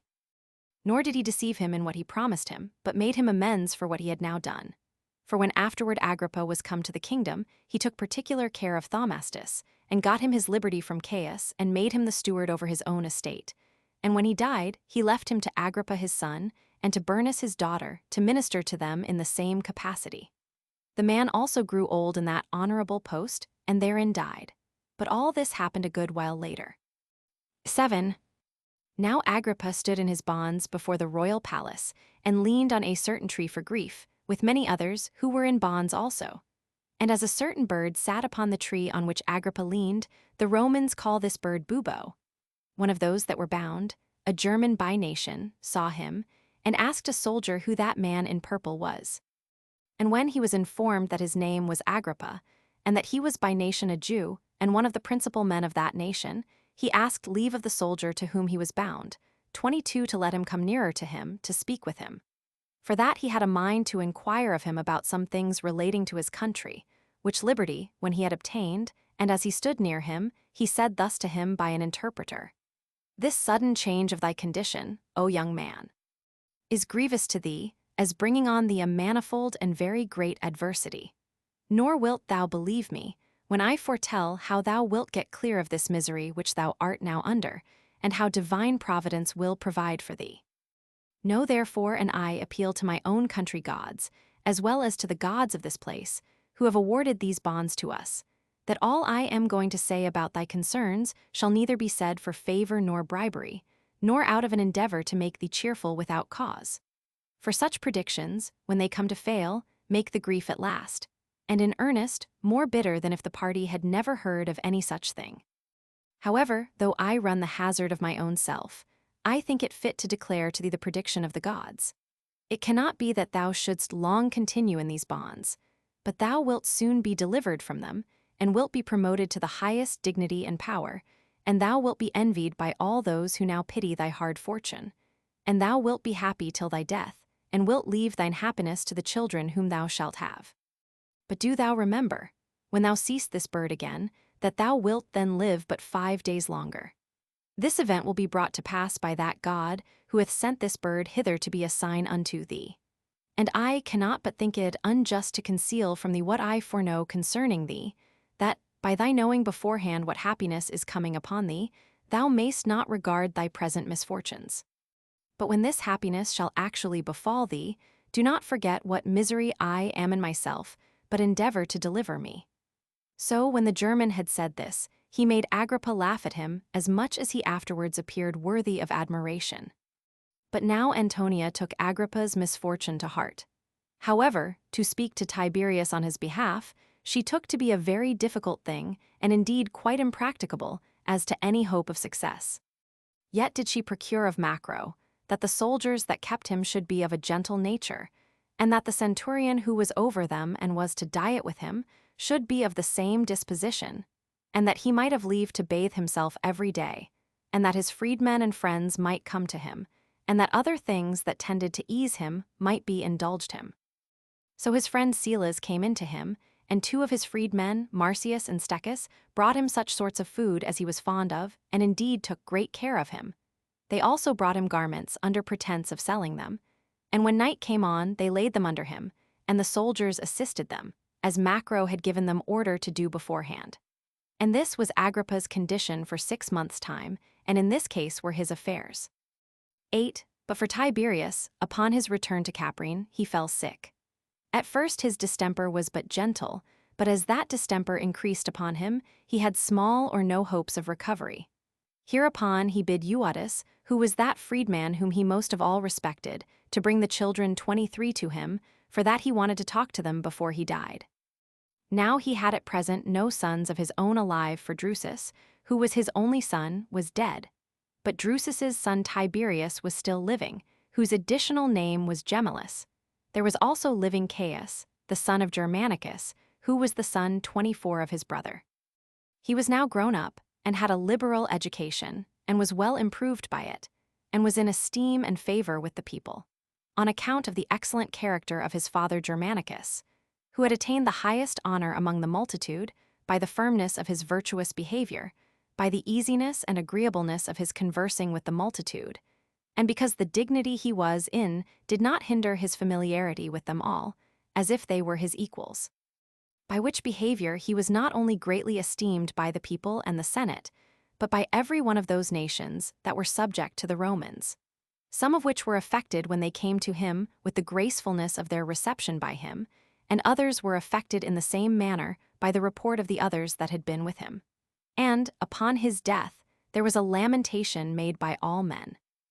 Not such a one as was to be made in way of flattery to their rulers, while they did but counterfeit sorrow, but such as was real, while every body grieved at his death, as if they had lost one that was near to them. And truly such had been his easy conversation with men, that it turned greatly to the advantage of his son among all. And, among others, the soldiery were so peculiarly affected to him, that they reckoned it an eligible thing, if need were, to die themselves, if he might but attain to the government. 9. But when Tiberius had given order to Euodus to bring the children to him the next day in the morning, he prayed to his country gods to show him a manifest signal which of those children should come to the government, being very desirous to leave it to his son's son, but still depending upon what God should foreshow concerning them more than upon his own opinion and inclination. So he made this to be the omen, that the government should be left to him who should come to him first the next day. When he had thus resolved within himself, he sent to his grandson's tutor, and ordered him to bring the child to him early in the morning, as supposing that God would permit him to be made emperor. But God proved opposite to his designation. For while Tiberius was thus contriving matters, and as soon as it was at all day, he bid Euodus to call in that child which should be there ready. So he went out and found Caius before the door, for Tiberius was not yet come, but stayed waiting for his breakfast. For Euodus knew nothing of what his lord intended. So he said to Caius, "Thy father calls thee," and then brought him in.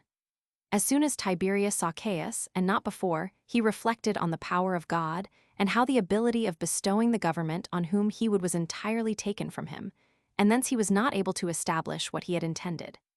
So he greatly lamented that his power of establishing what he had before contrived was taken from him, and that his grandson Tiberius was not only to lose the Roman Empire by his fatality, but his own safety also, because his preservation would now depend upon such as would be more potent than himself, who would think it a thing not to be borne, that a kinsman should live with them, and so his relation would not be able to protect him.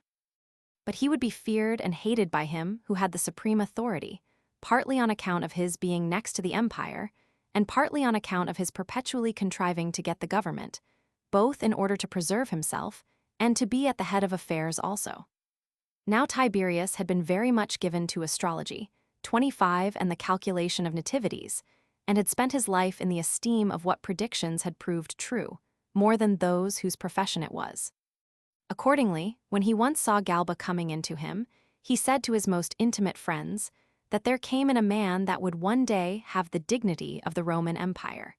So that this Tiberius was more addicted to all such sorts of diviners than any other of the Roman emperors, because he had found them to have told him truth in his own affairs. And indeed, he was now in great distress upon this accident that had befallen him, and was very much grieved at the destruction of his son's son, which he foresaw, and complained of himself, that he should have made use of such a method of divination beforehand, while it was in his power to have died without grief by this knowledge of futurity. Whereas he was now tormented by his foreknowledge of the misfortune of such as were dearest to him, and must die under that torment. Now, although he was disordered at this unexpected revolution of the government to those for whom he did not intend it, he spake thus to Caius, though unwillingly, and against his own inclination. O child, although Tiberius be nearer related to me than thou art, I, by my own determination, and the conspiring suffrage of the gods, do give and put into thy hand the Roman Empire. And I desire thee never to be unmindful when thou comest to it, either of my kindness to thee, who set thee in so high a dignity, or of thy relation to Tiberius. But as thou knowest that I am, together with and after the gods, the procurer of so great happiness to thee, so I desire that thou wilt make me a return for my readiness to assist thee, and wilt take care of Tiberius because of his near relation to thee. Besides which thou art to know, that while Tiberius is alive, he will be a security to thee, both as to empire and as to thy own preservation. But if he die, that will be but a prelude to thy own misfortunes. For to be alone under the weight of such vast affairs is very dangerous.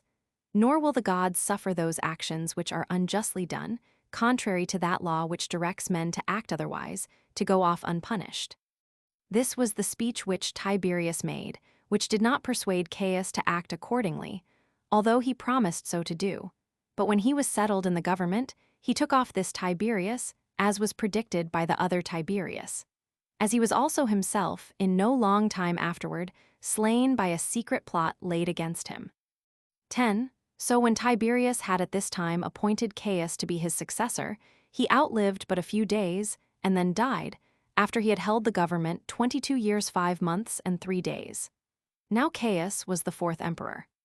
But when the Romans understood that Tiberius was dead, they rejoiced at the good news, but had not courage to believe it, not because they were unwilling it should be true, for they would have given huge sums of money that it might be so, but because they were afraid that if they had showed their joy when the news proved false, their joy should be openly known, and they should be accused for it, and be thereby undone.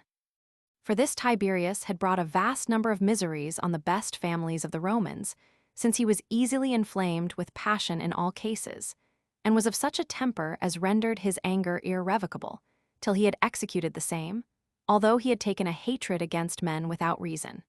For he was by nature fierce in all the sentences he gave, and made death the penalty for the lightest offenses. Insomuch that when the Romans heard the rumor about his death gladly, they were restrained from the enjoyment of that pleasure by the dread of such miseries as they foresaw would follow, if their hopes proved ill-grounded. Now Marcius, Agrippa's freedman, as soon as he heard of Tiberius's death, came running to tell Agrippa the news, and finding him going out to the bath, he gave him a nod and said in the Hebrew tongue, "The lion 26 is dead."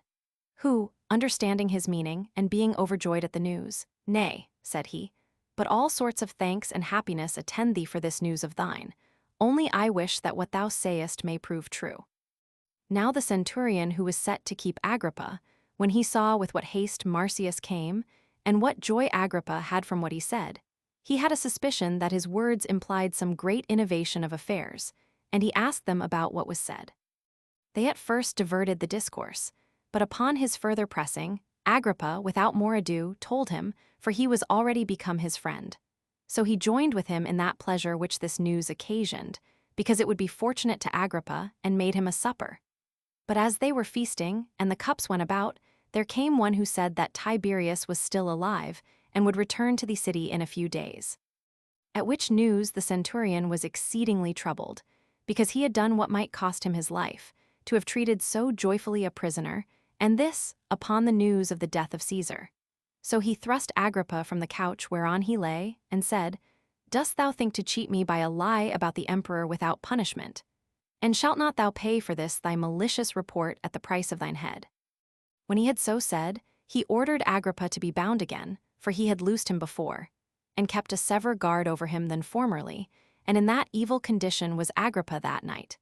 But the next day the rumor increased in the city, and confirmed the news that Tiberius was certainly dead, insomuch that men durst now openly and freely talk about it, nay, some offered sacrifices on that account. Several letters also came from Caius, one of them to the Senate, which informed them of the death of Tiberius and of his own entrance on the government, another to Piso, the governor of the city, which told him the same thing.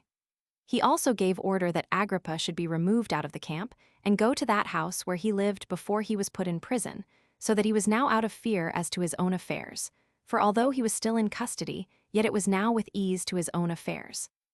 Now, as soon as Caius was come to Rome, and had brought Tiberius's dead body with him, and had made a sumptuous funeral for him, according to the laws of his country, he was much disposed to set Agrippa at liberty that very day. But Antonia hindered him, not out of any ill will to the prisoner, but out of regard to decency in Caius, lest that should make men believe that he received the death of Tiberius with pleasure, when he loosed one whom he had bound immediately. However, there did not many days pass ere he sent for him to his house, and had him shaved, and made him change his raiment. After which he put a diadem upon his head, and appointed him to be king of the tetrarchy of Philip. He also gave him the tetrarchy of Lysanias, 27, and changed his iron chain for a golden one of equal weight. He also sent Marullus to be procurator of Judea. 11. Now, in the 2nd year of the reign of Caius Caesar, Agrippa desired leave to be given him to sail home and settle the affairs of his government, and he promised to return again when he had put the rest in order, as it ought to be put. So, upon the emperor's permission, he came into his own country, and appeared to them all unexpectedly as asking, and thereby demonstrated to the men that saw him the power of fortune, when they compared his former poverty with his present happy affluence. So some called him a happy man, and others could not well believe that things were so much changed with him for the better.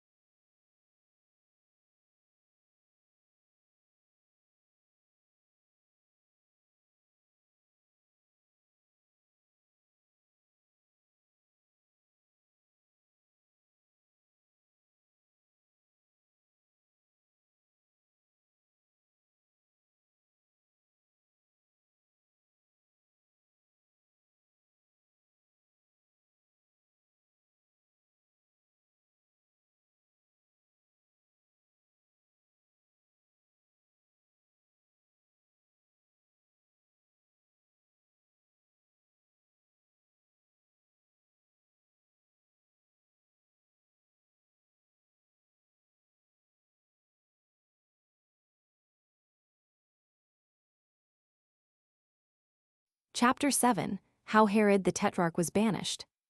1. But Herodias, Agrippa's sister, who now lived as wife to that Herod who was Tetrarch of Galilee and Purs, took this authority of her brother in an envious manner, particularly when she saw that he had a greater dignity bestowed on him than her husband had. Since, when he ran away, it was because he was not able to pay his debts. And now he was come back, he was in a way of dignity, and of great good fortune. She was therefore grieved and much displeased at so great a mutation of his affairs, and chiefly when she saw him marching among the multitude with the usual ensigns of royal authority, she was not able to conceal how miserable she was by reason of the envy she had towards him. But she excited her husband, and desired him that he would sail to Rome, to court honors equal to his. For she said that she could not bear to live any longer, while Agrippa, the son of that Aristobulus who was condemned to die by his father, one that came to her husband in such extreme poverty, that the necessaries of life were forced to be entirely supplied him day by day. And when he fled away from his creditors by sea, he now returned a king. while he was himself the son of a king, and while the near relation he bare to royal authority called upon him to gain the like dignity, he sat still and was contented with a privater life. But then, Herod, although thou wast formerly not concerned to be in a lower condition than thy father from whom thou wast derived had been, yet do thou now seek after the dignity which thy kinsman hath attained to. And do not thou bear this contempt, that a man who admired thy riches should be in greater honor than thyself, nor suffer his poverty to show itself able to purchase greater things than our abundance.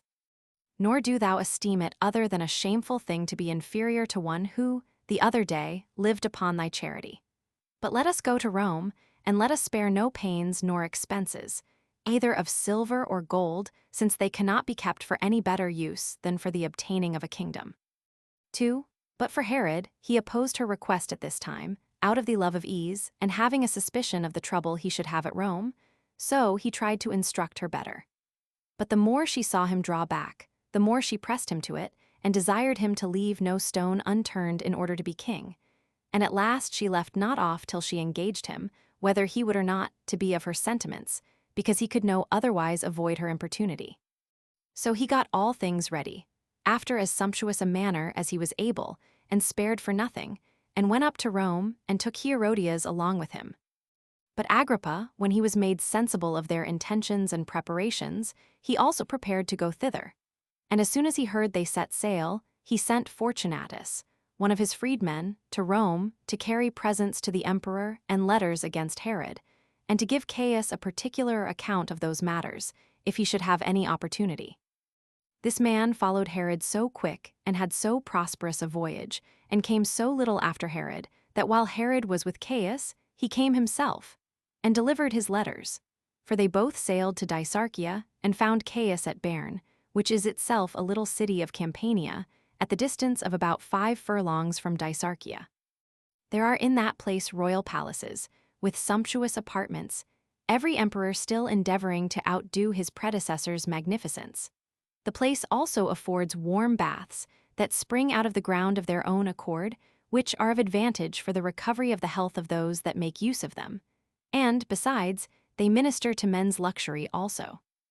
Now Caius saluted Herod, for he first met with him, and then looked upon the letters which Agrippa had sent him, and which were written in order to accuse Herod, wherein he accused him that he had been in confederacy with Sejanus against Tiberius's, and that he was now confederate with Artabanus, the king of Parthia, in opposition to the government of Caius, as a demonstration of which he alleged that he had armor sufficient for 70,000 men ready in his armory. Caius was moved at this information, and asked Herod whether what was said about the armor was true. And when he confessed there was such armor there, for he could not deny the same, the truth of it being too notorious, Caius took that to be a sufficient proof of the accusation that he intended to revolt. So he took away from him his tetrarchy, and gave it by way of addition to Agrippa's kingdom. He also gave Herod's money to Agrippa, and by way of punishment awarded him a perpetual banishment, and appointed Leon, a city of Gaul, to be his place of habitation. But when he was informed that Herodias was Agrippa's sister, he made her a present of what money was her own, and told her that it was her brother who prevented her being put under the same calamity with her husband.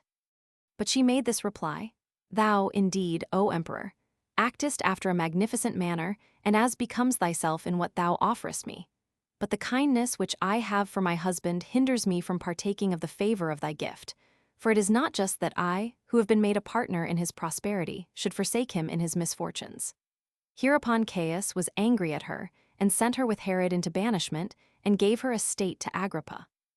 And thus did God punish Herodias for her envy at her brother, and Herod also for giving ear to the vain discourses of a woman. Now Caius managed public affairs with great magnanimity during the 1st and 2nd year of his reign, and behaved himself with such moderation, that he gained the goodwill of the Romans themselves and of his other subjects.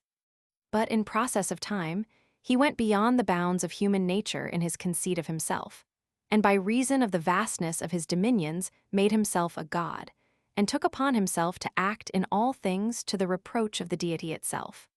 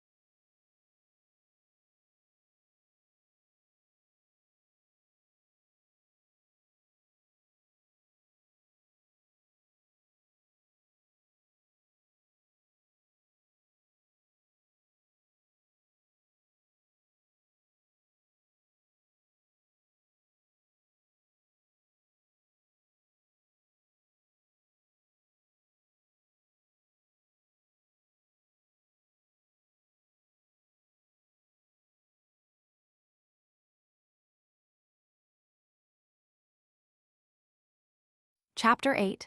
Concerning the embassage of the Jews to Caius. 28. And how Caius sent Petronius into Syria to make war against the Jews, unless they would receive his statue. 1. There was now a tumult arisen at Alexandria, between the Jewish inhabitants and the Greeks, and 3 ambassadors were chosen out of each party that were at variance, who came to Caius. Now one of these ambassadors from the people of Alexandria was Appian, 29, who uttered many blasphemies against the Jews. And, among other things that he said, he charged them with neglecting the honors that belonged to Caesar. For that while all who were subject to the Roman Empire built altars and temples to Caius, and in other regards universally received him as they received the gods, these Jews alone thought it a dishonorable thing for them to erect statues in honor of him, as well as to swear by his name. Many of these severe things were said by Appian, by which he hoped to provoke Caius to anger at the Jews, as he was likely to be. But Philo, the principal of the Jewish embassage, a man eminent on all accounts, brother to Alexander the Alabaic, 30 and one not unskillful in philosophy, was ready to betake himself to make his defense against those accusations. But Caius prohibited him and bid him begone. He was also in such a rage that it openly appeared he was about to do them some very great mischief. So Philo, being thus affronted, went out and said to those Jews who were about him that they should be of good courage, since Caius's words indeed showed anger at them, but in reality had already set God against himself. 2. Hereupon Caius, taking it very heinously that he should be thus despised by the Jews alone, sent Petronius to be president of Syria and successor in the government to Vitellius, and gave him order to make an invasion into Judea with a great body of troops, and if they would admit of his statue willingly, to erect it in the temple of God, but if they were obstinate, to conquer them by war, and then to do it. Accordingly, Petronius took the government of Syria, and made haste to obey Caesar's epistle. He got together as great a number of auxiliaries as he possibly could, and took with him 2 legions of the Roman army, and came to Ptolemais, and there wintered, as intending to set about the war in the spring. He also wrote word to Caius what he had resolved to do, who commended him for his alacrity, and ordered him to go on, and to make war with them, in case they would not obey his commands. But there came many 10,000s of the Jews to Petronius, to Ptolemais, to offer their petitions to him, that he would not compel them to transgress and violate the law of their forefathers. But if, said they, thou art entirely resolved to bring this statue and erect it, do thou first kill us, and then do what thou hast resolved on. For while we are alive, we cannot permit such things as are forbidden us to be done by the authority of our legislator, and by our forefathers' determination that such prohibitions are instances of virtue. But Petronius was angry at them and said, if indeed I were myself emperor, and were at liberty to follow my own inclination, and then had designed to act thus, these your words would be justly spoken to me. But now Caesar hath sent to me, I am under the necessity of being subservient to his decrees, because a disobedience to them will bring upon me inevitable destruction. Then the Jews replied, since, therefore, thou art so disposed, O Petronius, that thou wilt not disobey Caius's epistles, neither will we transgress the commands of our law. And as we depend upon the excellency of our laws, and, by the labors of our ancestors, have continued hitherto without suffering them to be transgressed, we dare not by any means suffer ourselves to be so timorous as to transgress those laws out of the fear of death, which God hath determined are for our advantage. And if we fall into misfortunes, we will bear them in order to preserve our laws, as knowing that those who expose themselves to dangers have good hope of escaping them, because God will stand on our side, when, out of regard to him, we undergo afflictions and sustain the uncertain turns of fortune. But if we should submit to thee, we should be greatly reproached for our cowardice, as thereby showing ourselves ready to transgress our law, and we should incur the great anger of God also, who, even thyself being judge, is superior to Caius. 3. When Petronius saw by their words that their determination was hard to be removed, and that, without a war, he should not be able to be subservient to Caius in the dedication of his statue, and that there must be a great deal of bloodshed, he took his friends, and the servants that were about him, and hasted to Tiberias, as wanting to know in what posture the affairs of the Jews were. And many 10,000s of the Jews met Petronius again, when he was come to Tiberias. These thought they must run a mighty hazard if they should have a war with the Romans, but judged that the transgression of the law was of much greater consequence, and made supplication to him, that he would by no means reduce them to such distresses, nor defile their city with the dedication of the statue. Then Petronius said to them, "Will you then make war with Caesar, without considering his great preparations for war, and your own weakness?" They replied, "We will not by any means make war with him, but still we will die before we see our laws transgressed." So they threw themselves down upon their faces, and stretched out their throats, and said they were ready to be slain. And this they did for 40 days together, and in the meantime left off the tilling of their ground, and that while the season of the year required them to sow it. 31 Thus they continued firm in their resolution, and proposed to themselves to die willingly, rather than to see the dedication of the statue. 4.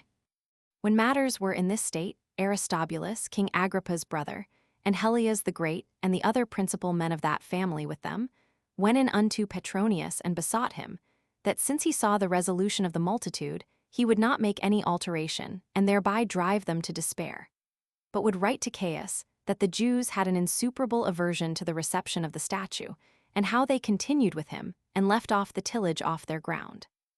That they were not willing to go to war with him, because they were not able to do it, but were ready to die with pleasure, rather than suffer their laws to be transgressed. And how, upon the lands continuing unsown, robberies would grow up, on the inability they would be under of paying their tributes, and that Caius might be thereby moved to pity, and not order any barbarous action to be done to them, nor think of destroying the nation. That if he continues inflexible in his former opinion to bring a war upon them, he may then set about it himself. And thus did Aristobulus, and the rest with him, supplicate Petronius. So Petronius, 32 partly on account of the pressing instances, which Aristobulus and the rest with him made, and because of the great consequence of what they desired, and the earnestness wherewith they made their supplication, partly on account of the firmness of the opposition made by the Jews, which he saw, while he thought it a terrible thing for him to be such a slave to the madness of Caius, as to slay so many 10,000 men, only because of their religious disposition towards God, and after that to pass his life in expectation of punishment. Petronius, I say, thought it much better to send to Caius, and to let him know how intolerable it was to him to bear the anger he might have against him for not serving him sooner, in obedience to his epistle, for that perhaps he might persuade him, and that if this mad resolution continued, he might then begin the war against them. Nay, that in case he should turn his hatred against himself, it was fit for virtuous persons even to die for the sake of such vast multitudes of men. Accordingly, he determined to hearken to the petitioners in this matter. 5. He then called the Jews together to Tiberias, who came many 10,000s in number. He also placed that army he now had with him opposite to them, but did not discover his own meaning, but the commands of the emperor, and told them that his wrath would, without delay, be executed on such as had the courage to disobey what he had commanded, and this immediately. And that it was fit for him, who had obtained so great a dignity by his grant, not to contradict him in anything. Yet, said he, I do not think it just to have such a regard to my own safety and honor, as to refuse to sacrifice them for your preservation, who are so many in number, and endeavor to preserve the regard that is due to your law, which as it hath come down to you from your forefathers, so do you esteem it worthy of your utmost contention to preserve it. Nor, with the supreme assistance and power of God, will I be so hardy as to suffer your temple to fall into contempt by the means of the imperial authority. I will, therefore, send to Caius, and let him know what your resolutions are, and will assist your suit as far as I am able, that you may not be exposed to suffer on account of the honest designs you have proposed to yourselves. And may God be your assistant, for his authority is beyond all the contrivance and power of men. And may he procure you the preservation of your ancient laws, and may not he be deprived, though without your consent, of his accustomed honors. But if Caius be irritated, and turn the violence of his rage upon me, I will rather undergo all that danger and that affliction that may come either on my body or my soul, than see so many of you to perish, while you are acting in so excellent a manner. Do you, therefore, every one of you, go your way about your own occupations, and fall to the cultivation of your ground. I will myself send to Rome, and will not refuse to serve you in all things, both by myself and by my friends." 6. When Petronius had said this, and had dismissed the assembly of the Jews, he desired the principal of them to take care of their husbandry, and to speak kindly to the people, and encourage them to have good hope of their affairs. Thus did he readily bring the multitude to be cheerful again. And now did God show his presence to Petronius, and signify to him that he would afford him his assistance in his whole design. For he had no sooner finished the speech that he made to the Jews, but God sent down great showers of rain, contrary to human expectation. 33 For that day was a clear day, and gave no sign, by the appearance of the sky, of any rain.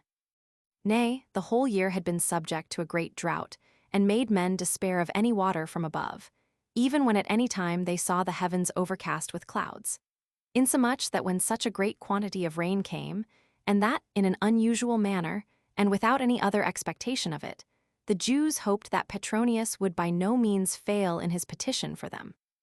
But as to Petronius, he was mightily surprised when he perceived that God evidently took care of the Jews, and gave very plain signs of his appearance, and this to such a degree that those that were in earnest much inclined to the contrary had no power left to contradict it.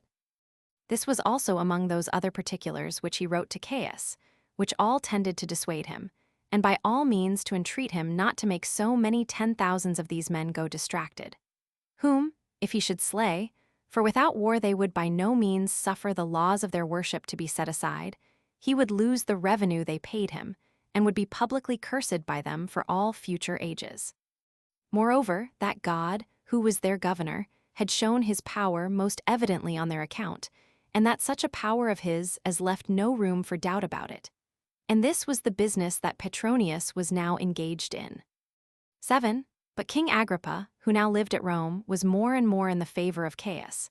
And when he had once made him a supper, and was careful to exceed all others, both in expenses and in such preparations as might contribute most to his pleasure. Nay, it was so far from the ability of others, that Caius himself could never equal, much less exceed it. Such care had he taken beforehand to exceed all men, and particularly to make all agreeable to Caesar. Hereupon Caius admired his understanding and magnificence, that he should force himself to do all to please him, even beyond such expenses as he could bear, and was desirous not to be behind Agrippa in that generosity which he exerted in order to please him. So Caius, when he had drank wine plentifully, and was merrier than ordinary, said thus during the feast, when Agrippa had drunk to him, "I knew before now how great a respect thou hast had for me, and how great kindness thou hast shown me, though with those hazards to thyself, which thou underwentest under Tiberius on that account. Nor hast thou omitted anything to show thy good will towards us, even beyond thy ability, whence it would be a base thing for me to be conquered by thy affection. I am therefore desirous to make thee amends for everything in which I have been formerly deficient, for all that I have bestowed on thee, that may be called my gifts, is but little. Everything that may contribute to thy happiness shall be at thy service, and that cheerfully, and so far as my ability will reach." 34 And this was what Caius said to Agrippa, thinking he would ask for some large country, or the revenues of certain cities. But although he had prepared beforehand what he would ask, yet had he not discovered his intentions, but made this answer to Caius immediately, that it was not out of any expectation of gain that he formerly paid his respects to him, contrary to the commands of Tiberius, nor did he now do anything relating to him out of regard to his own advantage, and in order to receive anything from him. That the gifts he had already bestowed upon him were great, and beyond the hopes of even a craving man, for although they may be beneath thy power, who art the donor? Yet are they greater than my inclination and dignity, who am the receiver. And as Caius was astonished at Agrippa's inclinations, and still the more pressed him to make his request for somewhat which he might gratify him with, Agrippa replied, "Since thou, O my lord, declarest such is thy readiness to grant, that I am worthy of thy gifts, I will ask nothing relating to my own felicity. For what thou hast already bestowed on me has made me excel therein. But I desire somewhat which may make thee glorious for piety, and render thee divinity assistant to thy designs, and may be for an honor to me among those that inquire about it, as showing that I never once fail of obtaining what I desire of thee.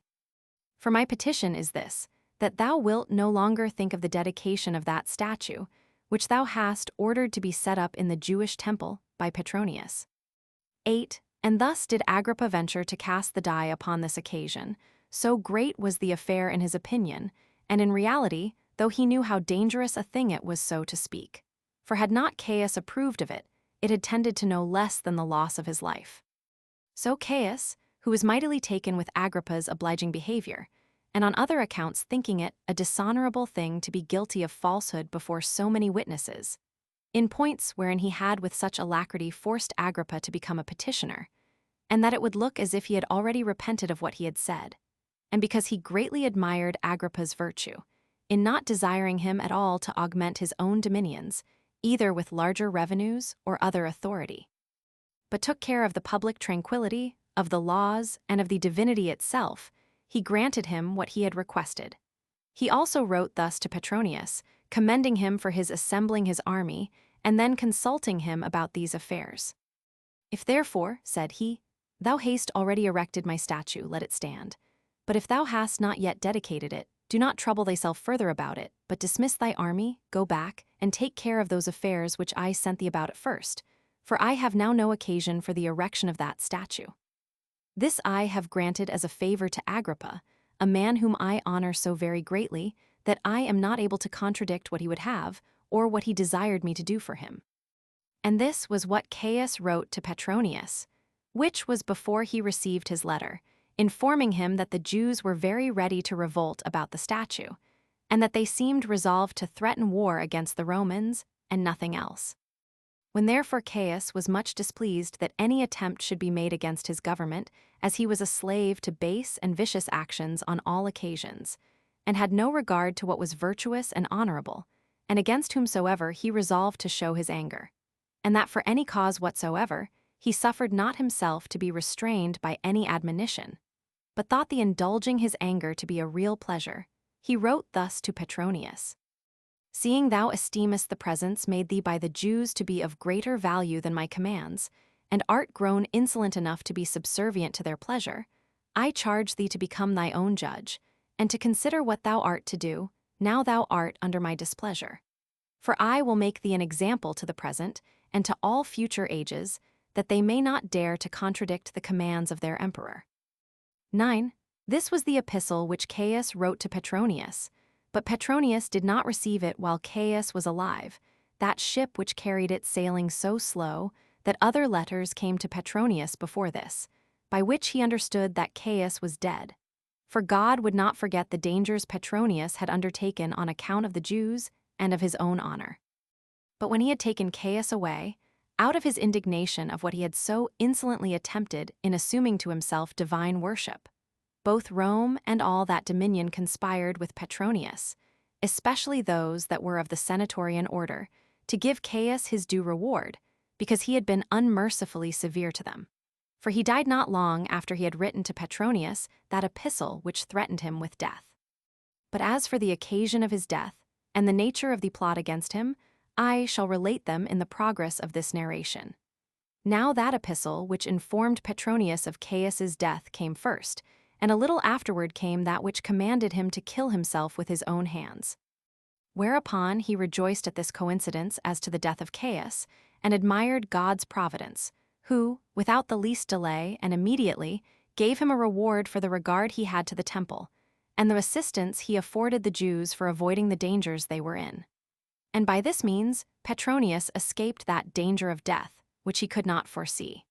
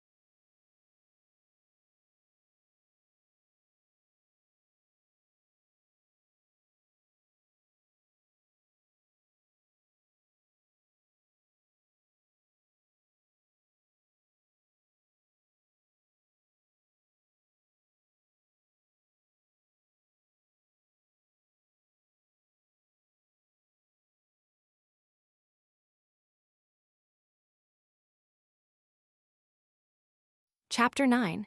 What befell the Jews that were in Babylon on occasion of Asinius and Anilius, two brethren. A very sad calamity now befell the Jews that were in Mesopotamia, and especially those that dwelt in Babylonia. Inferior it was to none of the calamities which had gone before, and came together with a great slaughter of them, and that greater than any upon record before, concerning all which I shall speak accurately, and shall explain the occasions whence these miseries came upon them. There was a city of Babylonia called Neerda, not only a very populous one, but one that had a good and a large territory about it, and, besides its other advantages, full of men also. It was, besides, not easily to be assaulted by enemies, from the river Euphrates encompassing it all round, and from the wales that were built about it. There was also the city Nisibis, situate on the same current of the river. For which reason the Jews, depending on the natural strength of these places, deposited in them that half shekel which every one, by the custom of our country, offers unto God, as well as they did other things devoted to him. For they made use of these cities as a treasury, whence, at a proper time, they were transmitted to Jerusalem. And many 10,000 men undertook the carriage of those donations, out of fear of the ravages of the Parthians, to whom the Babylonians were then subject. Now there were two men, Asinius and Anilius, of the city Neerda by birth, and brethren to one another. They were destitute of a father, and their mother put them to learn the art of weaving curtains, it not being esteemed disgrace among them for men to be weavers of cloth. Now he that taught them that art and was set over them, complained that they came too late to their work, and punished them with stripes. But they took this just punishment as an affront, and carried off all the weapons which were kept in that house, which were not a few, and went into a certain place where was a partition of the rivers, and was a place naturally very fit for the feeding of cattle, and for preserving such fruits as were usually laid up against winter. The poorest sort of the young men also resorted to them, whom they armed with the weapons they had gotten, and became their captains, and nothing hindered them from being their leaders into mischief. For as soon as they were become invincible, and had built them a citadel, they sent to such as fed cattle, and ordered them to pay them so much tribute out of them as might be sufficient for their maintenance, proposing also that they would be their friends, if they would submit to them, and that they would defend them from all their other enemies on every side, but that they would kill the cattle of those that refused to obey them. So they hearkened to their proposals, and sent them as many sheep as were required of them, whereby their forces grew greater, and they became lords over all they pleased, because they marched suddenly, and did them a mischief, insomuch that every body who had to do with them chose to pay them respect. And they became formidable to such as came to assault them, till the report about them came to the ears of the king of Parthia himself. 2. But when the governor of Babylonia understood this, and had a mind to put a stop to them before they grew greater, and before greater mischiefs should arise from them, he got together as great an army as he could, both of Parthians and Babylonians, and marched against them, thinking to attack them and destroy them before anyone should carry them the news that he had got an army together. He then encamped at a lake and lay still. But on the next day it was the Sabbath, which is among the Jews a day of rest from all sorts of work. He supposed that the enemy would not dare to fight him thereon, but that he would take them and carry them away prisoners, without fighting. He therefore proceeded gradually, and thought to fall upon them on the sudden. Now Asinius was sitting with the rest, and their weapons lay by them. Upon which he said, Sirs, I hear a neighing of horses, not of such as are feeding, but such as have men on their backs. I also hear such a noise of their bridles, that I am afraid that some enemies are coming upon us to encompass us round. However, let somebody go to look about, and make report of what reality there is in the present state of things, and may what I have said prove a false alarm. And when he had said this, some of them went out to spy out what was the matter. And they came again immediately, and said to him, that neither hast thou been mistaken in telling us what our enemies were doing, nor will those enemies permit us to be injurious to people any longer. We are caught by their intrigues like brute beasts, and there is a large body of cavalry marching upon us, while we are destitute of hands to defend ourselves withal, because we are restrained from doing it by the prohibition of our law, which obliges us to rest. But Asinius did not by any means agree with the opinion of his spy as to what was to be done, but thought it more agreeable to the law to pluck up their spirits in this necessity they were fallen into, and break their law by avenging themselves, although they should die in the action, than by doing nothing to please their enemies in submitting to be slain by them. Accordingly, he took up his weapons, and infused courage into those that were with him to act as courageously as himself. So they fell upon their enemies, and slew a great many of them, because they despised them and came as to a certain victory, and put the rest to flight. 3. But when the news of this fight came to the king of Parthia, he was surprised at the boldness of these brethren, and was desirous to see them and speak with them. He therefore sent the most trusty of all his guards to say thus to them: That King Artabanus, although he had been unjustly treated by you, who have made an attempt against his government, yet hath he more regard to your courageous behavior than to the anger he bears to you, and hath sent me to give you his right hand 35 in security, and he permits you to come to him safely, and without any violence upon the road. And he wants to have you address yourselves to him as friends, without meaning any guile or deceit to you. He also promises to make you presents, and to pay you those respects which will make an addition of his power to your courage, and thereby be of advantage to you. Yet did Asinius himself put off his journey thither, but sent his brother Anilius with all such presents as he could procure. So he went and was admitted to the king's presence. And when Artabanus saw Anilius coming alone, he inquired into the reason why Asinius avoided to come along with him. And when he understood that he was afraid, and stayed by the lake, he took an oath by the gods of his country that he would do them no harm if they came to him upon the assurances he gave them, and gave him his right hand. This is of the greatest force there with all these barbarians, and affords a firm security to those who converse with them. For none of them will deceive you when once they have given you their right hands, nor will any one doubt of their fidelity, when that is once given, even though they were before suspected of injustice. When Artabanus had done this, he sent away Anilius to persuade his brother to come to him. Now this the king did, because he wanted to curb his own governors of provinces by the courage of these Jewish brethren, lest they should make a league with them. For they were ready for a revolt, and were disposed to rebel, had they been sent on an expedition against them. He was also afraid, lest when he was engaged in a war, in order to subdue those governors of provinces that had revolted, the party of Asinius and those in Babylonia should be augmented, and either make war upon him, when they should hear of that revolt, or if they should be disappointed in that case, they would not fail of doing further mischief to him. For, when the king had these intentions, he sent away Anilius, and Anilius prevailed on his brother, when he had related to him the king's good will, and the oath that he had taken.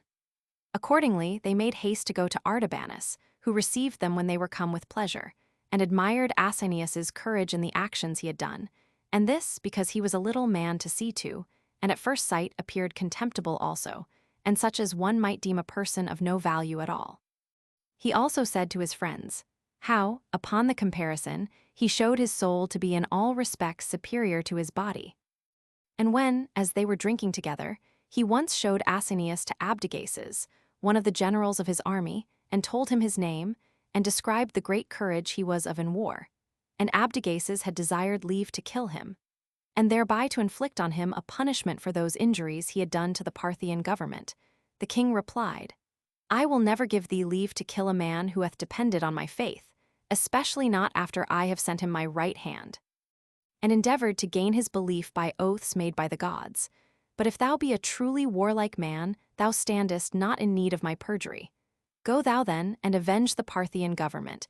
Attack this man, when he is returned back, and conquer him by the forces that are under thy command, without my privity. Hereupon the king called for Asinius, and said to him, It is time for thee, O thou young man, to return home, and not provoke the indignation of my generals in this place any further, lest they attempt to murder thee, and that without my approbation.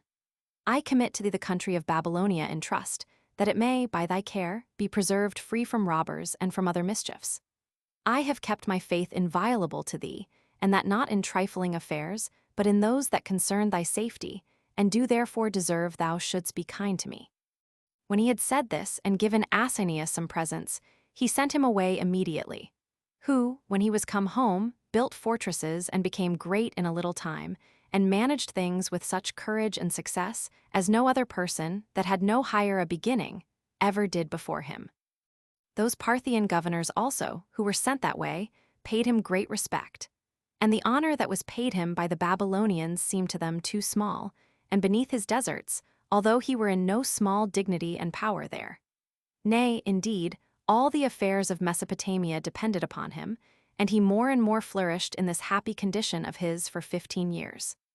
5. But as their affairs were in so flourishing a state, there sprang up a calamity among them on the following occasion. When once they had deviated from that course of virtue whereby they had gained so great power, they affronted and transgressed the laws of their forefathers, and fell under the dominion of their lusts and pleasures.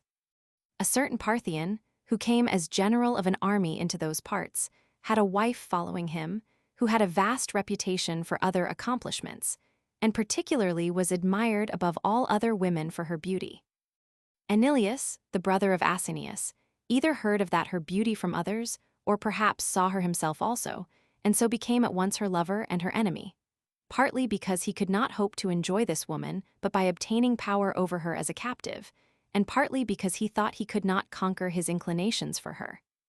As soon therefore as her husband had been declared an enemy to them, and was fallen in the battle, the widow of the deceased was married to this her lover.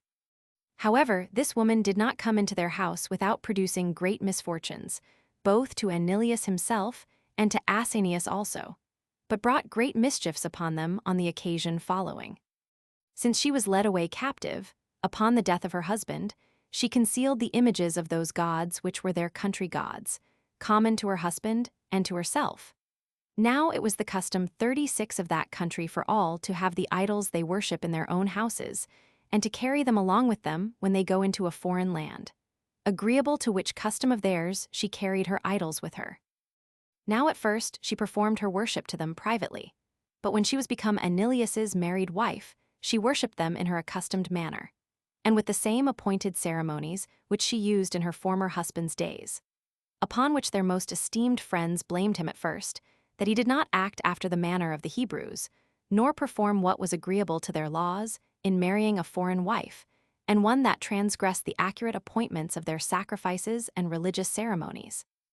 That he ought to consider, lest, by allowing himself in many pleasures of the body, he might lose his principality, on account of the beauty of a wife, and that high authority which, by God's blessing, he had arrived at. But when they prevailed not at all upon him, he slew one of them for whom he had the greatest respect, because of the liberty he took with him, who, when he was dying, out of regard to the laws, imprecated a punishment upon his murderer Anilius, and upon Asinius also, and that all their companions might come to a like end from their enemies. Upon the two first as the principal actors of this wickedness, and upon the rest as those that would not assist him when he suffered in the defense of their laws. Now these latter were sorely grieved, yet did they tolerate these doings, because they remembered that they had arrived at their present happy state by no other means than their fortitude. But when they also heard of the worship of those gods whom the Parthians adore, they thought the injury that Anilius offered to their laws was to be borne no longer. And a greater number of them came to Asinius and loudly complained of Anilius, and told him that it had been well that he had of himself seen what was advantageous to them. But that, however, it was now high time to correct what had been done amiss, before the crime that had been committed proved the ruin of himself and all the rest of them. They added that the marriage of this woman was made without their consent, and without a regard to their old laws, and that the worship which this woman paid was a reproach to the God whom they worshipped. Now Asinius was sensible of his brother's offense, that it had been already the cause of great mischiefs, and would be so for the time to come. Yet did he tolerate the same from the good, while he had to so near a relation, and forgiving it to him, on account that his brother was quite overborne by his wicked inclinations. But as more and more still came about him every day, and the clamors about it became greater, he at length spake to Anilius about these clamors, reproving him for his former actions, and desiring him for the future to leave them off, and send the woman back to her relations. But nothing was gained by these reproofs. For as the woman perceived what a tumult was made among the people on her account, and was afraid for Anilius, lest he should come to any harm for his love to her, she infused poison into Asinius's food, and thereby took him off, and was now secure of prevailing, when her lover was to be judge of what should be done about her. 6. So Anilius took the government upon himself alone, and led his army against the villages of Mithridates, who was a man of principal authority in Parthia and had married King Artabanus's daughter. He also plundered them, and among that prey was found much money and many slaves, as also a great number of sheep and many other things, which, when gained, make men's condition happy. Now when Mithridates, who was there at this time, heard that his villages were taken, he was very much displeased to find that Anilius had first begun to injure him, and to affront him in his present dignity, when he had not offered any injury to him beforehand. And he got together the greatest body of horsemen he was able, and those out of that number which were of an age fit for war, and came to fight Anilius. And when he was arrived at a certain village of his own, he lay still there, as intending to fight him on the day following, because it was the Sabbath, the day on which the Jews rest.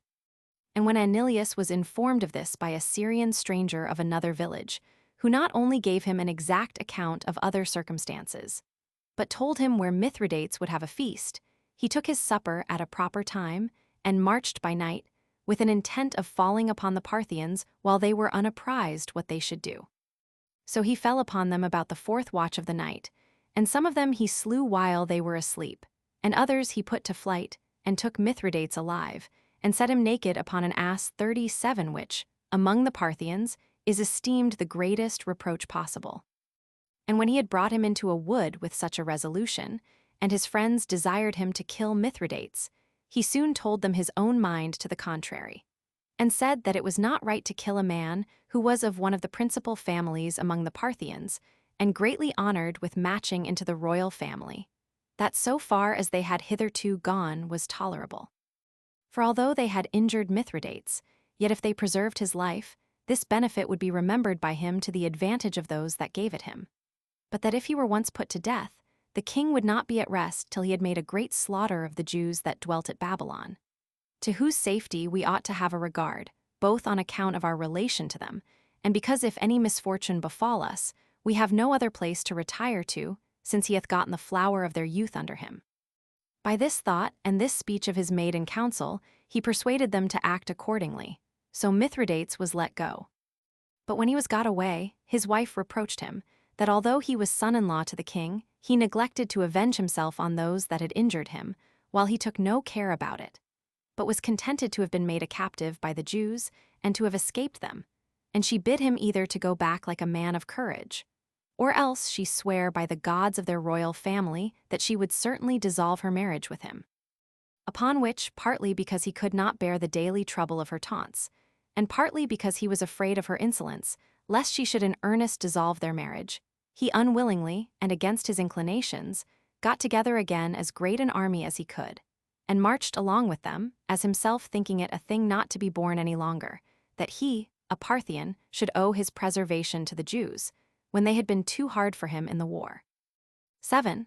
But as soon as Anilius understood that Mithridates was marching with a great army against him, he thought it too ignominious a thing to tarry about the lakes, and not to take the first opportunity of meeting his enemies, and he hoped to have the same success, and to beat their enemies as they did before, as also he ventured boldly upon the like attempts.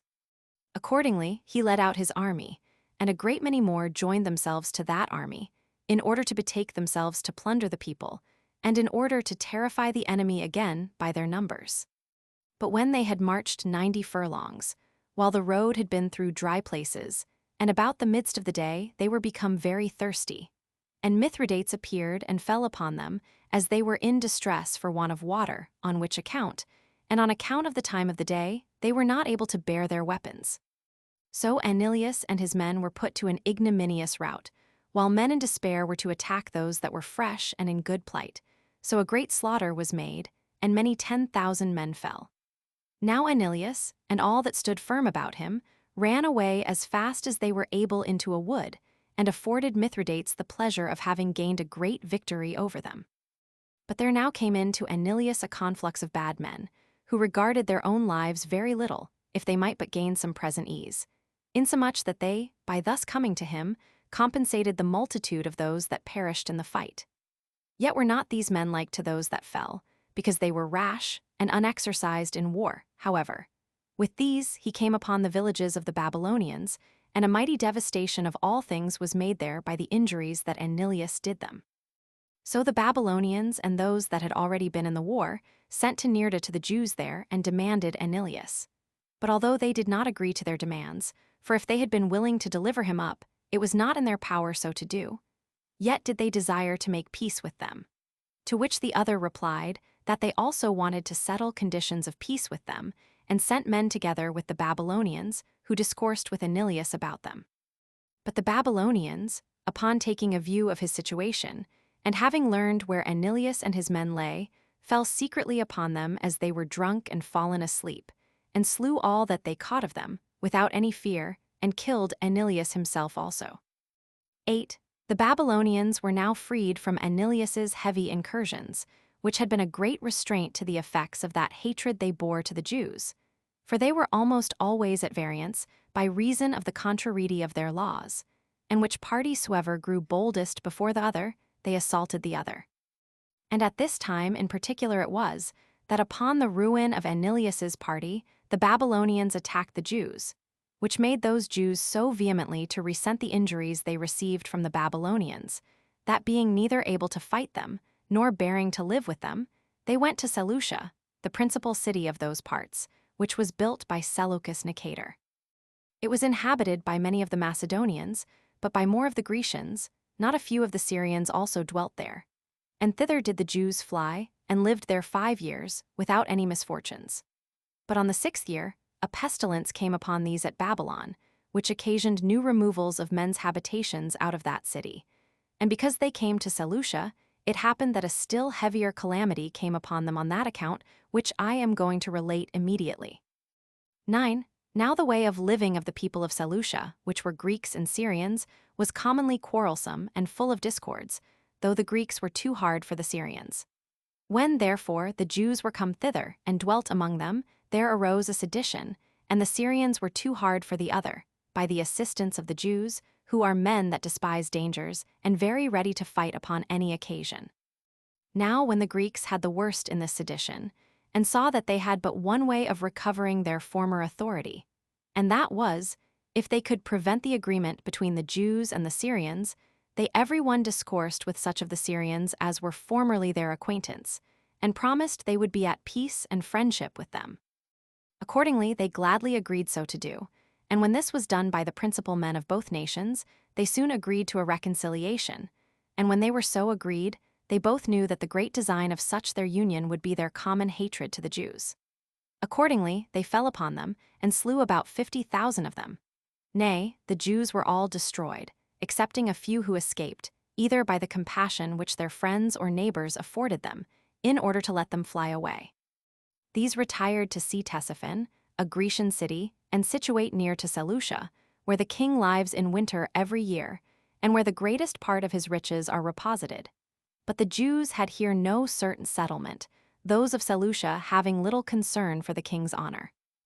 Now the whole nation of the Jews were in fear both of the Babylonians and of the Seleucians, because all the Syrians that live in those places agreed with the Seleucians in the war against the Jews. So the most of them gathered themselves together, and went to Nirda and Nisibis, and obtained security there by the strength of those cities, besides which their inhabitants, who were a great many, were all warlike men. And this was the state of the Jews at this time in Babylonia.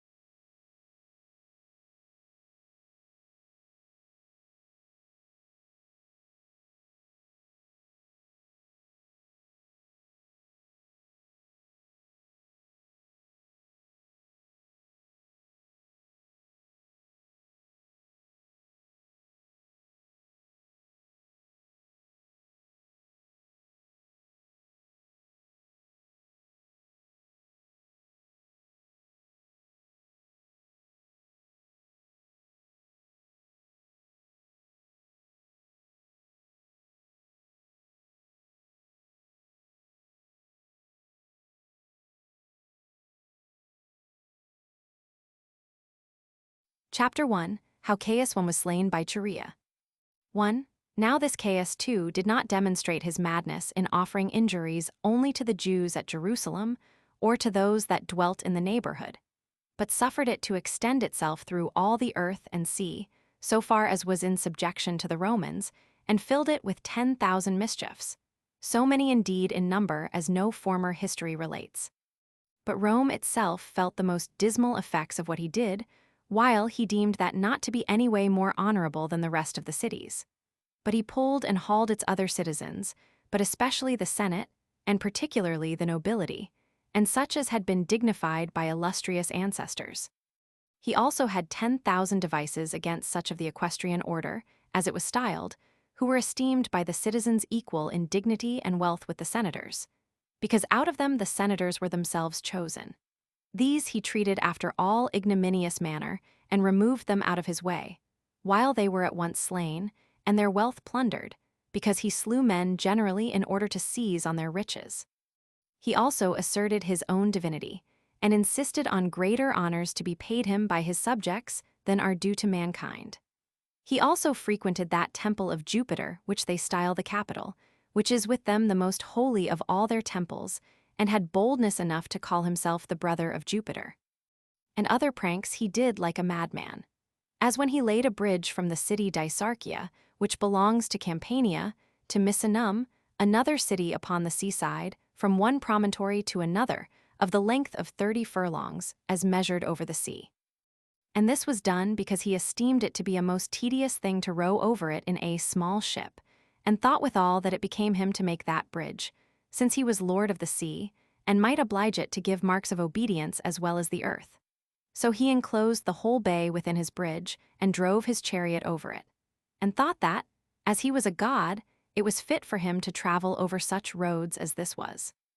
Nor did he abstain from the plunder of any of the Grecian temples, and gave order that all the engravings and sculptures, and the rest of the ornaments of the statues and donations therein dedicated, should be brought to him, saying that the best things ought to be set nowhere but in the best place, and that the city of Rome was that best place.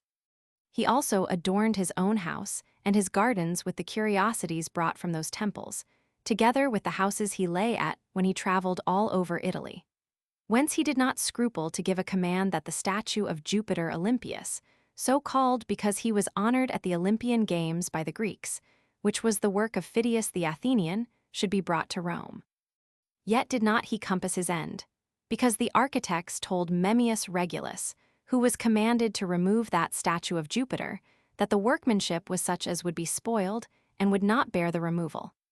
It was also reported that Memmius, both on that account and on account of some such mighty prodigies as are of an incredible nature, put off the taking it down, and wrote to Caius those accounts as his apology for not having done what his epistle required of him, and that when he was thence in danger of perishing, he was saved by Caius being dead himself before he had put him to death.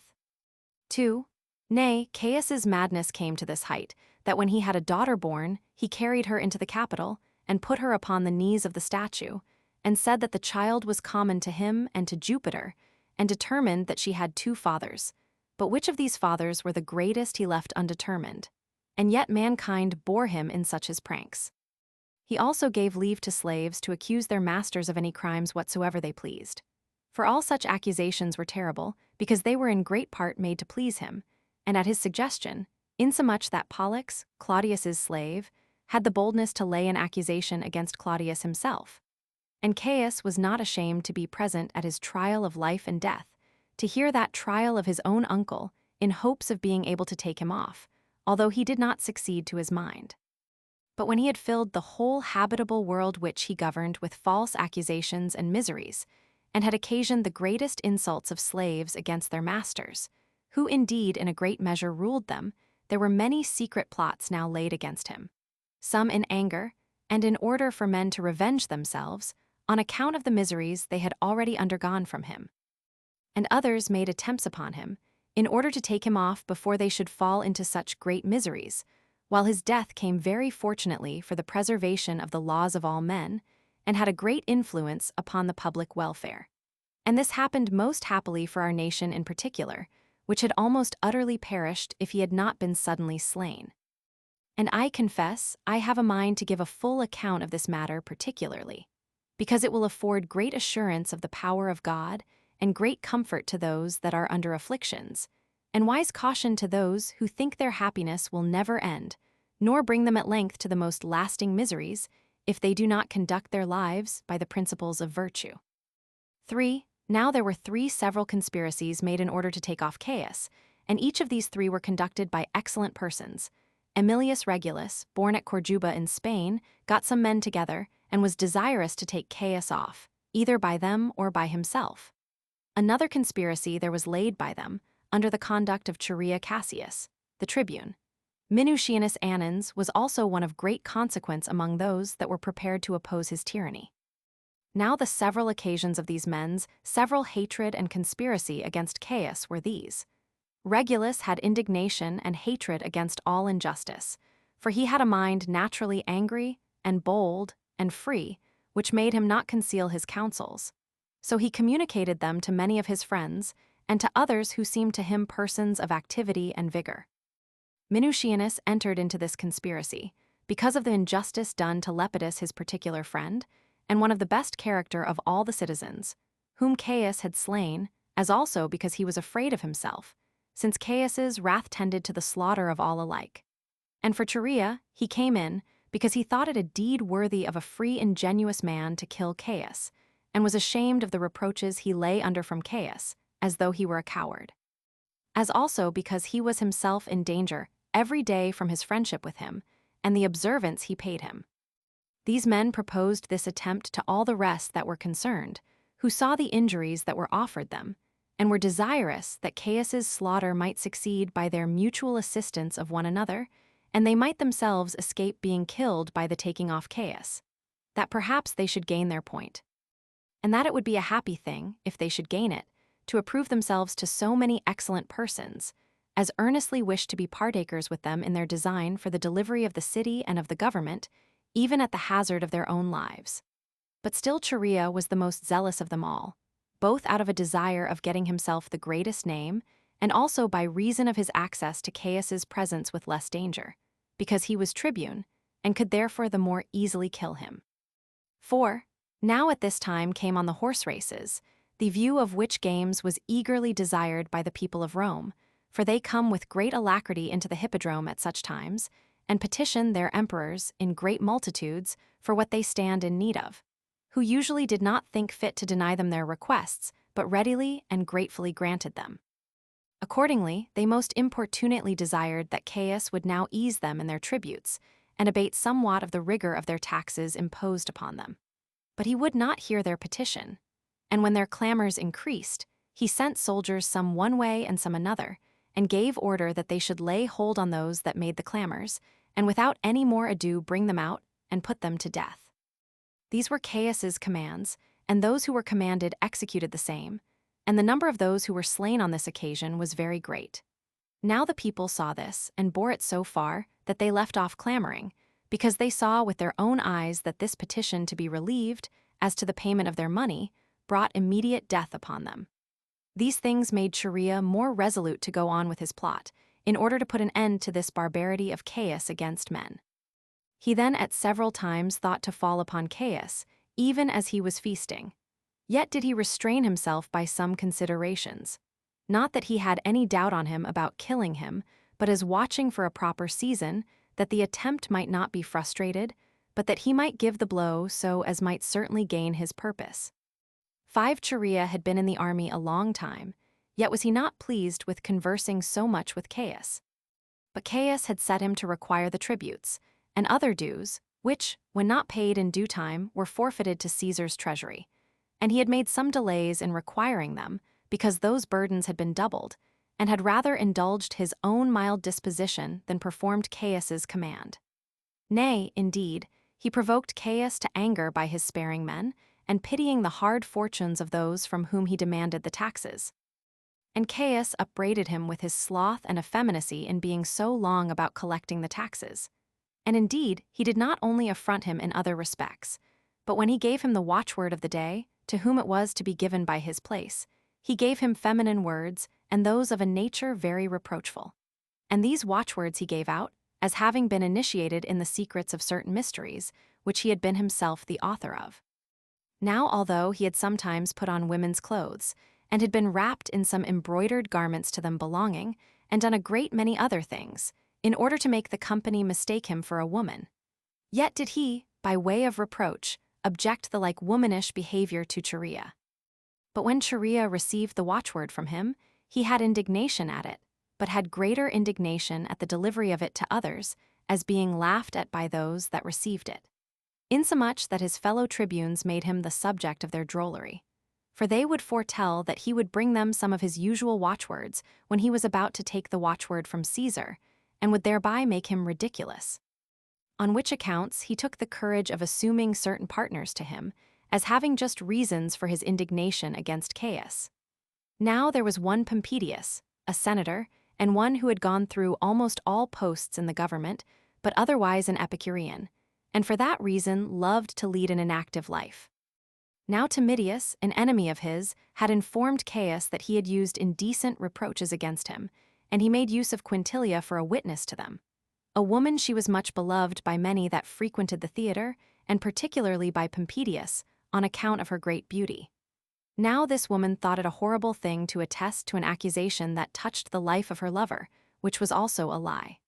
Timidius, however, wanted to have her brought to the torture. Caius was irritated at this reproach upon him, and commanded Chorea, without any delay, to torture Quintilia, as he used to employ Chorea in such bloody matters, and those that required the torture, because he thought he would do it the more barbarously, in order to avoid that imputation of effeminacy which he had laid upon him. But Quintilia, when she was brought to the rack, trod upon the foot of one of her associates, and let him know that he might be of good courage, and not be afraid of the consequence of her tortures, for that she would bear them with magnanimity. Chorea tortured this woman after a cruel manner, unwillingly indeed, but because he could not help it. He then brought her, without being in the least moved at what she had suffered, into the presence of Caius, and that in such a state as was sad to behold. And Caius, being somewhat affected with the sight of Quintilia, who had her body miserably disordered by the pains she had undergone, freed both her and Pompedius of the crime laid to their charge. He also gave her money to make her an honorable amends, and comfort her for that maiming of her body which she had suffered, and for her glorious patience under such insufferable torments. 6. This matter sorely grieved Chorea, as having been the cause, as far as he could, or the instrument of those miseries to men, which seemed worthy of consolation to Caius himself. On which account he said to Clement and to Papinius, of whom Clement was general of the army, and Papinius was a tribune, "To be sure, O Clement, we have no way failed in our guarding the emperor. For as to those that have made conspiracies against his government, some have been slain by our care and pains, and some have been by us tortured, and this to such a degree that he hath himself pitied them. How great, then, is our virtue in submitting to conduct his armies." Clement held his peace, but showed the shame he was under in obeying Caius's orders, both by his eyes and his blushing countenance, while he thought it by no means right to accuse the emperor in express words, lest their own safety should be endangered thereby. Upon which Chorea took courage, and spake to him without fear of the dangers that were before him, and discoursed largely of the sore calamities under which the city and the government then labored, and said, "We may indeed pretend in words that Caius is the person unto whom the cause of such miseries ought to be imputed. But in the opinion of such as are able to judge uprightly, it is I, O Clement. And this Papinius, and before us thou thyself, who bring these tortures upon the Romans and upon all mankind. It is not done by our being subservient to the commands of Caius, but it is done by our own consent. For whereas it is in our power to put an end to the life of this man, who hath so terribly injured the citizens and his subjects, we are his guard in mischief, and his executioners instead of his soldiers, and are the instruments of his cruelty. We bear these weapons, not for our liberty, not for the Roman government, but only for his preservation, who hath enslaved both their bodies and their minds. And we are every day polluted with the blood that we shed, and the torments we inflict upon others. And this we do, till somebody becomes Caius's instrument in bringing the like miseries upon ourselves. Nor does he thus employ us because he hath a kindness for us, but rather because he hath a suspicion of us, as also because when abundance more have been killed, for Caius will set no bounds to his wrath, since he aims to do all, not out of regard to justice, but to his own pleasure. We shall also ourselves be exposed to his cruelty. Whereas we ought to be the means of confirming the security and liberty of all, and at the same time to resolve to free ourselves from dangers. 7. Hereupon Clement openly commended Charia's intentions, but bid him hold his tongue, for that in case his words should get out among many, and such things should be spread abroad as were fit to be concealed, the plot would come to be discovered before it was executed, and they should be brought to punishment. But that they should leave all to futurity, and the hope which thence arose, that some fortunate event would come to their assistance. That, as for himself, his age would not permit him to make any attempt in that case. However, although perhaps I could suggest what may be safer than what thou, Charia, hast contrived and said, yet how is it possible for anyone to suggest what is more for thy reputation? So Clement went his way home, with deep reflections on what he had heard and what he had himself said. Charia also was under a concern, and went quickly to Cornelius Sabinus, who was himself one of the tribunes, and whom he otherwise knew to be a worthy man and a lover of liberty, and on that account very uneasy at the present management of public affairs, he being desirous to come immediately to the execution of what had been determined, and thinking it right for him to propose it to the other, and afraid lest Clement should discover them. And besides looking upon delays and puttings, oft to be the next to desisting from the enterprise. 8. But as all was agreeable to Sabinus, who had himself, equally without Charia, the same design, but had been silent for want of a person to whom he could safely communicate that design. So having now met with one, who not only promised to conceal what he heard, but who had already opened his mind to him, he was much more encouraged, and desired of Charia that no delay might be made therein. Accordingly they went to Minucianus, who was as virtuous a man, and as zealous to do glorious actions as themselves, and suspected by Caius on occasion of the slaughter of Lepidus. For Minucianus and Lepidus were intimate friends, and both in fear of the dangers that they were under. For Caius was terrible to all the great men, as appearing ready to act a mad part towards each of them in particular, and towards all of them in general. And these men were afraid of one another, while they were yet uneasy at the posture of affairs, but avoided to declare their mind and their hatred against Caius to one another, out of fear of the dangers they might be in thereby, although they perceived by other means their mutual hatred against Caius, and on that account were not averse to a mutual kindness one towards another. 9. When Minucianus and Charia had met together and saluted one another, as they had been used on former conversations to give the upper hand to Minucianus, both on account of his eminent dignity, for he was the noblest of all the citizens, and highly commended by all men, especially when he made speeches to them. Minucianus began first, and asked Charia what was the watchword he had received that day from Caius. For the affront which was offered Charia in giving the watchwords was famous over the city. But Charia made no delay so long as to reply to that question, out of the joy he had that Minucianus would have such confidence in him as to discourse with him. But do thou, said he, give me the watchword of liberty. And I return thee my thanks that thou hast so greatly encouraged me to exert myself after an extraordinary manner. Nor do I stand in need of many words to encourage me, since both thou and I are of the same mind, and partakers of the same resolutions, and this before we have conferred together. I have indeed but one sword girt on, but this one will serve us both. Come on, therefore, let us set about the work. Do thou go first, if thou hast a mind, and bid me follow thee, or else I will go first, and thou shalt assist me, and we will assist one another, and trust one another. Nor is there a necessity for even one sword to such as have a mind disposed to such works, by which mind the sword uses to be successful. I am zealous about this action, nor am I solicitous what I may myself undergo. For I cannot at leisure to consider the dangers that may come upon myself, so deeply am I troubled at the slavery our once free country is now under, and at the contempt cast upon our excellent laws, and at the destruction which hangs over all men by the means of Caius. I wish that I may be judged by thee, and that thou mayst esteem me worthy of credit in these matters, seeing we are both of the same opinion, and there is herein no difference between us. 10. When Minucianus saw the vehemency with which Chorea delivered himself, he gladly embraced him and encouraged him in his bold attempt, commending him and embracing him.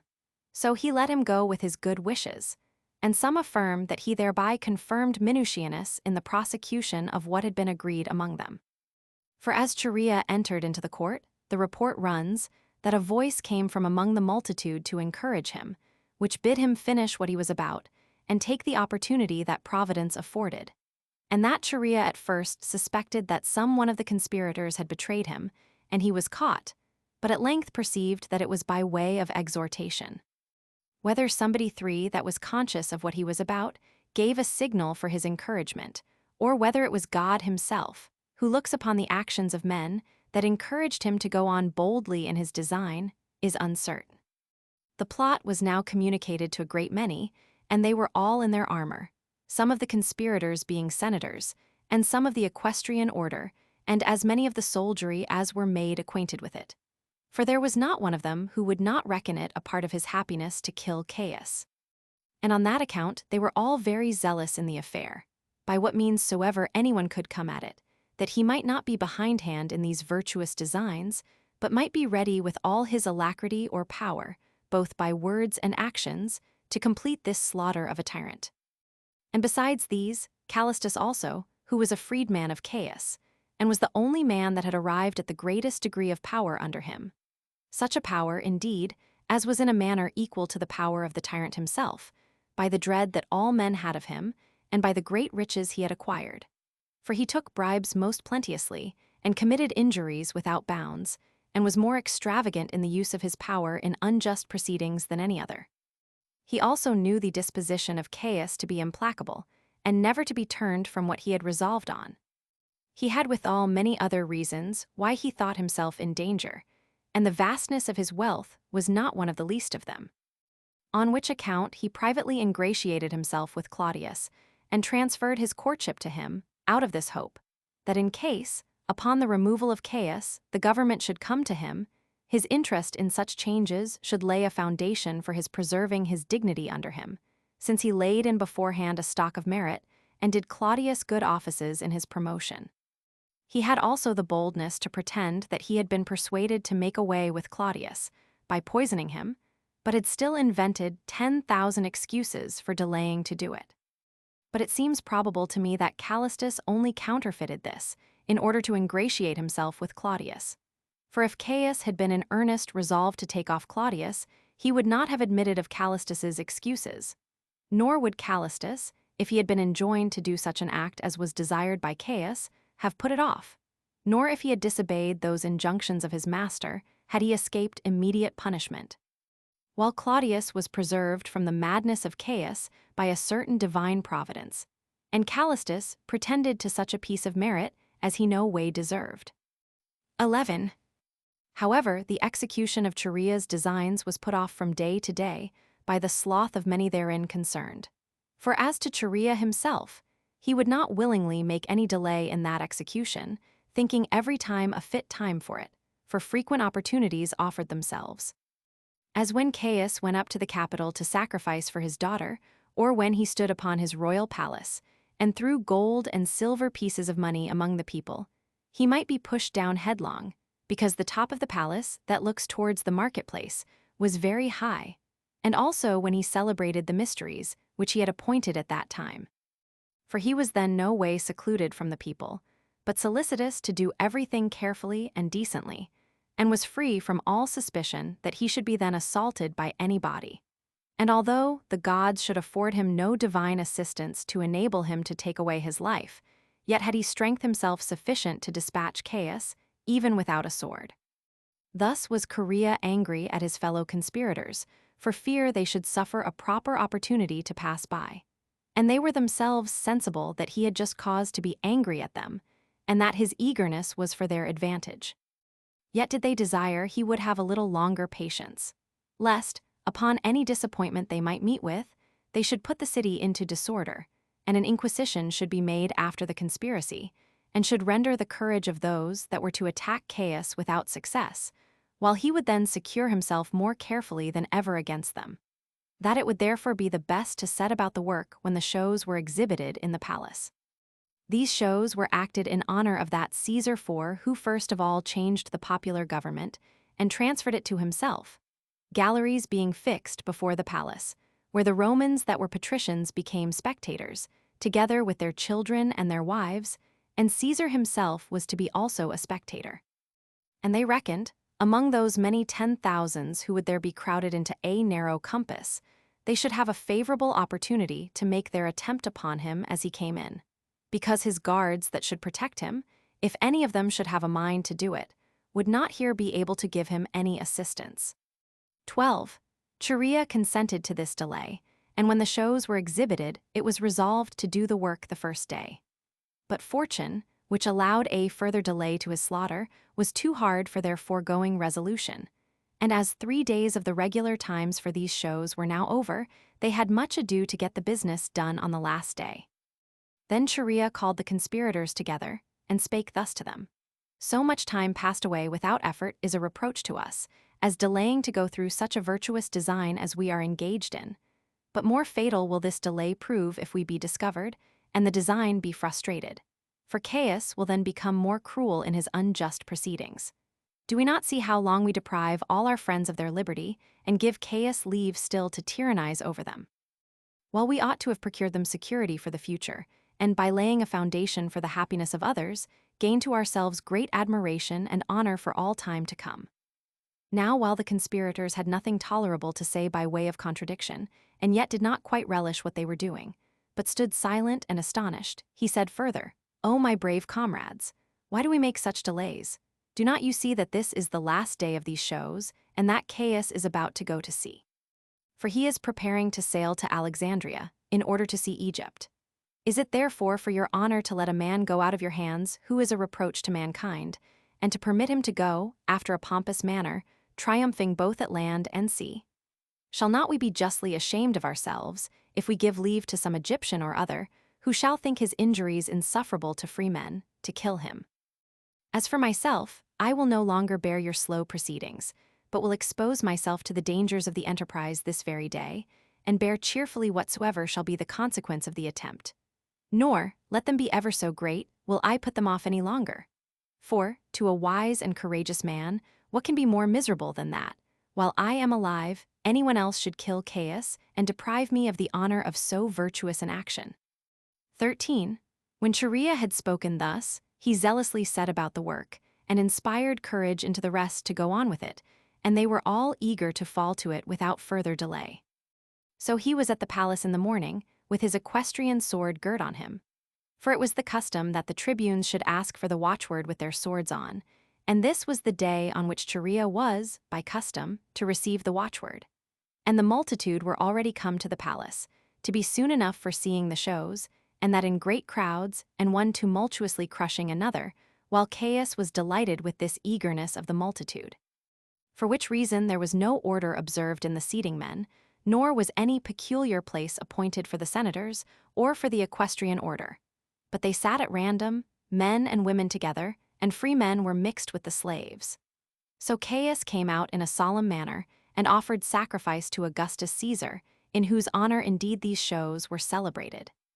Now it happened, upon the fall of a certain priest, that the garment of Asprenas, a senator, was filled with blood, which made Caius laugh, although this was an evident omen to Asprenas, for he was slain at the same time with Caius. It is also related that Caius was that day, contrary to his usual custom, so very affable and good-natured in his conversation, that every one of those that were present were astonished at it. After the sacrifice was over, Caius betook himself to see the shows, and sat down for that purpose, as did also the principal of his friends sit near him. Now the parts of the theater were so fastened together, as it used to be every year, in the manner following. It had 2 doors, the one door led to the open air, the other was for going into, or going out of, the cloisters, that those within the theater might not be thereby disturbed. But out of one gallery there went an inward passage, parted into partitions also, which led into another gallery, to give room to the combatants and to the musicians to go out as occasion served. When the multitude were set down, and Chaerea with the other tribunes were set down also, and the right corner of the theater was allotted to Caesar, One Vatinius, a senator, commander of the Praetorian band, asked of Cluvius, one that sat by him, and was of consular dignity also, whether he had heard anything of news or not. But took care that nobody should hear what he said, and when Cluvius replied that he had heard no news, "Know then," said Vatinius, "that the game of the slaughter of tyrants is to be played this day." But Cluvius replied, "O brave comrade, hold thy peace, lest some other of the Achaeans hear thy tale." And as there was abundance of autumnal fruit thrown among the spectators, and a great number of birds that were of great value to such as possessed them, on account of their rareness, Caius was pleased with the birds fighting for the fruits, and with the violence wherewith the spectators seized upon them. And here he perceived two prodigies that happened there. For an actor was introduced, by whom a leader of robbers was crucified, and the pantomime brought in a play called Cinyras, wherein he himself was to be slain, as well as his daughter Mirha, and wherein a great deal of fictitious blood was shed, both about him that was crucified and also about Cinyras. It was also confessed that this was the same day wherein Pausanias, a friend of Philip, the son of Amyntas, who was king of Macedonia, slew him as he was entering into the theater. And now Caius was in doubt whether he should tarry to the end of the shows, because it was the last day, or whether he should not go first to the bath, and to dinner, and then return and sit down as before. Hereupon Minucianus, who sat over Caius and was afraid that the opportunity should fail them, got up, because he saw Chaerea was already gone out, and made haste out to confirm him in his resolution. But Caius took hold of his garment in an obliging way, and said to him, "O brave man, whither art thou going?" Whereupon, out of reverence to Caesar, as it seemed, he sat down again, but his fear prevailed over him, and in a little time he got up again. And then Caius did no way oppose his going out, as thinking that he went out to perform some necessities of nature. And Asprenas, who was one of the confederates, persuaded Caius to go out to the bath, and to dinner, and then to come in again, as desirous that what had been resolved on might be brought to a conclusion immediately. 14. So Chaerea's associates placed themselves in order, as the time would permit them, and they were obliged to labor hard, that the place which was appointed them should not be left by them. But they had an indignation at the tediousness of the delays, and that what they were about should be put off any longer, for it was already about the 9th 5 hour of the day.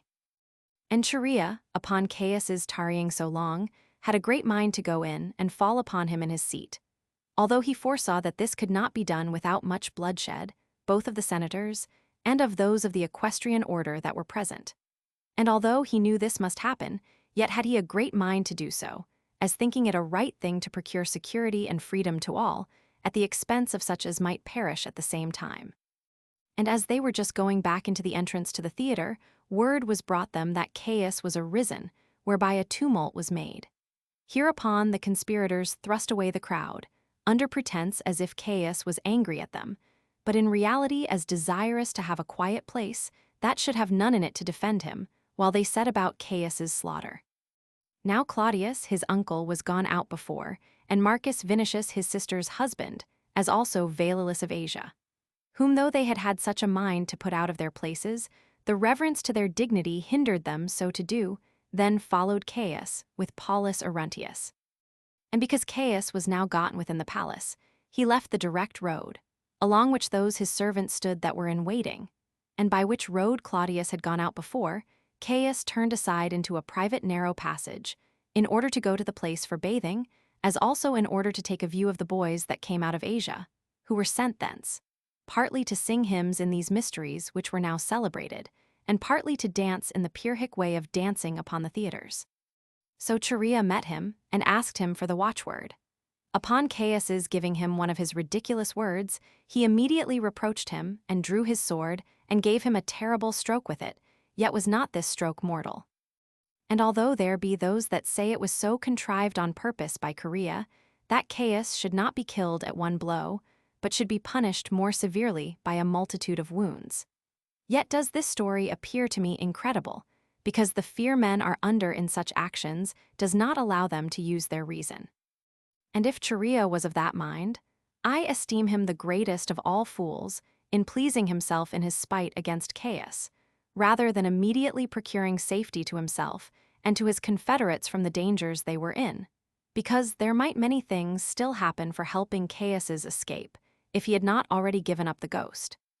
For certainly Chorea would have regard, not so much to the punishment of Caius, as to the affliction himself and his friends were in, while it was in his power, after such success, to keep silent, and to escape the wrath of Caius's defenders, and not to leave it to uncertainty whether he should gain the end he aimed at or not, and after an unreasonable manner to act as if he had a mind to ruin himself, and lose the opportunity that lay before him. But every body may guess as he please about this matter. However, Caius was staggered with the pain that the blow gave him, for the stroke of the sword falling in the middle, between the shoulder and the neck, was hindered by the first bone of the breast from proceeding any further. Nor did he either cry out, nor did he call out for any of his friends, whether it were that he had no confidence in them, or that his mind was otherwise disordered, but he groaned under the pain he endured, and presently went forward and fled. When Cornelius Sabinus, who was already prepared in his mind so to do, thrust him down upon his knee, where many of them stood round about him, and struck him with their swords, and they cried out, and encouraged one another all at once to strike him again. But all agree that Aquila gave him the finishing stroke, which directly killed him. But one may justly ascribe this act to Chorea, for although many concurred in the act itself, yet was he the first contriver of it, and began long before all the rest to prepare for it, and was the first man that boldly spake of it to the rest. And upon their admission of what he said about it, he got the dispersed conspirators together. He prepared everything after a prudent manner, and by suggesting good advice, showed himself far superior to the rest, and made obliging speeches to them, insomuch that he even compelled them all to go on, who otherwise had not courage enough for that purpose. And when opportunity served to use his sword in hand, he appeared first of all ready so to do, and gave the first blow in this virtuous slaughter.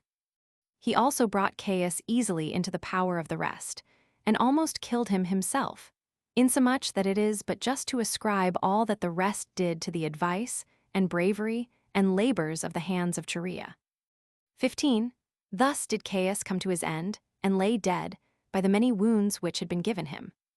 Now Chorea and his associates, upon Caius's slaughter, saw that it was impossible for them to save themselves, if they should all go the same way, partly on account of the astonishment they were under. For it was no small danger they had incurred by killing an emperor, who was honored and loved by the madness of the people, especially when the soldiers were likely to make a bloody inquiry after his murderers.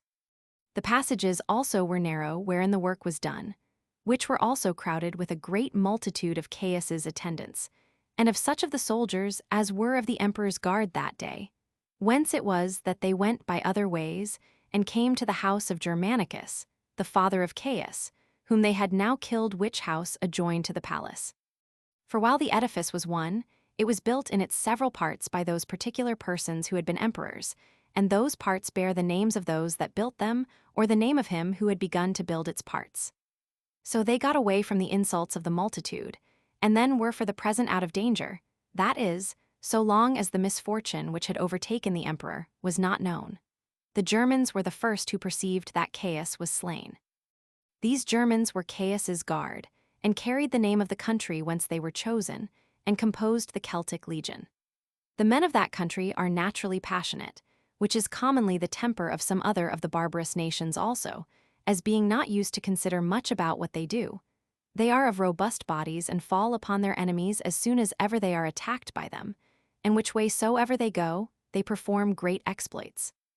When therefore these German guards understood that Caius was slain, they were very sorry for it, because they did not use their reason in judging about public affairs, but measured all by the advantages themselves received, Caius being beloved by them because of the money he gave them, by which he had purchased their kindness to him. So they drew their swords, and Sabinus led them on. He was one of the tribunes, not by the means of the virtuous actions of his progenitors, for he had been a gladiator, but he had obtained that post in the army by his having a robust body. So these Germans marched along the houses in quest of Caesar's murderers, and cut Asprenas to pieces, because he was the first man they fell upon, and whose garment it was that the blood of the sacrifices stained, as I have said already, and which foretold that this his meeting the soldiers would not be for his good. Then did Norbanus meet them, who was one of the principal nobility of, and could show many generals of armies among his ancestors. But they paid no regard to his dignity. Yet was he of such great strength, that he wrested the sword of the first of those that assaulted him out of his hands, and appeared plainly not to be willing to die without a struggle for his life, until he was surrounded by a great number of assailants, and died by the multitude of the wounds which they gave him. The third man was Antiochus, a senator, and a few others with him. He did not meet with these Germans by chance as the rest did before, but came to show his hatred to Caius, and because he loved to see Caius lie dead with his own eyes, and took a pleasure in that sight.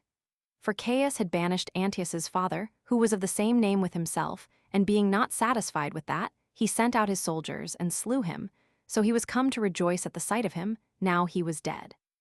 But as the house was now all in a tumult, when he was aiming to hide himself, he could not escape that accurate search which the Germans made, while they barbarously slew those that were guilty, and those that were not guilty, and this equally also.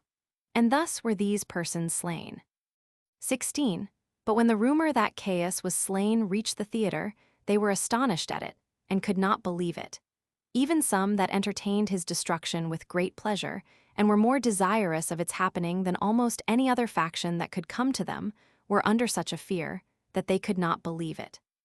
There were also those who greatly distrusted it, because they were unwilling that any such thing should come to Caius, nor could believe it, though it were ever so true, because they thought no man could possibly so much power as to kill Caius. These were the women, and the children, and the slaves, and some of the soldiery. This last sort had taken his pay, and in a manner tyrannized with him, and had abused the best of the citizens, in being subservient to his unjust commands, in order to gain honors and advantages to themselves. But for the women and the youth, they had been inveigled with shows, and the fighting of the gladiators, and certain distributions of flesh meat among them, which things them pretense were designed for the pleasing of multitude, but in reality to satiate the barbarous cruelty and madness of Caius. The slaves also were sorry, because they were by Caius allowed to accuse and to despise their masters, and they could have recourse to his assistance when they had unjustly affronted them. For he was very easy in believing them against their masters, even when they, the city, accused them falsely. And if they would discover what money their masters had, they might soon obtain both riches and liberty, as the rewards of their accusations, because the reward of these informers was the 1/8 part of the criminal's substance.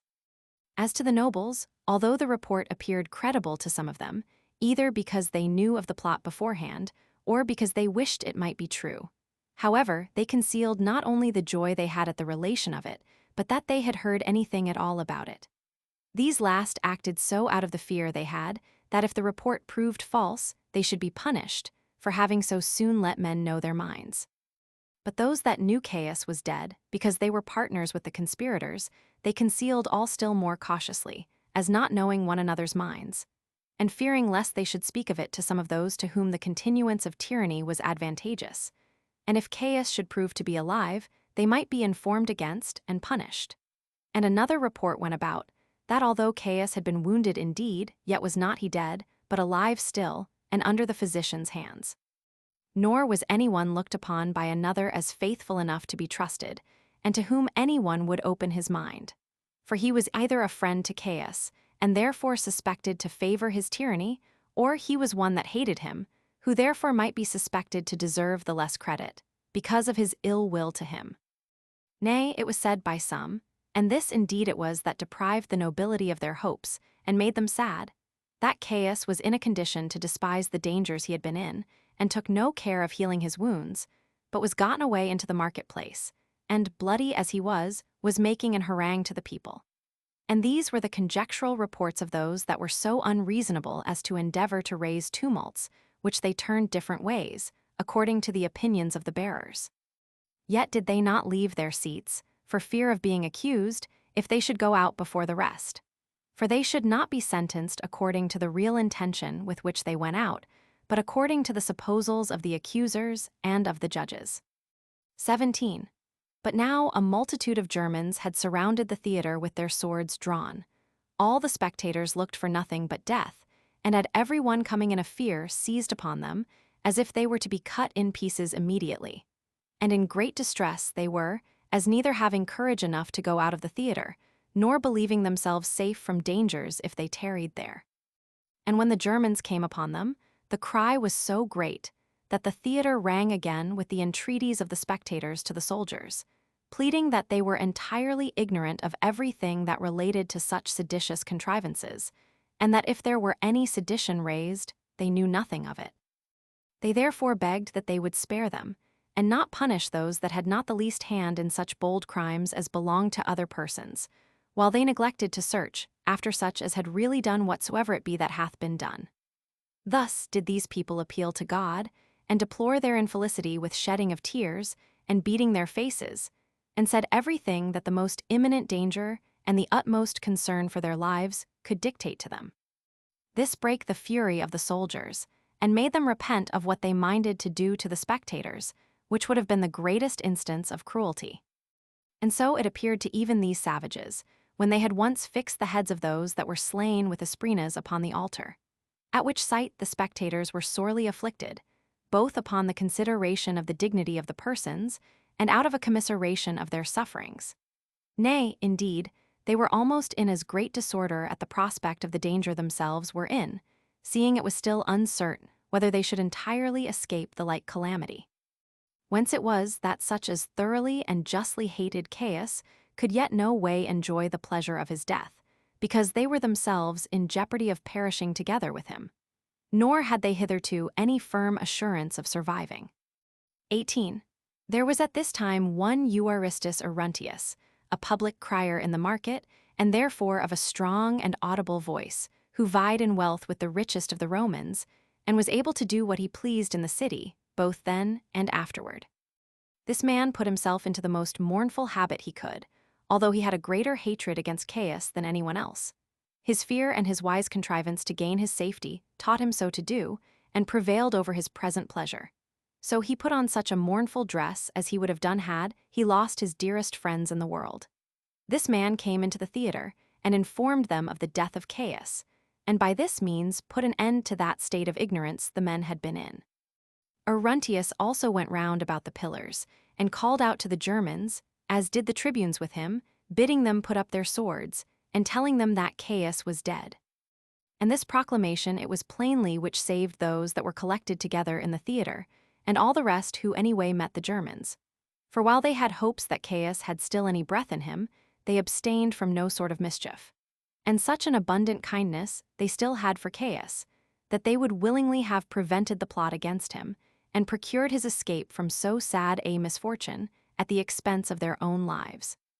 But they now left off the warm zeal they had to punish his enemies. Now they were fully satisfied that Caius was dead, because it was now in vain for them to show their zeal and kindness to him, when he who should reward them was perished. They were also afraid that they should be punished by the Senate if they should go on in doing such injuries, that is, in case the authority of the supreme governor should revert to them. And thus at length a stop was put, though not without difficulty, to that rage which possessed the Germans on account of Caius's death. 19. But Chaerea was so much afraid for Minucianus, lest he should light upon the Germans now they were in their fury, that he went and spoke to every one of the soldiers, and prayed them to take care of his preservation, and made himself great inquiry about him, lest he should have been slain. And for Clement, he let Minucianus go when he was brought to him, and with many other of the senators, affirmed the action was right, and commended the virtue of those that contrived it, and had courage enough to execute it, and said that tyrants do indeed please themselves and look big for a while upon having the power to act unjustly, but do not however go happily out of the world, because they are hated by the virtuous. And that Caius, together with all his unhappiness, was become a conspirator against himself, before these other men who attacked him did so, and by becoming intolerable, in setting aside the wise provision the laws had made, taught his dearest friends to treat him as an enemy, insomuch that although in common discourse these conspirators were those that slew Caius, yet that, in reality, he lies now dead as perishing by his own self. 20. Now by this time the people in the theater were arisen from their seats, and those that were within made a very great disturbance, the cause of which was this, that the spectators were too hasty in getting away. There was also one a lion, a physician, who hurried away, as if to cure those that were wounded, and under that pretense he sent those that were with him to fetch what things were necessary for the healing of those wounded persons, but in reality to get them clear of the present dangers they were in. Now the Senate, during this interval, had met, and the people also assembled together in the accustomed form, and were both employed in searching after the murderers of Caius. The people did it very zealously, but the Senate in appearance only, for there was present Valerius of Asia, one that had been consul. This man went to the people, as they were in disorder, and very uneasy that they could not yet discover who they were that had murdered the emperor. He was then earnestly asked by them all who it was that had done it. He replied, "I wish I had been the man." The consuls 7 also published an edict, wherein they accused Caius, and gave order to the people then got together, and to the soldiers to go home, and gave the people hopes of the abatement of the oppressions they lay under, and promised the soldiers, if they lay quiet as they used to do, and would not go abroad to do mischief unjustly, that they would bestow rewards upon them. For there was reason to fear lest the city might suffer harm by their wild and ungovernable behavior, if they should once betake themselves to spoil the citizens or plunder the temples. And now the whole multitude of the senators were assembled together, and especially those that had conspired to take away the life of Caius, who put on at this time an air of great assurance, and appeared with great magnanimity, as if the administration of the public affairs were already devolved upon them.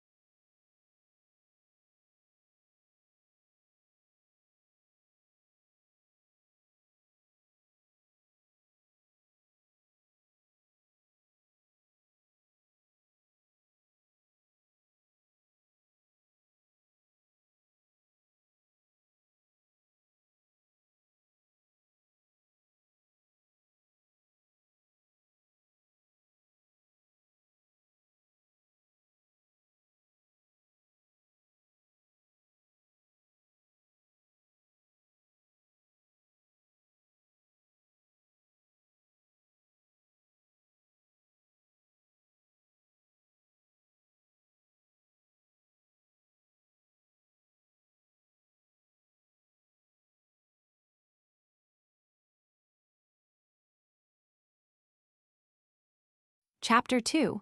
How the senators determined to restore the democracy, but the soldiers were for preserving the monarchy, concerning the slaughter of Caius's wife and daughter. A character of Caius's morals. 1.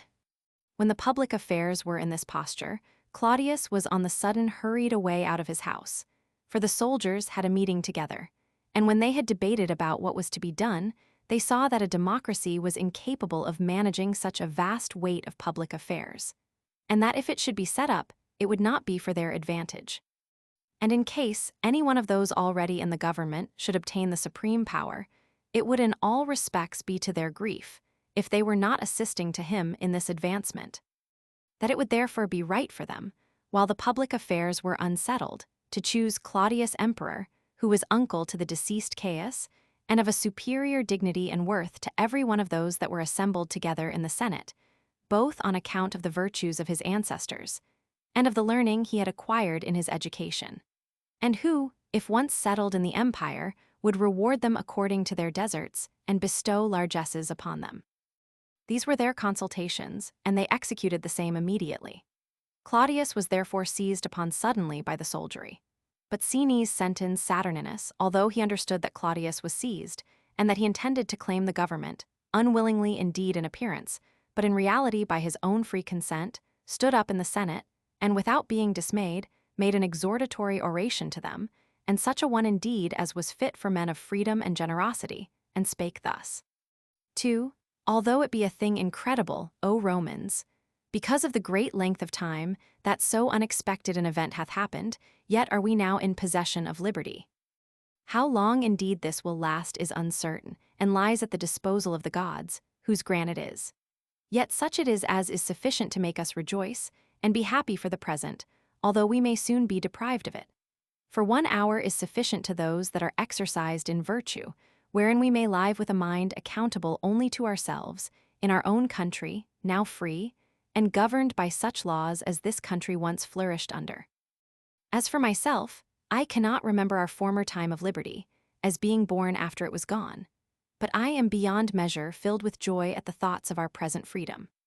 I also esteem those that were born and bred up in that our former liberty happy men, and that those men are worthy of no less esteem than the gods themselves who have given us a taste of it in this age, and I heartily wish that this quiet enjoyment of it, which we have at present, might continue to all ages. However, this single day may suffice for our youth, as well as for us that are in years. It will seem an age to our old men, if they might die during its happy duration. It may also be for the instruction of the younger sort, what kind of virtue those men, from whose loins we are derived, were exercised in. As for ourselves, our business is, during the space of time, to live virtuously, than which nothing can be more to our advantage. Which course of virtue it is alone that can preserve our liberty. For as to our ancient state, I have heard of it by the relations of others. But as to our later state, during my lifetime, I have known it by experience, and learned thereby what mischiefs tyrannies have brought upon this commonwealth, discouraging all virtue, and depriving persons of magnanimity of their liberty, and proving the teachers of flattery and slavish fear, because it leaves the public administration not to be governed by wise laws, but by the humor of those that govern. For since Julius Caesar took it into his head to dissolve our democracy, and, by overbearing the regular system of our laws, to bring disorders into our administration, and to get above right and justice, and to be a slave to his own inclinations, there is no kind of misery but what hath tended to the subversion of this city. While all those that have succeeded him have striven one with another to overthrow the ancient laws of their country, and have left it destitute of such citizens as were of generous principles, because they thought it tended to their safety to have vicious men to converse withal, and not only to break the spirits of those that were best esteemed for their virtue, but to resolve upon their utter destruction. Of all which emperors, who have been many in number, and who laid upon us insufferable hardships during the times of their government, this Caius, who hath been slain today, hath brought more terrible calamities upon us than did all the rest, not only by exercising his ungoverned rage upon his fellow citizens, but also upon his kindred and friends, and alike upon all others, and by inflicting still greater miseries upon them, as punishments which they never deserved. He being equally furious against men and against the gods. For tyrants are not content to gain their sweet pleasure, and this by acting injuriously, and in the vexation they bring both upon men's estates and their wives, but they look upon that to be their principal advantage, when they can utterly overthrow the entire families of their enemies, while all lovers of liberty are the enemies of tyranny. Nor can those that patiently endure what miseries they bring on them gain their friendship. For as they are conscious of the abundant mischiefs they have brought on these men, and how magnanimously they have borne their hard fortunes, they cannot but be sensible what evils they have done, and thence only depend on security from what they are suspicious of, if it may be in their power to take them quite out of the world. Since then we are now gotten clear of such great misfortunes, and are only accountable to one another, which form of government affords us the best assurance of our present concord, and promises us the best security from evil designs, and will be most for our own glory in settling the city in good order. You ought, every one of you in particular, to make provision for his own, and in general for the public utility. Or, on the contrary, they may declare their dissent to such things as have been proposed, and this without any hazard of danger to come upon them, because they have now no lord set over them, who, without fear of punishment, could do mischief to the city, and had an uncontrollable power to take off those that freely declared their opinions. Nor has anything so much contributed to this increase of tyranny of late as sloth, and a timorous forbearance of contradicting the emperor's will, while men had an over-great inclination to the sweetness of peace, and had learned to live like slaves. And as many of us as either heard of intolerable calamities that happened at a distance from us, or saw the miseries that were near us, out of the dread of dying virtuously, endured a death joined with the utmost infamy. We ought, then, in the first place, to decree the greatest honors we are able to those that have taken off the tyrant, especially to Cherea Cassius. For this one man, with the assistance of the gods, hath, by his counsel and by his actions, been the procurer of our liberty. Nor ought we to forget him now we have recovered our liberty, who, under the foregoing tyranny, took counsel beforehand, and beforehand hazarded himself for our liberties. But ought to decree him proper honors, and thereby freely declare that he from the beginning acted with our approbation. And certainly it is a very excellent thing, and what becomes free men to requite their benefactors, as this man hath been a benefactor to us all, though not at all like Cassius and Brutus, who slew Caius Julius. For those men laid the foundations of sedition and civil wars in our city. But this man, together with his slaughter of the tyrant, hath set our city free from all those sad miseries which arose from the tyranny. 8.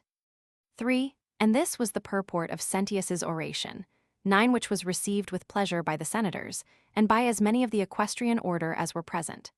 And now one Trebellius Maximus rose up hastily, and took off Sentius's finger a ring, which had a stone, with the image of Caius engraven upon it, and which, in his zeal in speaking, and his earnestness in doing what he was about, as it was supposed, he had forgotten to take off himself. This sculpture was broken immediately. But as it was now far in the night, Chaerea demanded of the consuls the watchword, who gave him this word, liberty.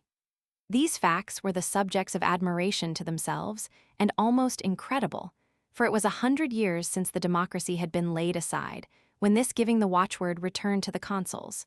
For before the city was subject to tyrants, they were the commanders of the soldiers. But when Chaerea had received that watchword, he delivered it to those who were on the Senate's side, which were 4 regiments, who esteemed the government without emperors to be preferable to tyranny. So these went away with their tribunes. The people also now departed very joyful, full of hope and of courage, as having recovered their former democracy, and were no longer under an emperor. And Chaerea was in very great esteem with them. 4. And now Chaerea was very uneasy that Caius's daughter and wife were still alive, and that all his family did not perish with him, since whosoever was left of them must be left for the ruin of the city and of the laws. Moreover, in order to finish this matter with the utmost zeal, and in order to satisfy his hatred of Caius, he sent Julius Lupus, one of the tribunes, to kill Caius's wife and daughter.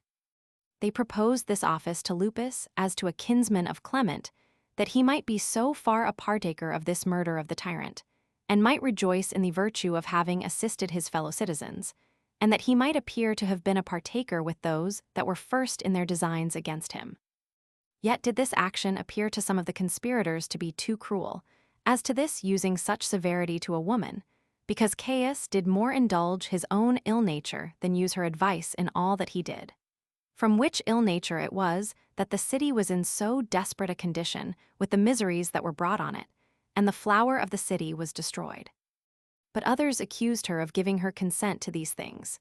Nay, they ascribed all that Caius had done to her as the cause of it, and said she had given a potion to Caius, which had made him obnoxious to her, and had tied him down to love her by such evil methods, insomuch that she, having rendered him distracted, was become the author of all the mischiefs that had befallen the Romans, and that habitable world which was subject to them.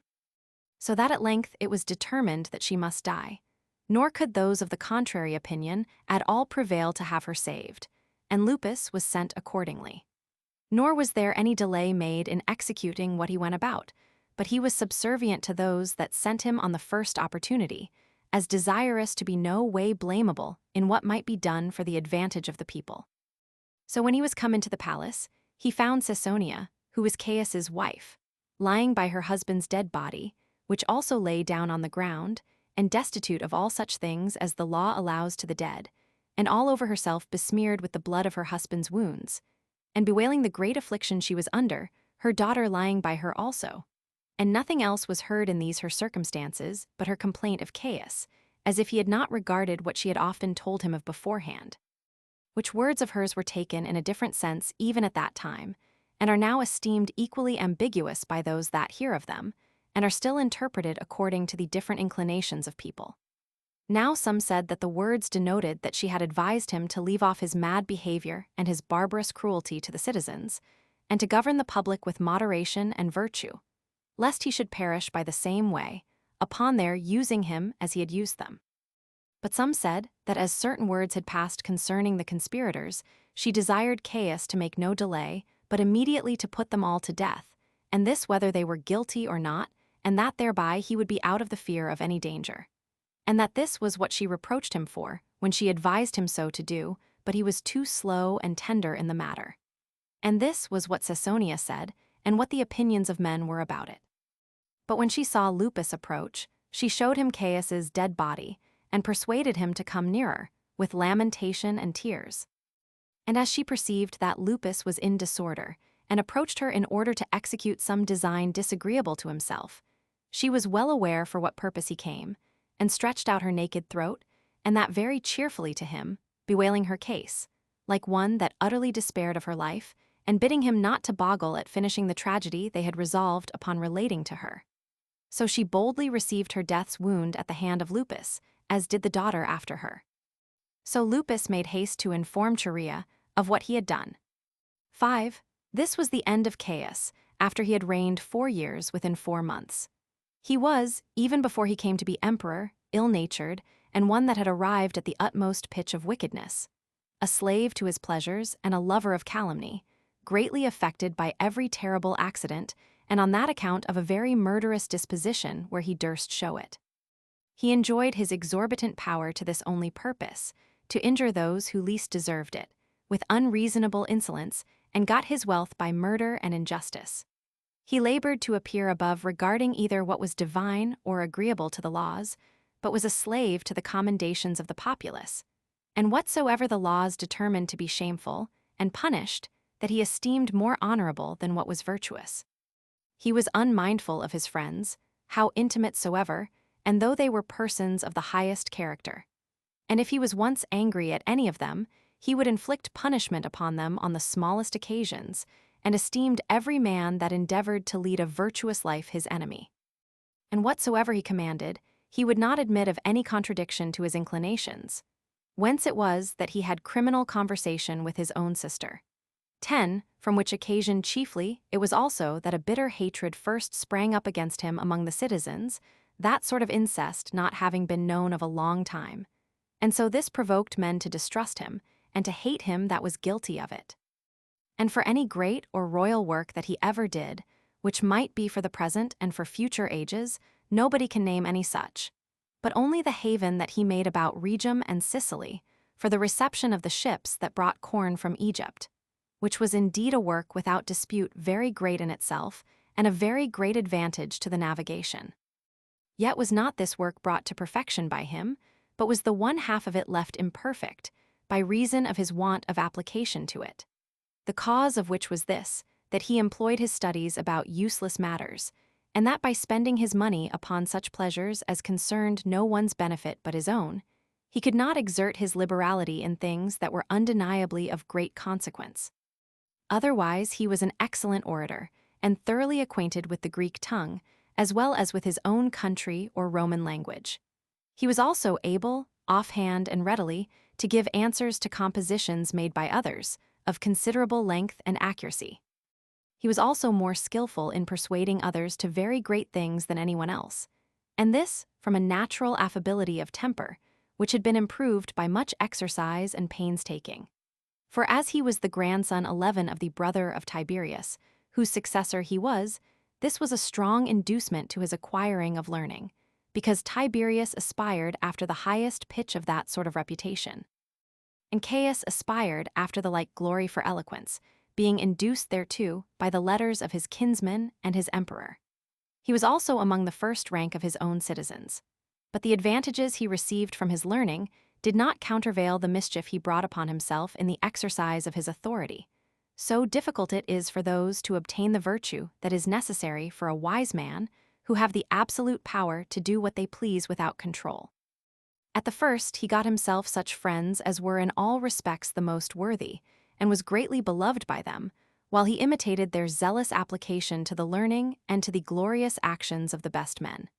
But when he became insolent towards them, they laid aside the kindness they had for him, and began to hate him, from which hatred came that plot which they raised against him, and wherein he perished.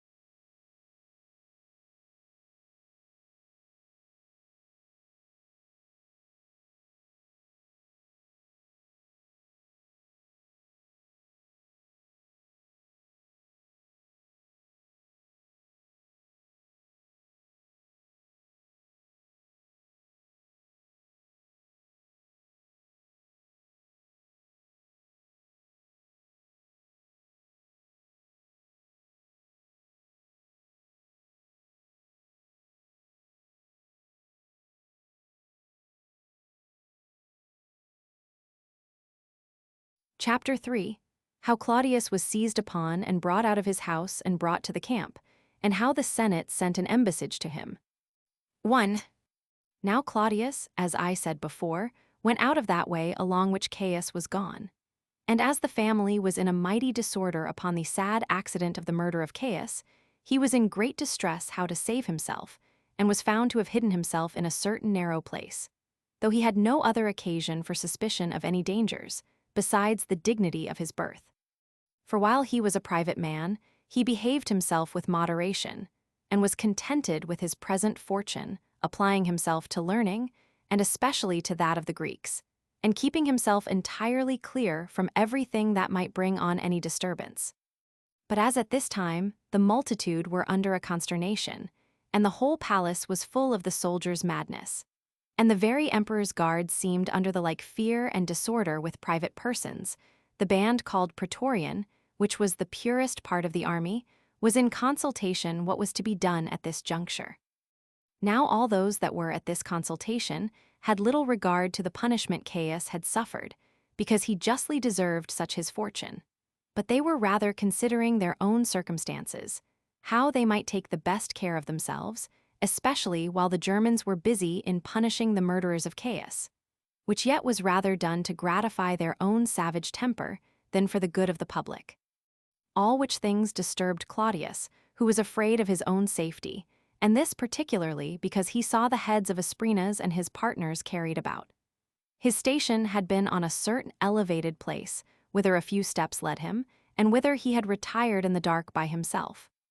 But when Gratus, who was one of the soldiers that belonged to the palace, saw him, but did not well know by his countenance who he was, because it was dark, though he could well judge that it was a man who was privately there on some design, he came nearer to him. And when Claudius desired that he would retire, he discovered who he was and owned him to be Claudius. So he said to his followers, "This is a Germanicus. 12 come on, let us choose him for our emperor." But when Claudius saw they were making preparations for taking him away by force, and was afraid they would kill him, as they had killed Caius, he besought them to spare him, putting them in mind how quietly he had demeaned himself, and that he was unacquainted with what had been done.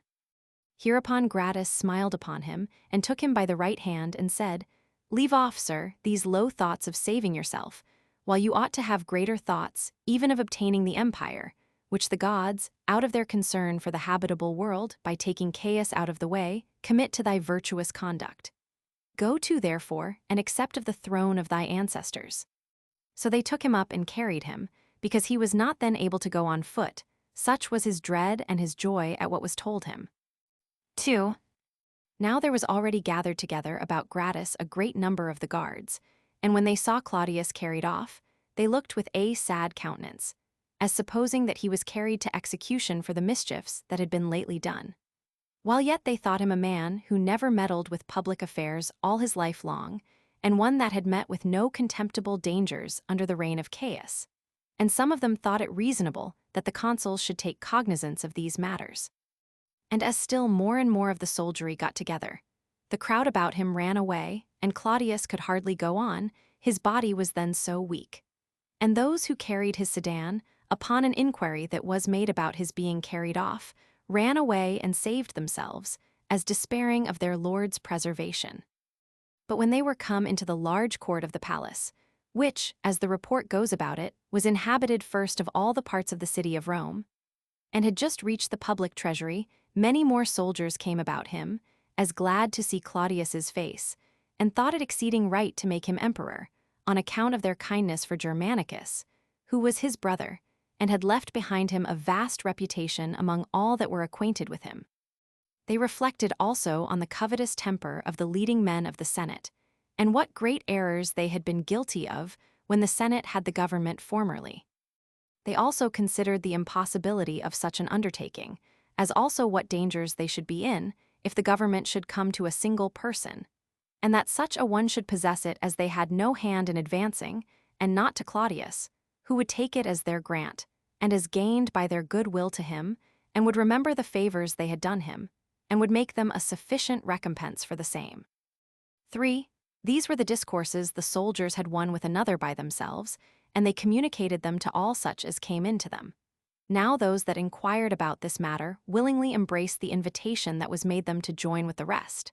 So they carried Claudius into the camp, crowding about him as his guard, and encompassing him about, one chairman still succeeding another, that their vehement endeavors might not be hindered. But as to the populace and senators, they disagreed in their opinions. The latter were very desirous to recover their former dignity, and were zealous to get clear of the slavery that had been brought on them by the injurious treatment of the tyrants, which the present opportunity afforded them. But for the people, who were envious against them, and knew that the emperors were capable of curbing their covetous temper, and were a refuge from them, they were very glad that Claudius had been seized upon and brought to them, and thought that if Claudius were made emperor, he would prevent a civil war, such as there was in the days of Pompey. But when the Senate knew that Claudius was brought into the camp by the soldiers, they sent to him those of their body which had the best character for their virtues, that they might inform him that he ought to do nothing by violence in order to gain the government, that he who was a single person, one either already or hereafter to be a member of their body, ought to yield to the Senate, which consisted of so great a number, that he ought to let the law take place in the disposal of all that related to the public order, and to remember how greatly the former tyrants had afflicted their city, and what dangers both he and they had escaped under Caius, and that he ought not to hate the heavy burden of tyranny, when the injury is done by others, while he did himself willfully treat his country after a mad and insolent manner. That if he would comply with them, and demonstrate that his firm resolution was to live quietly and virtuously, he would have the greatest honors decreed to him that a free people could bestow, and by subjecting himself to the law would obtain this branch of commendation, that he acted like a man of virtue, both as a ruler and a subject. But that if he would act foolishly, and learn no wisdom by Caius's death, they would not permit him to go on. That a great part of the army was got together for them, with plenty of weapons and a great number of slaves, which they could make use of, that good hope was a great matter in such cases, as was also good fortune, and that the gods would never assist any others but those that undertook to act with virtue and goodness, who can be no other than such as fight for the liberty of their country. For now these ambassadors, Veranius and Brachus, who were both of them tribunes of the people, made this speech to Claudius, and falling down upon their knees, they begged of him that he would not throw the city into wars and misfortunes. But when they saw what a multitude of soldiers encompassed and guarded Claudius, and that the forces that were with the consuls were, in comparison of them, perfectly inconsiderable, they added that if he did desire the government, he should accept of it as given by the Senate. That he would prosper better and be happier if he came to it, not by the injustice, but by the goodwill of those that would bestow it upon him.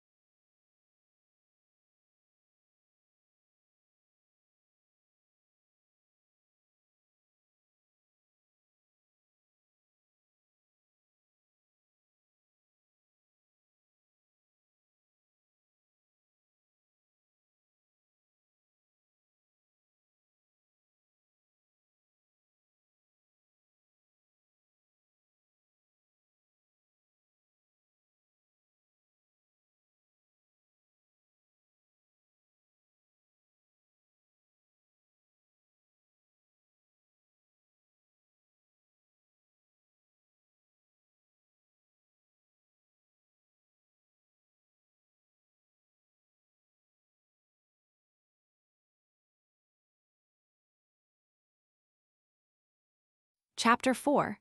What things King Agrippa did for Claudius, and how Claudius, when he had taken the government, commanded the murderers of Caius to be slain. 1. Now Claudius, though he was sensible after what an insolent manner the Senate had sent to him, yet did he, according to their advice, behave himself for the present with moderation, but not so far that he could not recover himself out of his fright. So he was encouraged to claim the government, partly by the boldness of the soldiers, and partly by the persuasion of King Agrippa, who exhorted him not to let such a dominion slip out of his hands, when it came thus to him of its own accord. Now this Agrippa, with relation to Caius, did what became one that had been so much honored by him. For he embraced Caius's body after he was dead, and laid it upon a bed, and covered it as well as he could, and went out to the guards, and told them that Caius was still alive. But he said that they should call for physicians, since he was very ill of his wounds. But when he had learned that Claudius was carried away violently by the soldiers, he rushed through the crowd to him, and when he found that he was in disorder, and ready to resign up the government to the Senate, he encouraged him, and desired him to keep the government. But when he had said this to Claudius, he retired home. And upon the Senate sending for him, he anointed his head with ointment, as if he had lately accompanied with his wife, and had dismissed her, and then came to them. He also asked of the senators what Claudius did, who told him the present state of affairs, and then asked his opinion about the settlement of the public. He told them in words that he was ready to lose his life for the honor of the Senate, but desired them to consider what was for their advantage, without any regard to what was most agreeable to them. For that those who grasp at government will stand in need of weapons and soldiers to guard them, unless they will set up without any preparation for it, and so fall into danger. And when the Senate replied that they would bring in weapons in abundance and money, and that as to an army, a part of it was already collected together for them, and they would raise a larger one by giving the slaves their liberty, Agrippa made answer, O senators, may you be able to compass what you have a mind to, yet will I immediately tell you my thoughts, because they tend to your preservation. Take notice, then, that the army which will fight for Claudius hath been long exercised in warlike affairs, but our army will be no better than a rude multitude of raw men, and those such as have been unexpectedly made free from slavery and ungovernable. We must then fight against those that are skillful in war, with men who know not so much as how to draw their swords. So that my opinion is, that we should send some persons to Claudius, to persuade him to lay down the government, and I am ready to be one of your ambassadors.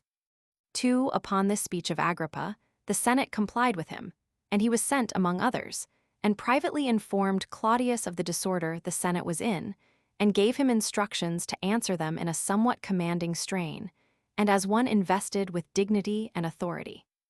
Accordingly, Claudius said to the ambassadors that he did not wonder the Senate had no mind to have an emperor over them, because they had been harassed by the barbarity of those that had formerly been at the head of their affairs, but that they should taste of an equitable government under him, and moderate times, while he should only be their ruler in name, but the authority should be equally common to them all.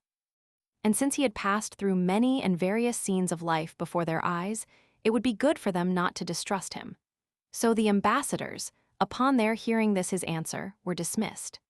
But Claudius discoursed with the army which was there gathered together, who took oaths that they would persist in their fidelity to him. Upon which he gave the guards every man 5,013 drachmae apiece, and a proportionable quantity to their captains, and promised to give the same to the rest of the armies wheresoever they were. 3. And now the consuls called the Senate together into the temple of Jupiter the Conqueror, while it was still night. But some of those senators concealed themselves in the city, being uncertain what to do upon the hearing of this summons, and some of them went out of the city to their own farms, as foreseeing whither the public affairs were going, and despairing of liberty. Nay, these supposed it much better for them to be slaves without danger to themselves, and to live a lazy and inactive life, than by claiming the dignity of their forefathers to run the hazard of their own safety. However, 100 and no more were gotten together, and as they were in consultation about the present posture of affairs, a sudden clamor was made by the soldiers that were on their side, desiring that the Senate would choose them an emperor, and not bring the government into ruin by setting up a multitude of rulers. So they fully declared themselves to be for the giving the government not to all, but to one. But they gave the Senate leave to look out for a person worthy to be set over them, insomuch that now the affairs of the Senate were much worse than before, because they had not only failed in the recovery of their liberty, which they boasted themselves of, but were in dread of Claudius also. Yet were there those that hankered after the government, both on account of the dignity of their families and that accruing to them by their marriages. For Marcus Minucianus was illustrious, both by his own nobility and by his having married Julia, the sister of Caius, who accordingly was very ready to claim the government, although the consuls discouraged him and made one delay after another in proposing it. That Minucianus also, who was one of Caius's murderers, restrained Valerius of Asia from thinking of such things. And a prodigious slaughter there had been, if leave had been given to these men to set up for themselves and oppose Claudius. There were also a considerable number of gladiators besides, and of those soldiers who kept watch by night in the city, and rowers of ships, who all ran into the camp. Insomuch that, of those who put in for the government, some left off their pretensions in order to spare the city, and others out of fear for their own persons. 4. But as soon as ever it was day, Chorea and those that were with him came into the Senate, and attempted to make speeches to the soldiers.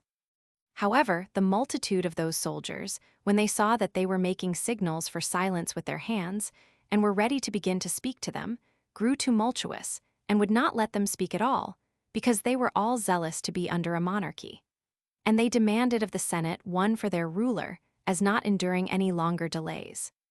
But the Senate hesitated about either their own governing, or how they should themselves be governed, while the soldiers would not admit them to govern, and the murderers of Caius would not permit the soldiers to dictate to them. When they were in these circumstances, Chorea was not able to contain the anger he had, and promised that if they desired an emperor, he would give them one, if anyone would bring him the watchword from Eutychus. Now this Eutychus was charioteer of the Green Band faction, styled Prasine, and a great friend of Caius, who used to harass the soldiery with building stables for the horses, and spent his time in ignominious labors, which occasioned Chorea to reproach them with him, and to abuse them with much other scurrilous language, and told them he would bring them the head of Claudius, and that it was an amazing thing, that, after their former madness, they should commit their government to a fool. Yet were not they moved with his words, but drew their swords and took up their ensigns, and went to Claudius, to join in taking the oath of fidelity to him. So the Senate were left without any body to defend them, and the very consuls differed nothing from private persons. They were also under consternation and sorrow, men not knowing what would become of them, because Claudius was very angry at them, so they fell a-reproaching one another, and repented of what they had done. At which juncture Sabinus, one of Caius's murderers, threatened that he would sooner come into the midst of them and kill himself, than consent to make Claudius emperor and see slavery returning upon them. He also abused Chorea for loving his life too well, while he who was the first in his contempt of Caius could think it a good thing to live, when, even by all that they had done for the recovery of their liberty, they found it impossible to do it. But Chorea said he had no manner of doubt upon him about killing himself, that yet he would first sound the intentions of Claudius before he did it. 5. These were the debates, but in the camp every body was crowding on all sides to pay their court to Claudius, and the other consul, Quintus Pomponius, was reproached by the soldiery, as having rather exhorted the Senate to recover their liberty. Whereupon they drew their swords and were going to assault him, and they had done it if Claudius had not hindered them, who snatched the consul out of the danger he was in and set him by him. But he did not receive that part of the Senate which was with Quintus in the like honorable manner. Nay, some of them received blows, and were thrust away as they came to salute Claudius. Nay, Aponius went away wounded, and they were all in danger. However, King Agrippa went up to Claudius, and desired he would treat the senators more gently, for if any mischief should come to the Senate, he would have no others over whom to rule. Claudius complied with him, and called the Senate together into the palace, and was carried thither himself through the city, while the soldiery conducted him, though this was to the great vexation of the multitude.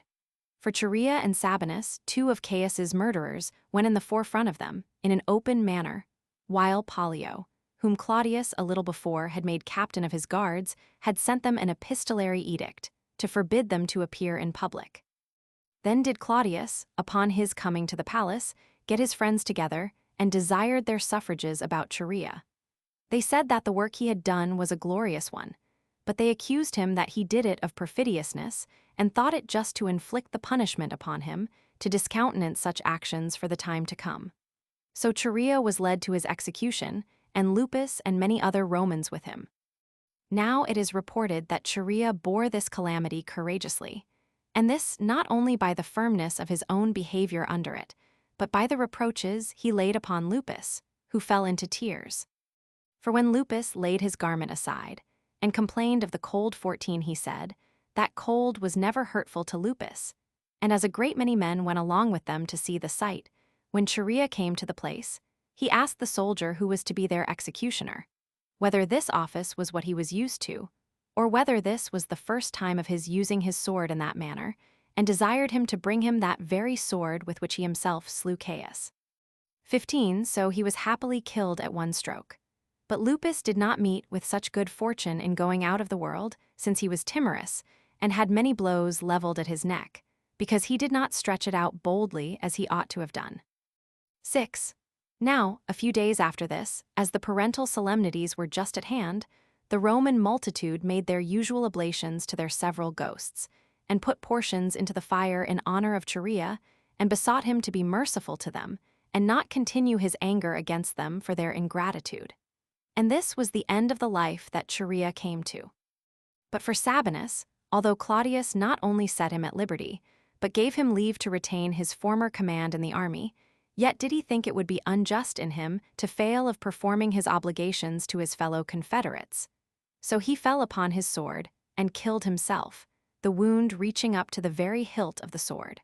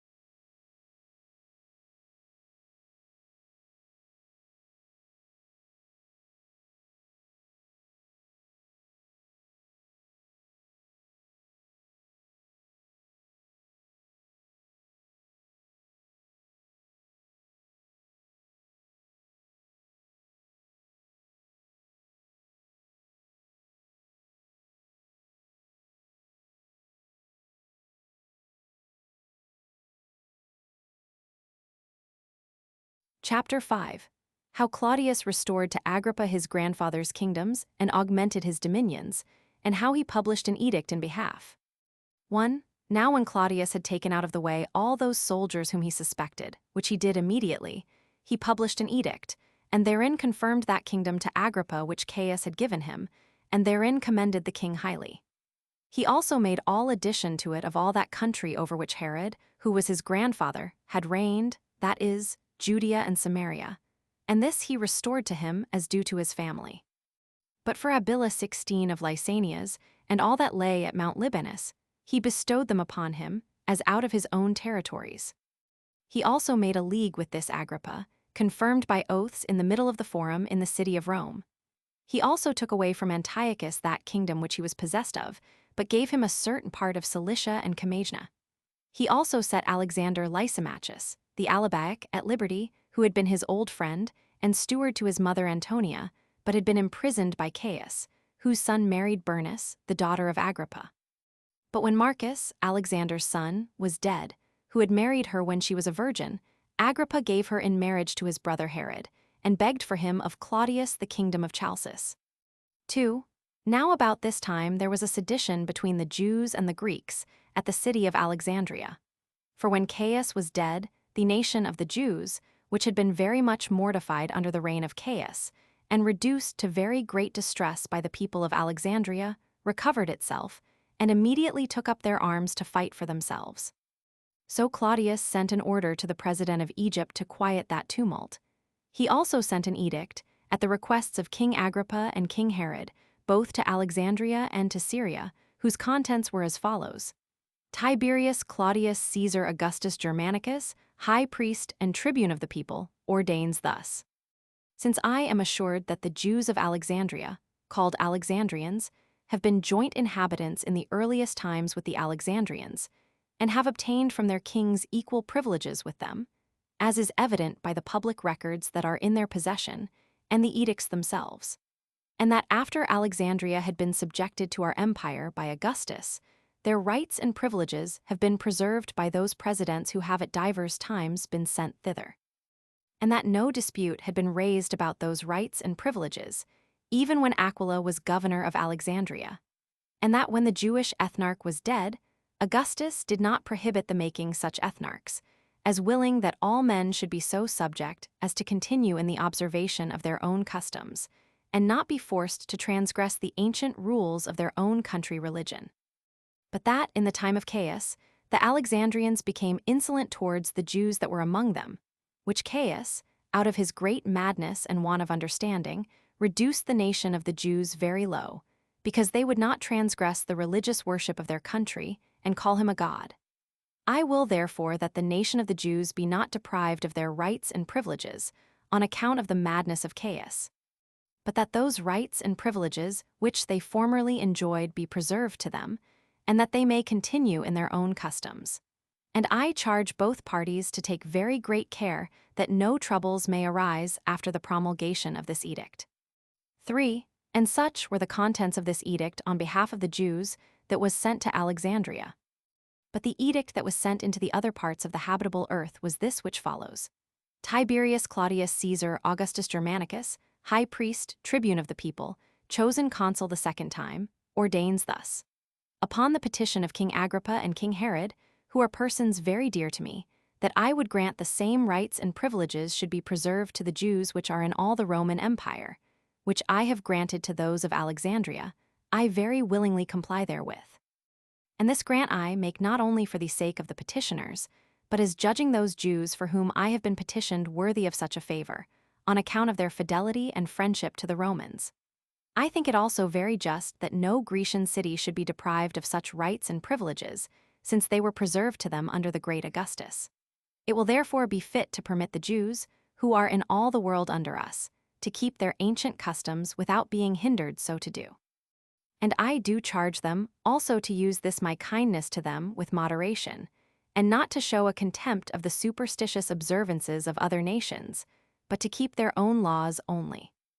And I will that this decree of mine be engraven on tables by the magistrates of the cities, and colonies and municipal places, both those within Italy and those without it, both kings and governors, by the means of the ambassadors, and to have them exposed to the public for full 30 days, in such a place whence it may plainly be read from the ground. 17.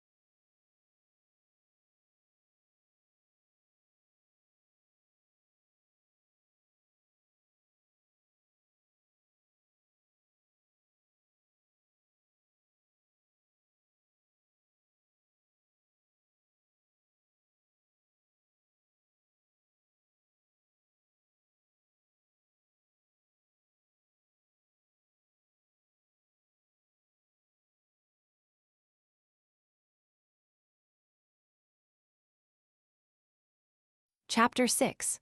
What things were done by Agrippa at Jerusalem when he was returned back into Judea, and what it was that Petronius wrote to the inhabitants of Doris in behalf. 1. Now Claudius Caesar, by these decrees of his which were sent to Alexandria, and to all the habitable earth, made known what opinion he had of the Jews. So he soon sent Agrippa away to take his kingdom. Now he was advanced to a more illustrious dignity than before, and sent letters to the presidents and procurators of the provinces that they should treat him very kindly. Accordingly, he returned in haste, as was likely he would. Now he returned in much greater prosperity than he had before. He also came to Jerusalem, and offered all the sacrifices that belonged to him, and omitted nothing which the law required. 18. On which account he ordained that many of the Nazarites should have their heads shorn. And for the golden chain which had been given him by Caius, of equal weight with that iron chain wherewith his royal hands had been bound, he hung it up within the limits of the temple, over the treasury. 19. That it might be a memorial of the severe fate he had lain under, and a testimony of his change for the better. That it might be a demonstration how the greatest prosperity may have a fall, and that God sometimes raises up what has fallen down. For this chain thus dedicated afforded a document to all men, that King Agrippa had been once bound in a chain for a small cause, but recovered his former dignity again, and a little while afterward got out of his bonds, and was advanced to be a more illustrious king than he was before. Whence men may understand that all that partake of human nature, how great soever they are, may fall, and that those that fall may gain their former illustrious dignity again. 2. And when Agrippa had entirely finished all the duties of the divine worship, he removed Theophilus, the son of Ananus, from the high priesthood, and bestowed that honor of his on Simon the son of Boethus, whose name was also Cantheras, whose daughter King Herod married, as I have related above. Simon, therefore, had the priesthood with his brethren, and with his father, in like manner as the sons of Simon. The son of Onias, who were 3, had it formerly under the government of the Macedonians, as we have related in a former book. 3. When the king had settled the high priesthood after this manner, he returned the kindness which the inhabitants of Jerusalem had showed him, for he released them from the tax upon houses, every one of which paid it before, thinking it a good thing to requite the tender affection of those that loved him. He also made Silas the general of his forces, as a man who had partaken with him in many of his troubles. But after a very little while the young men of Doris, preferring a rash attempt before piety, and being naturally bold and insolent, carried a statue of Caesar into a synagogue of the Jews, and erected it there. This procedure of theirs greatly provoked Agrippa, for it plainly tended to the dissolution of the laws of his country. So he came without delay to Publius Petronius, who was then president of Syria, and accused the people of Doris. Nor did he less resent what was done than did Agrippa, for he judged it a piece of impiety to transgress the laws that regulate the actions of men. So he wrote the following letter to the people of Doris in an angry strain. Publius Petronius, the president under Tiberius Claudius Caesar Augustus Germanicus, to the magistrates of Doris, ordains as follows. Since some of you have had the boldness, or madness rather, after the edict of Claudius Caesar Augustus Germanicus was published, for permitting the Jews to observe the laws of their country, not to obey the same, but have acted in entire opposition thereto, as forbidding the Jews to assemble together in the synagogue, by removing Caesar's statue, and setting it up therein, and thereby have offended not only the Jews, but the emperor himself, whose statue is more commodiously placed in his own temple than in a foreign one, where is the place of assembling together. While it is but a part of natural justice, that every one should have the power over the place belonging peculiarly to themselves, according to the determination of Caesar, to say nothing of my own determination, which it would be ridiculous to mention after the emperor's edict, which gives the Jews leave to make use of their own customs, as also gives order that they enjoy equally the rights of citizens with the Greeks themselves.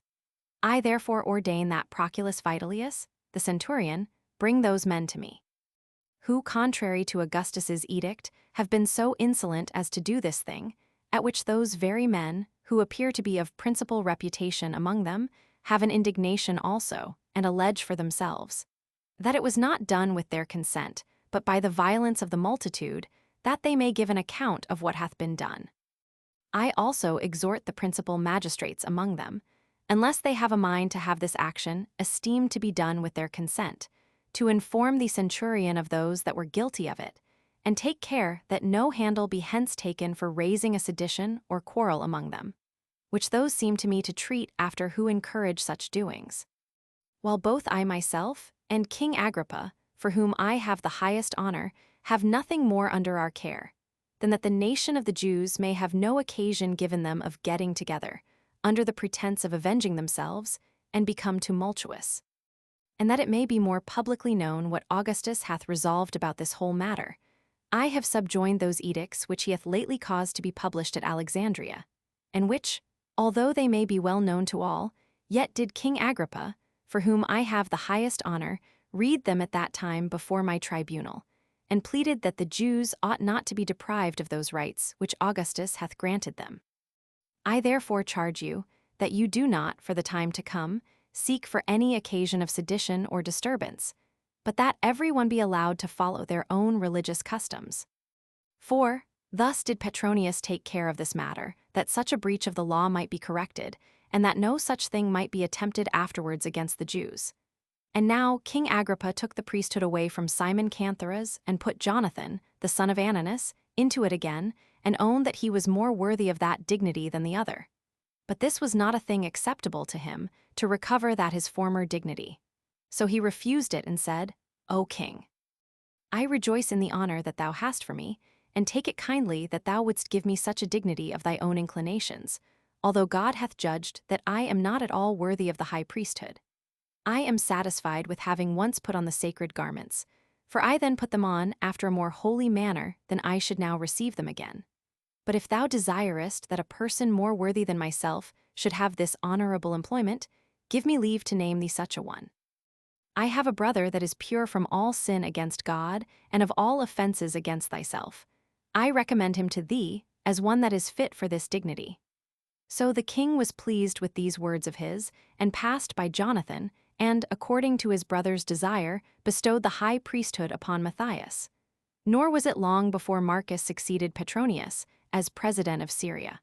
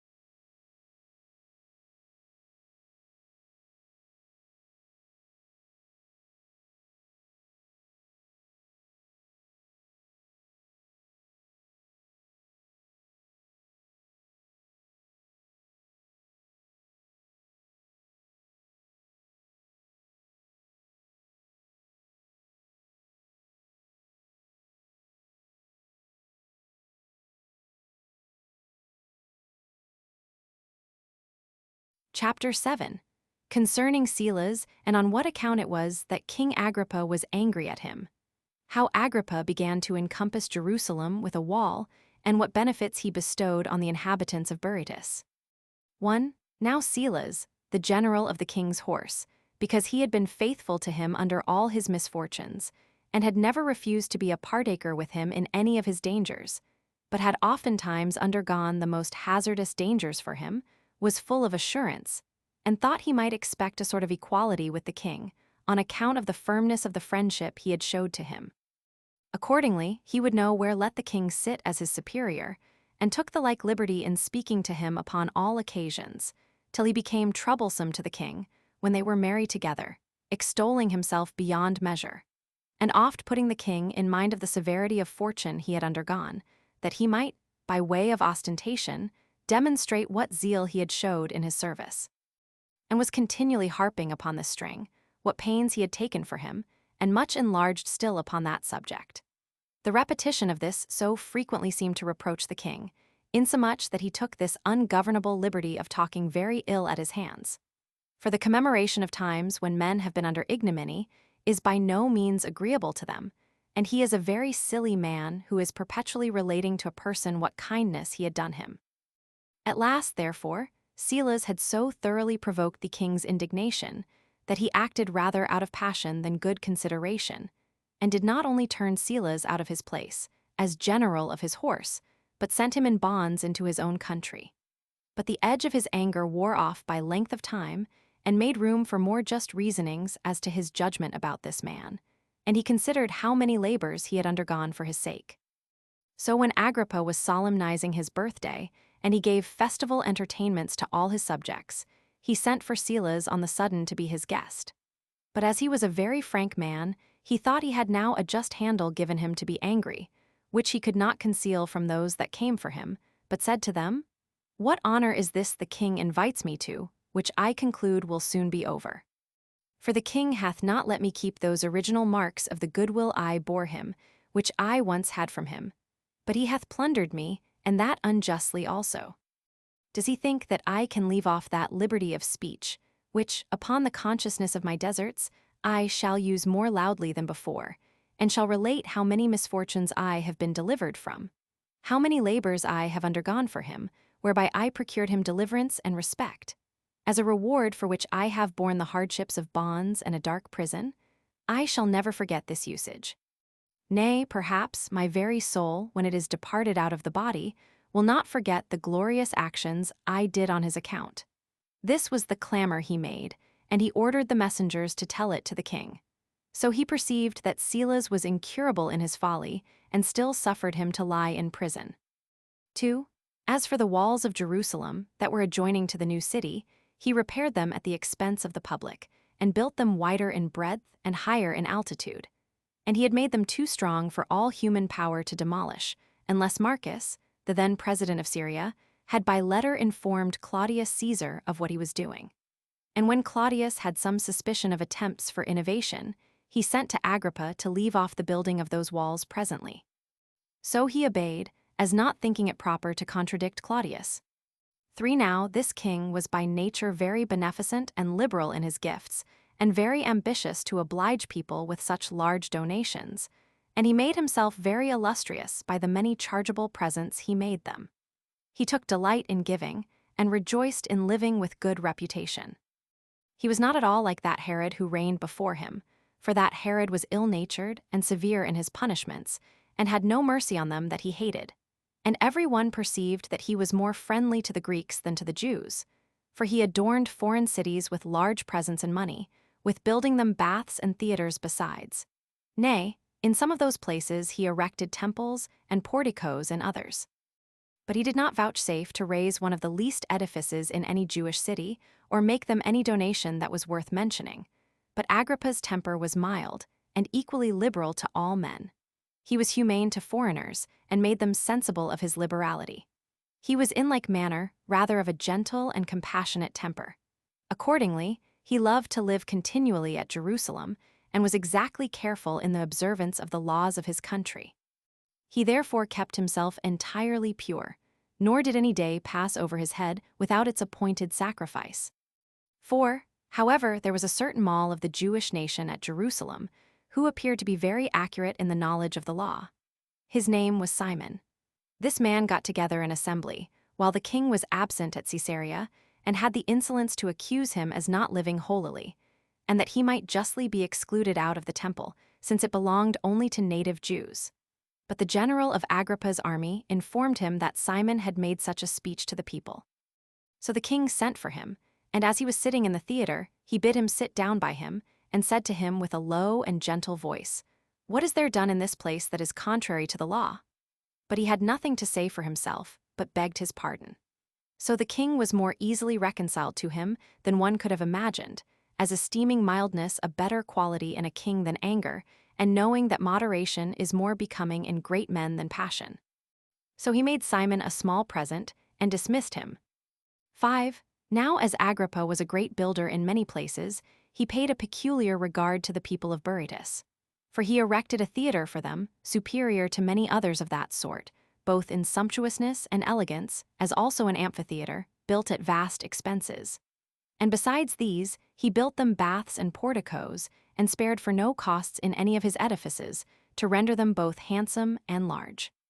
He also spent a great deal upon their dedication, and exhibited shows upon them, and brought thither musicians of all sorts, and such as made the most delightful music of the greatest variety.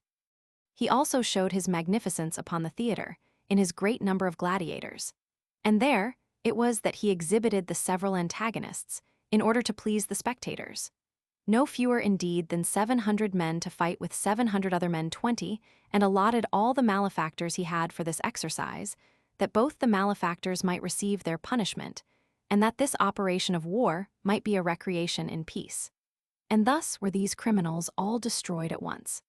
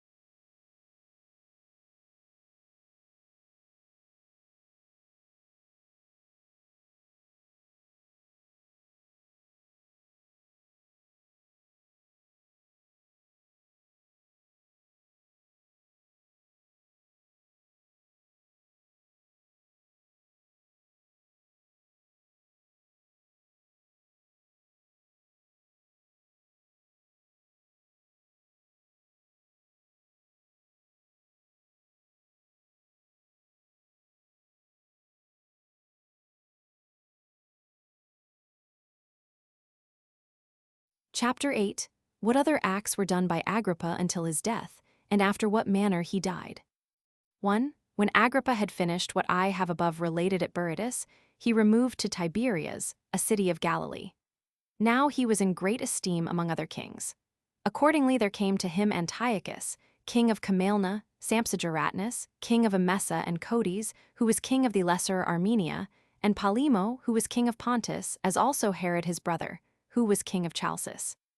All these he treated with agreeable entertainments, and after an obliging manner, and so as to exhibit the greatness of his mind, and so as to appear worthy of those respects which the kings paid to him, by coming thus to see him.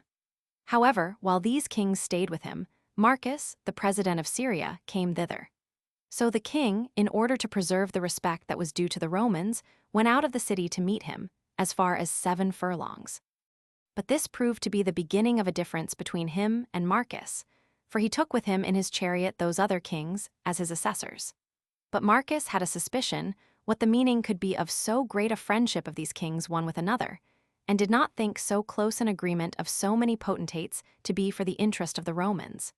He therefore sent some of his domestics to every one of them, and enjoined them to go their ways home without further delay. This was very ill taken by Agrippa, who after that became his enemy. And now he took the high priesthood away from Matthias, and made a Leonius, the son of Cantharas, high priest in his stead. 2. Now when Agrippa had reigned 3 years over all Judea, he came to the city Caesarea, which was formerly called Strato's Tower. And there he exhibited shows in honor of Caesar, upon his being informed that there was a certain festival celebrated to make vows for his safety. At which festival a great multitude was gotten together of the principal persons, and such as were of dignity through his province. On the 2nd day of which shows he put on a garment made wholly of silver, and of a contexture truly wonderful, and came into the theatre early in the morning.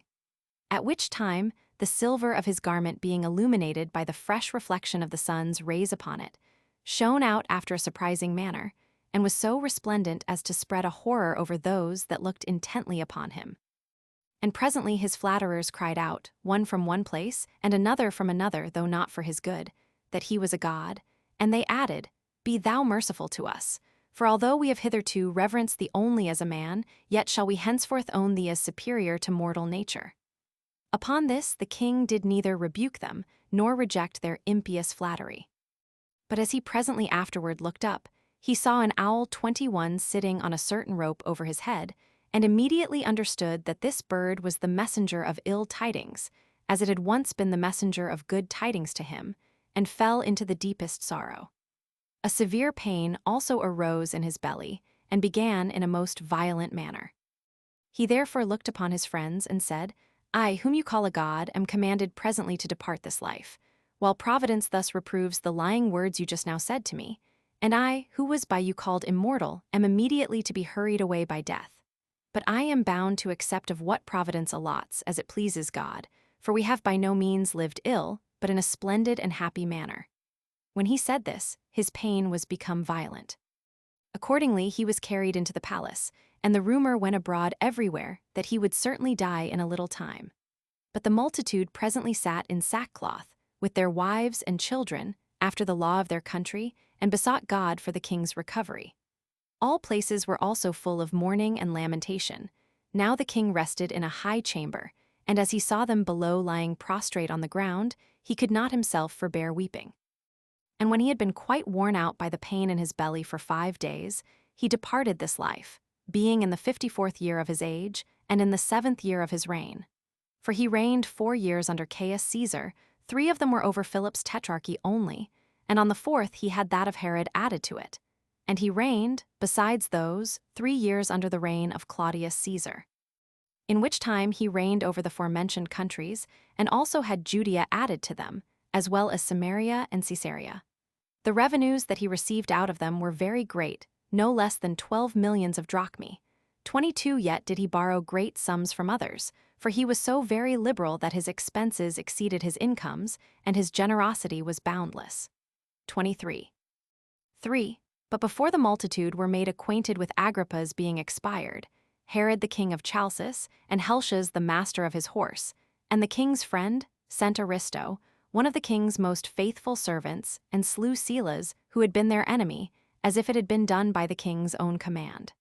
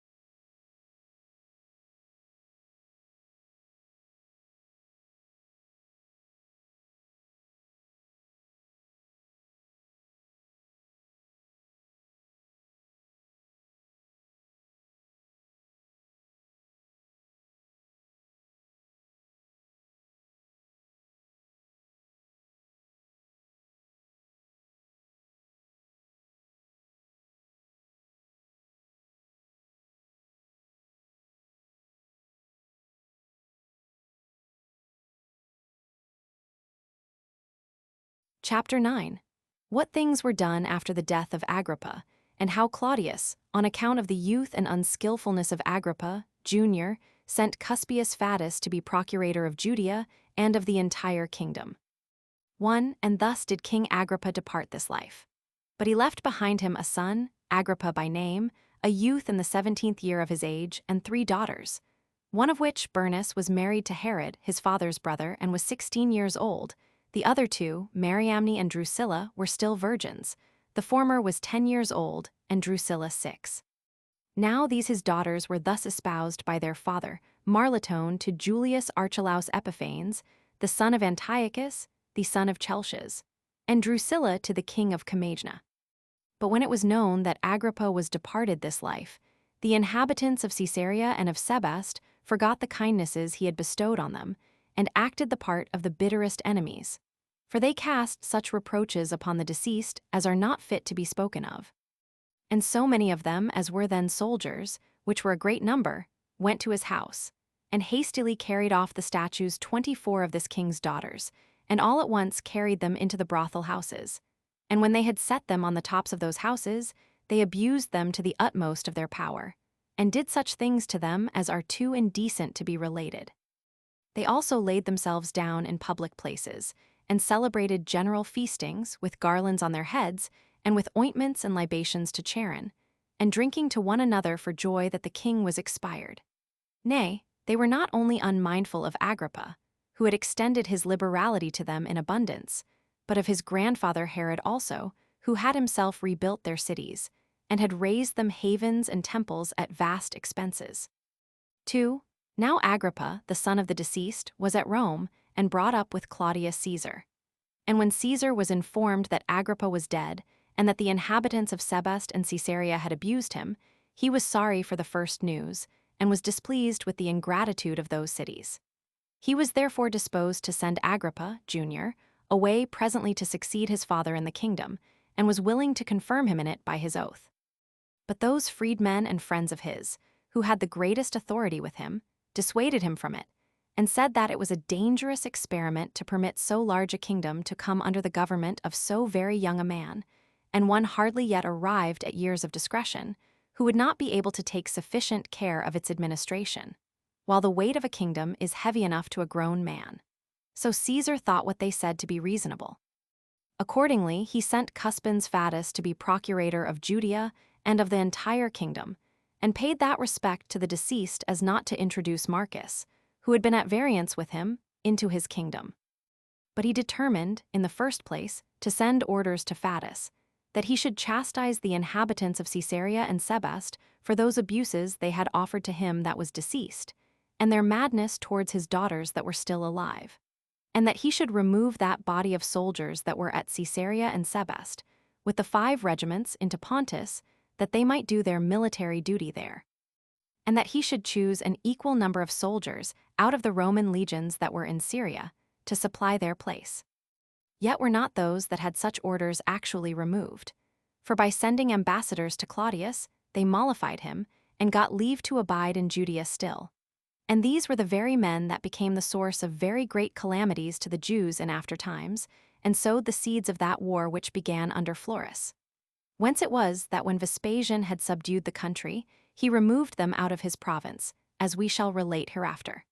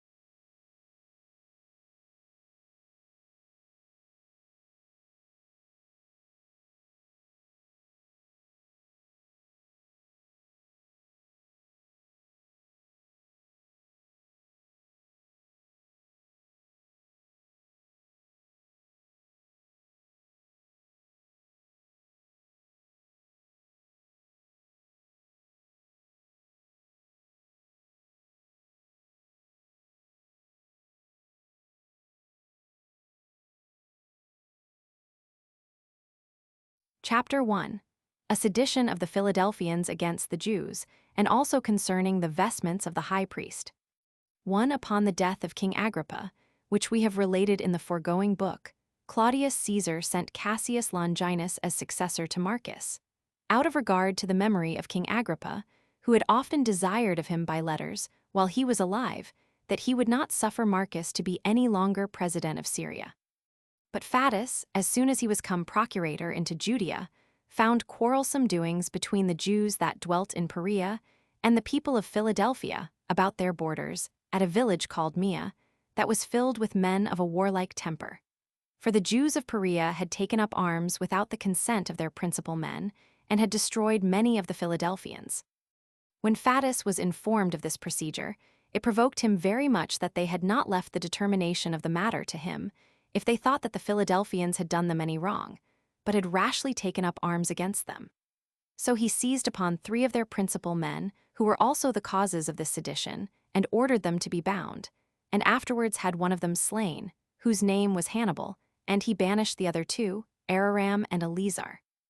Ptolemy also, the arch-robber, was, after some time, brought to him bound and slain, but not till he had done a world of mischief to Idumea and the Arabians.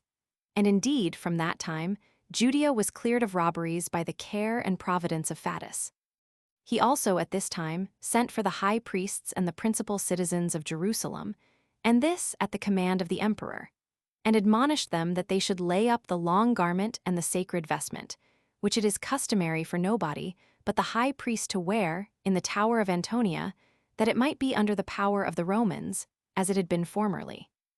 Now the Jews durst not contradict what he had said, but desired Flavius, however, and Longinus, which last was come to Jerusalem, and had brought a great army with him, out of a fear that the injunctions of Flavius should force the Jews to rebel, that they might, in the first place, have leave to send ambassadors to Caesar, to petition him that they may have the holy vestments under their own power, and that, in the next place, they would tarry till they knew what answer Claudius would give to that their request. So they replied, that they would give them leave to send their ambassadors, provided they would give them their sons as pledges for their peaceable behavior. And when they had agreed so to do, and had given them the pledges they desired, the ambassadors were sent accordingly. But when, upon their coming to Rome, Agrippa, Junior, the son of the deceased, understood the reason why they came, for he dwelt with Claudius Caesar, as we said before. He besought Caesar to grant the Jews their request about the holy vestments, and to send a message to Flavius accordingly. 2. Hereupon Claudius called for the ambassadors, and told them that he granted their request, and bade them to return their thanks to Agrippa for this favor, which had been bestowed on them upon his entreaty. And besides these answers of his, he sent the following letter by them. Claudius Caesar Germanicus, tribune of the people the 5th time, and designed consul the 4th time, and imperator the 10th time, the father of his country, to the magistrates, senate, and people, and the whole nation of the Jews, sendeth greeting. Upon the presentation of your ambassadors to me by Agrippa, my friend, whom I have brought up and have now with me, and who is a person of very great piety, who are come to give me thanks for the care I have taken of your nation, and to entreat me in an earnest and obliging manner that they may have the holy vestments, with the crown belonging to them under their power. I grant their request, as that excellent person Vitellius, who is very dear to me, had done before me. And I have complied with your desire in the first place, out of regard to that piety which I profess, and because I would have every one worship God according to the laws of their own country. And this I do also because I shall hereby highly gratify King Herod and Agrippa, Junior, whose sacred regards to me and earnest goodwill to you, I am well acquainted with, and with whom I have the greatest friendship, and whom I highly esteem and look on as persons of the best character. Now I have written about these affairs to Cuspius Fadus, my procurator. The names of those that brought me your letter are Cornelius, the son of Ciro, Trypho, the son of Theudio Dorotheus, the son of Nathaniel, and John, the son of Jotter. This letter is dated before the 4th of the calends of July, when Ruffies and Pompeius Silvanus are consuls. 3. Herod also, the brother of the deceased Agrippa, who was then possessed of the royal authority over Chalcis, petitioned Claudius Caesar for the authority over the temple, and the money of the sacred treasure, and the choice of the high priests, and obtained all that he petitioned for. So that after that time this authority continued among all his descendants till the end of the war. Accordingly, Herod removed the last high priest, called Simtheras, and bestowed that dignity on his successor Joseph, the son of Cantos.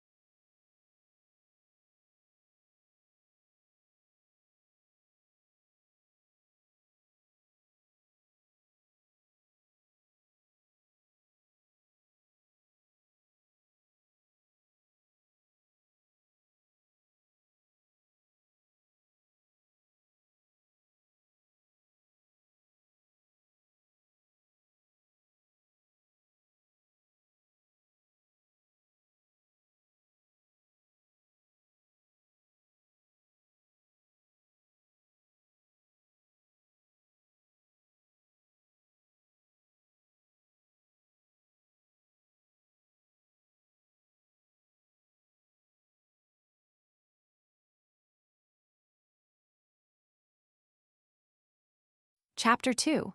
How Helena the queen of Adiabene and her son Isates embraced the Jewish religion, and how Helena supplied the poor with corn when there was a great famine at Jerusalem.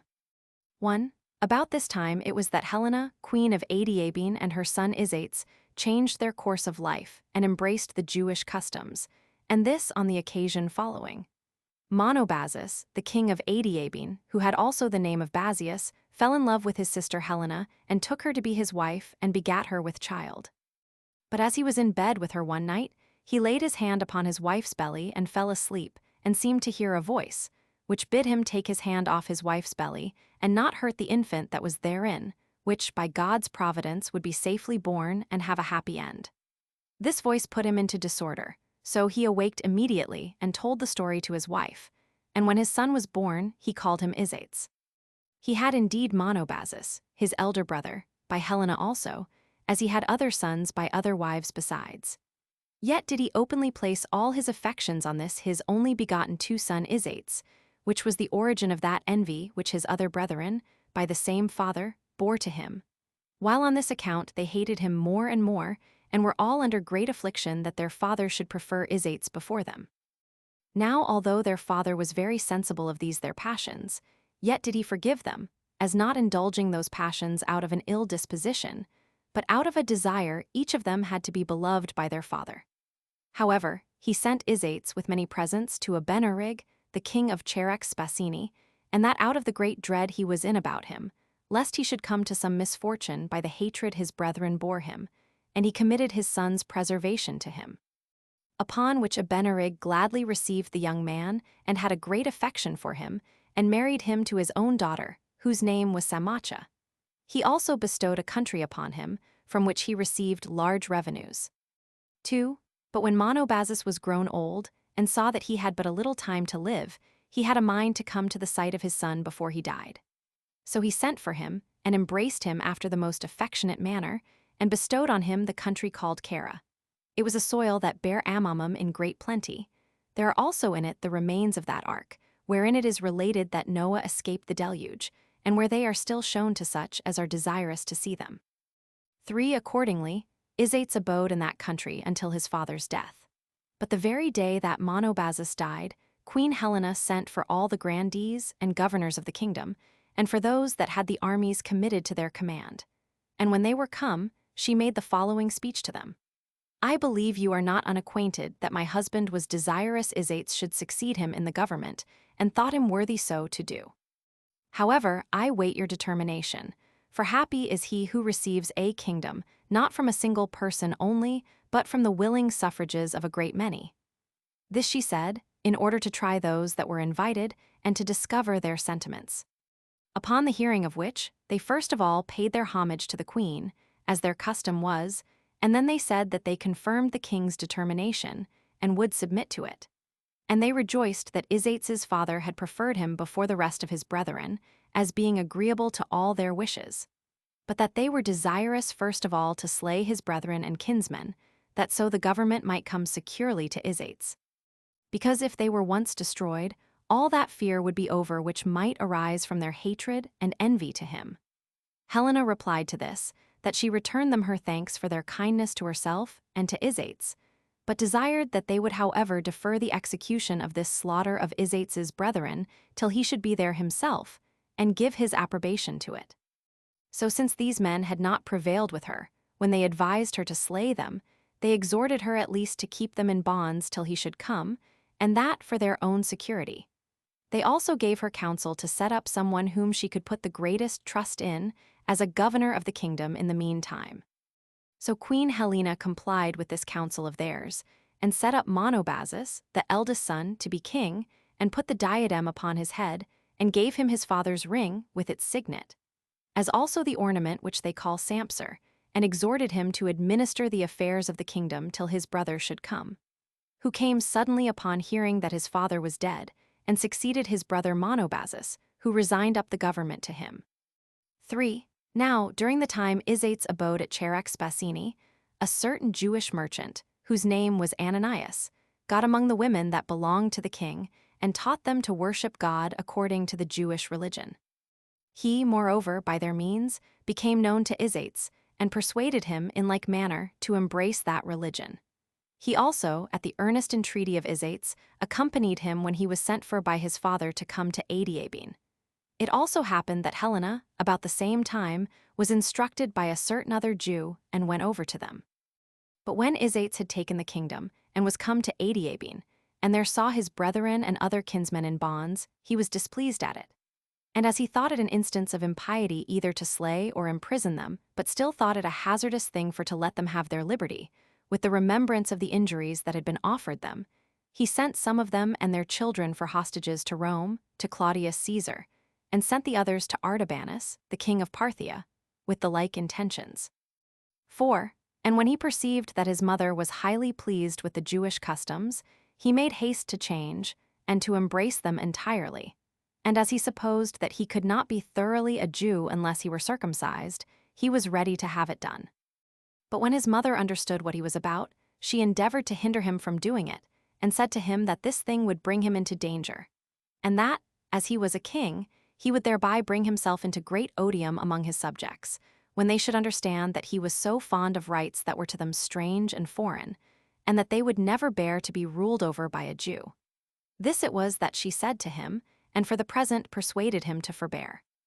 And when he had related what she had said to Ananias, he confirmed what his mother had said.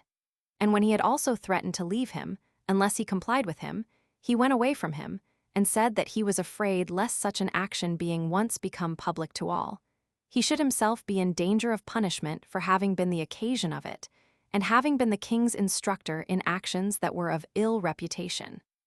And he said that he might worship God without being circumcised, even though he did resolve to follow the Jewish law entirely, which worship of God was of a superior nature to circumcision. He added that God would forgive him, though he did not perform the operation, while it was omitted out of necessity, and for fear of his subjects. So the king at that time complied with these persuasions of Ananias. But afterwards, as he had not quite left off his desire of doing this thing, a certain other Jew that came out of Galilee, whose name was Eleazar, and who was esteemed very skillful in the learning of his country, persuaded him to do the thing.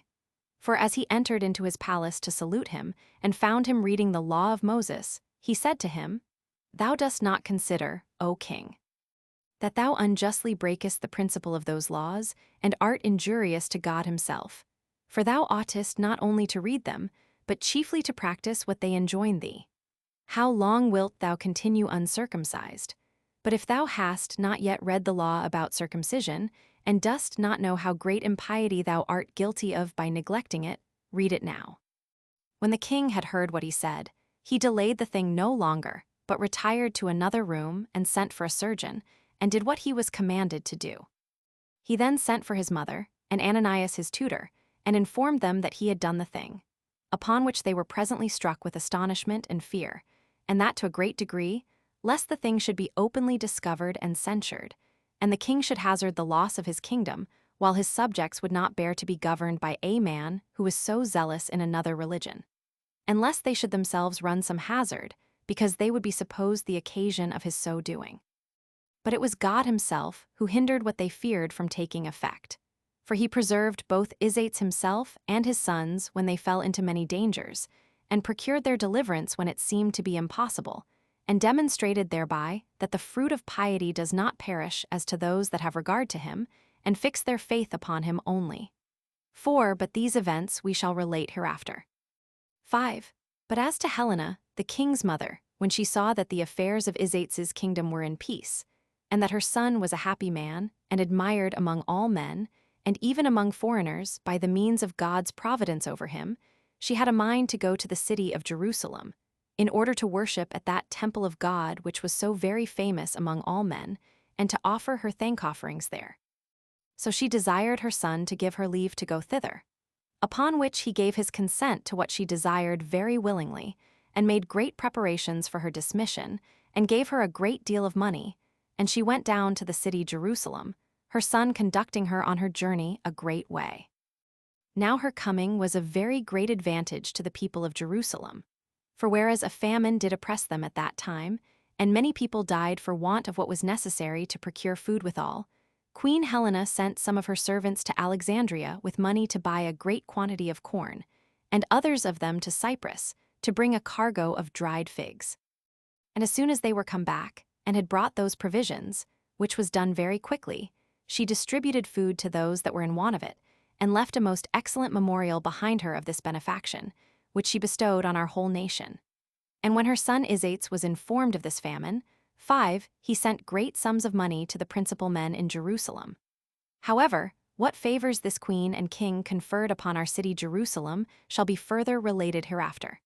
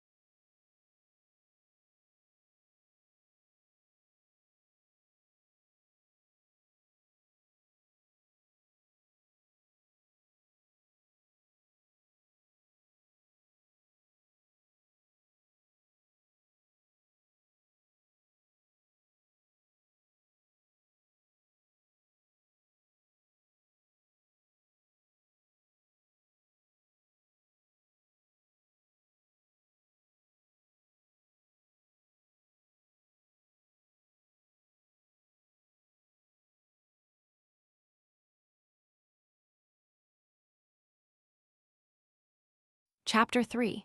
How Artabanus, the king of Parthia, out of fear of the secret contrivances of his subjects against him, went to Isates, and was by him reinstated in his government. As also how Bardanes his son denounced war against Isates. 1. But now Artabanus, king of the Parthians, perceiving that the governors of the provinces had framed a plot against him, did not think it safe for him to continue among them, but resolved to go to Isates, in hopes of finding some way for his preservation by his means, and, if possible, for his return to his own dominions. So he came to Isates, and brought 1,000 of his kindred and servants with him, and met him upon the road, while he well knew Isates, but Isates did not know him.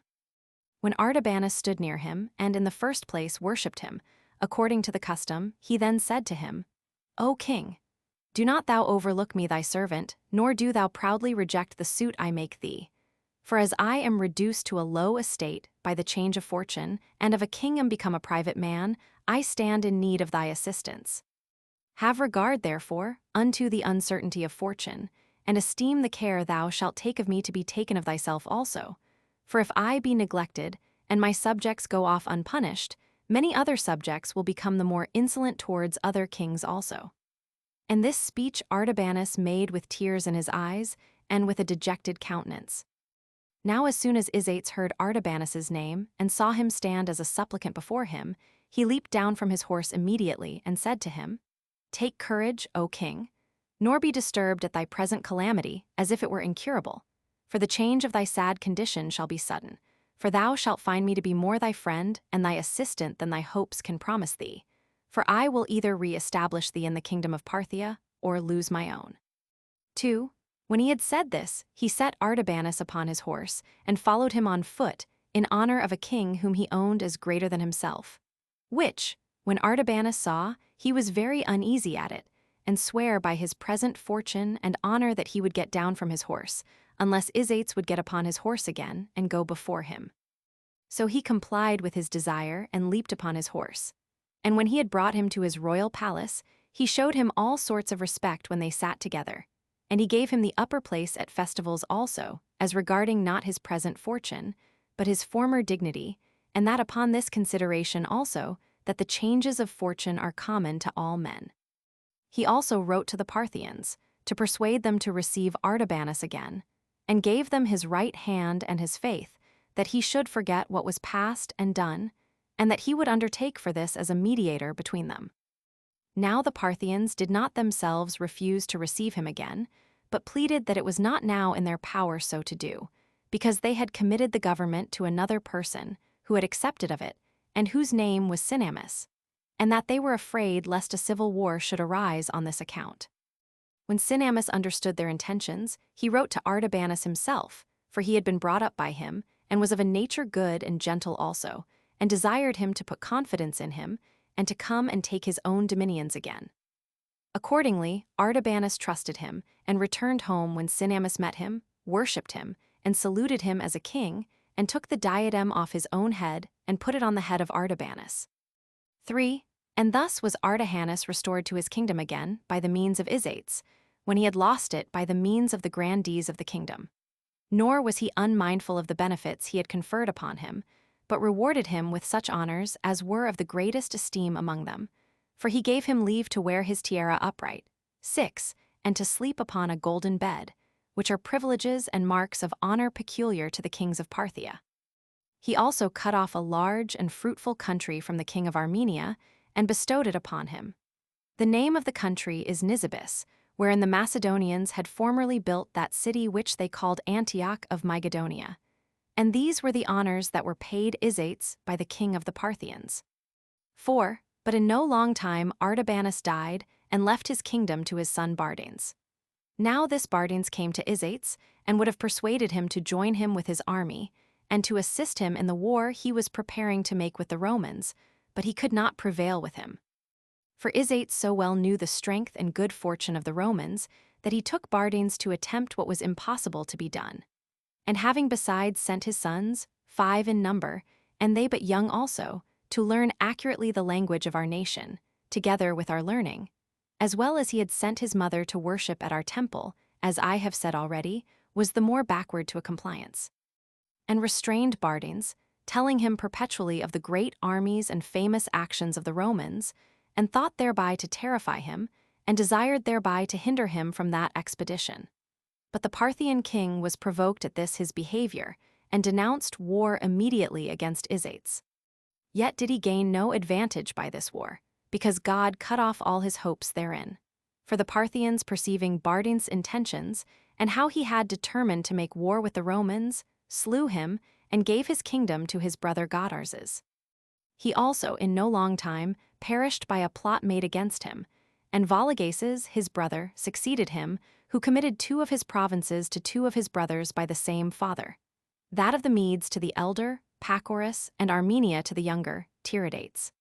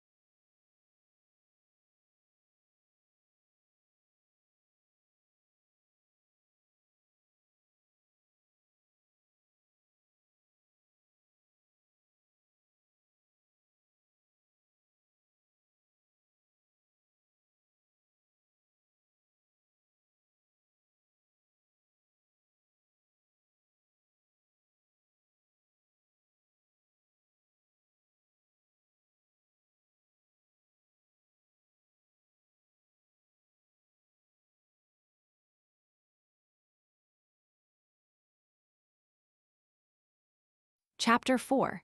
How Isates was betrayed by his own subjects, and fought against by the Arabians, and how Isates, by the providence of God, was delivered out of their hands. 1. Now when the king's brother, Monobazus, and his other kindred, saw how Isates, by his piety to God, was become greatly esteemed by all men, they also had a desire to leave the religion of their country, and to embrace the customs of the Jews. But that act of theirs was discovered by Isates' subjects. Whereupon the grandees were much displeased, and could not contain their anger at them, but had an intention, when they should find a proper opportunity, to inflict a punishment upon them. Accordingly, they wrote to Abia, king of the Arabians, and promised him great sums of money if he would make an expedition against their king, and they further promised him that, on the first onset, they would desert their king, because they were desirous to punish him, by reason of the hatred he had to their religious worship. Then they obliged themselves, by oaths, to be faithful to each other, and desired that he would make haste in this design. The king of Arabia complied with their desires, and brought a great army into the field, and marched against Izates. And, in the beginning of the first onset, and before they came to a close fight, those grandees, as if they had a panic terror upon them, all deserted Izates as they had agreed to do, and, turning their backs upon their enemies, ran away. Yet was not Izates dismayed at this, but when he understood that the grandees had betrayed him, he also retired into his camp, and made inquiry into the matter. And as soon as he knew who they were that made this conspiracy with the king of Arabia, he cut off those that were found guilty. And renewing the fight on the next day, he slew the greatest part of his enemies, and forced all the rest to betake themselves to flight. He also pursued their king, and drove him into a fortress called Arsamis, and following on the siege vigorously, he took that fortress. And when he had plundered it of all the prey that was in it, which was not small, he returned to Adiabene. Yet did not he take Abia alive, because, when he found himself encompassed on every side, he slew himself. 2. But although the grandees of Adiabene had failed in their first attempt, as being delivered up by God into their king's hands, yet would they not even then be quiet, but wrote again to Vologases, who was then king of Parthia, and desired that he would kill Izates, and set over them some other potentate, who should be of a Parthian family. For they said that they hated their own king for abrogating the laws of their forefathers and embracing foreign customs. When the king of Parthia heard this, he boldly made war upon Izates. And as he had no just pretense for this war, he sent to him, and demanded back those honorable privileges which had been bestowed on him by his father, and threatened, on his refusal, to make war upon him. Upon hearing of this, Izates was under no small trouble of mind, as thinking it would be a reproach upon him to appear to resign those privileges that had been bestowed upon him out of cowardice. Yet because he knew that though the king of Parthia should receive back those honors, yet would he not be quiet, he resolved to commit himself to God, his protector, in the present danger he was in of his life. And as he esteemed him to be his principal assistant, he entrusted his children and his wives to a very strong fortress, and laid up his corn in his citadels, and set the hay and the grass on fire. And when he had thus put things in order, as well as he could, he awaited the coming of the enemy. And when the king of Parthia was come, with a great army of footmen and horsemen, which he did sooner than was expected, and had cast up a bank at the river that parted Adiabene from Media, Izates also pitched his camp not far off, having with him 6,000 horsemen. But there came a messenger to Izates, sent by the king of Parthia, who told him how large his dominions were, as reaching from the river Euphrates to Bactria, and enumerated that king's subjects. He also threatened him that he should be punished, as a person ungrateful to his lords, and said that the God whom he worshipped could not deliver him out of the king's hands. When the messenger had delivered this his message, Izates replied that he knew the king of Parthia's power was much greater than his own, but that he knew also that God was much more powerful than all men. And when he had returned him this answer, he betook himself to make supplication to God, and threw himself upon the ground, and put ashes upon his head, in testimony of his confusion, and fasted, together with his wives and children.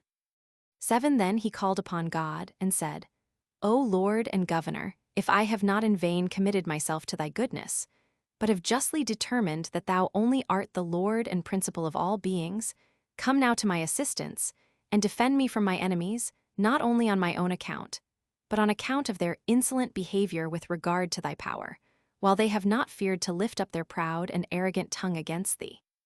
Thus did he lament and bemoan himself, with tears in his eyes, whereupon God heard his prayer. And immediately that very night Vologases received letters, the contents of which were these, that a great band of Da and Saxi, despising him, now he was gone so long a journey from home, had made an expedition and laid Parthia waste, so that he retire back without doing anything. And thus it was that Izates escaped the threatenings of the Parthians by the providence of God. 3. It was not long ere Izates died, when he had completed 55 years of his life, and had ruled his kingdom 24 years. He left behind him 24 sons and 24 daughters. However, he gave order that his brother Monobazus should succeed in the government, thereby requiting him, because, while he was himself absent after their father's death, he had faithfully preserved the government for him.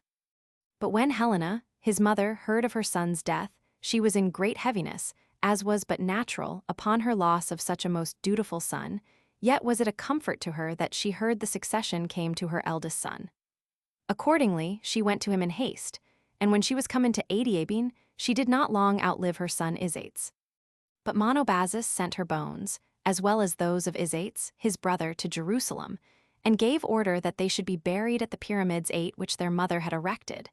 They were 3 in number, and distant no more than 3 furlongs from the city Jerusalem. But for the actions of Monobazus the king, which he did during the rest of his life, we will relate them hereafter.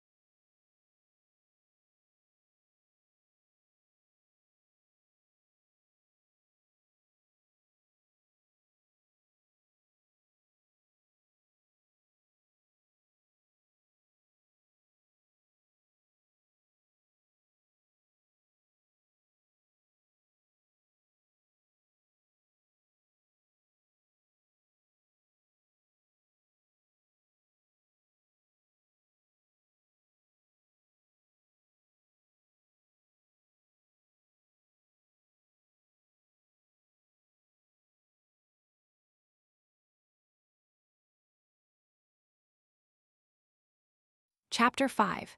Concerning Theudas and the sons of Judas the Galilean, as also what calamity fell upon the Jews on the day of the Passover. 1. Now it came to pass, while Fadus was procurator of Judea, that a certain magician, whose name was Theudas, 9 persuaded a great part of the people to take their effects with them, and follow him to the river Jordan. For he told them he was a prophet, and that he would, by his own command, divide the river, and afford them an easy passage over it, and many were deluded by his words.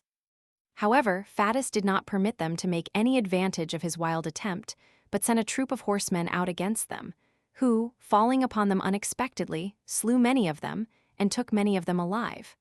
They also took Theudas alive, and cut off his head, and carried it to Jerusalem. This was what befell the Jews in the time of Cuspius Fadus's government. 2.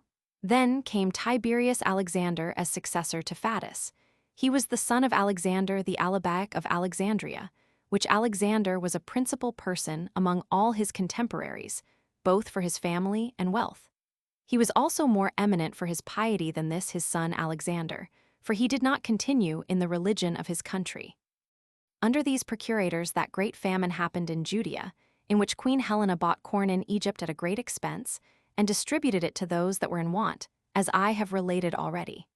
And besides this, the sons of Judas of Galilee were now slain. I mean of that Judas who caused the people to revolt, when Cyrenius came to take an account of the estates of the Jews, as we have showed in a foregoing book. The names of those sons were James and Simon, whom Alexander commanded to be crucified. But now Herod, king of Chalcis, removed Joseph, the son of Commodus, from the high priesthood, and made Ananias, the son of Nebuchadnezzar, his successor. And now it was that Cumanus came as successor to Tiberius Alexander, as also that Herod, brother of Agrippa the great king, departed this life in the 8th year of the reign of Claudius Caesar. He left behind him 3 sons, Aristobulus, whom he had by his first wife, with Bernicianus and Hyrcanus, both whom he had by Bernus his brother's daughter.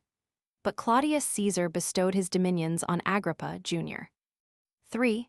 Now while the Jewish affairs were under the administration of Cumanus, there happened a great tumult at the city of Jerusalem, and many of the Jews perished therein.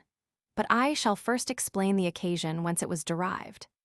When that feast which is called the Passover was at hand, at which time our custom is to use unleavened bread, and a great multitude was gathered together from all parts to that feast, Cumanus was afraid lest some attempt of innovation should then be made by them.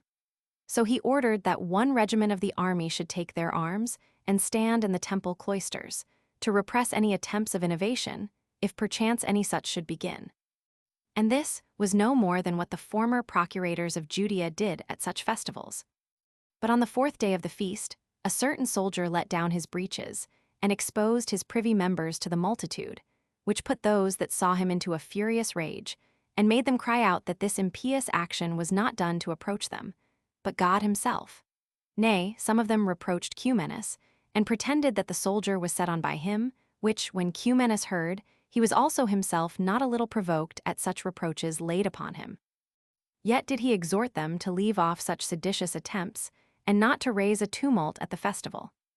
But when he could not induce them to be quiet, for they still went on in their reproaches to him, he gave order that the whole army should take their entire armor, and come to Antonia, which was a fortress, as we have said already, which overlooked the temple. But when the multitude saw the soldiers there, they were affrighted at them, and ran away hastily. But as the passages out were but narrow, and as they thought their enemies followed them, they were crowded together in their flight, and a great number were pressed to death in those narrow passages. Nor indeed was the number fewer than 20,000 that perished in this tumult. So instead of a festival, they had at last a mournful day of it, and they all of them forgot their prayers and sacrifices, and betook themselves to lamentation and weeping. So great an affliction did the impudent obsceneness of a single soldier bring upon them. 10. 4. Now before this their first mourning was over, another mischief befell them also. For some of those that raised the foregoing tumult, when they were traveling along the public road, about 100 furlongs from the city, robbed Stephanus, a servant of Caesar, as he was journeying, and plundered him of all that he had with him. Which things when Cumanus heard of, he sent soldiers immediately, and ordered them to plunder the neighboring villages, and to bring the most eminent persons among them in bonds to him. Now as this devastation was making, one of the soldiers seized the laws of Moses that lay in one of those villages, and brought them out before the eyes of all present, and tore them to pieces. And this was done with reproachful language and much scurrility. Which things when the Jews heard of, they ran together, and that in great numbers, and came down to Caesarea, where Cumanus then was, and besought him that he would avenge, not themselves, but God himself, whose laws had been affronted. For that they could not bear to live any longer, if the laws of their forefathers must be affronted after this manner. Accordingly Cumanus, out of fear lest the multitude should go into a sedition, and by the advice of his friends also, took care that the soldier who had offered the affront to the laws should be beheaded, and thereby put a stop to the sedition which was ready to be kindled a second time.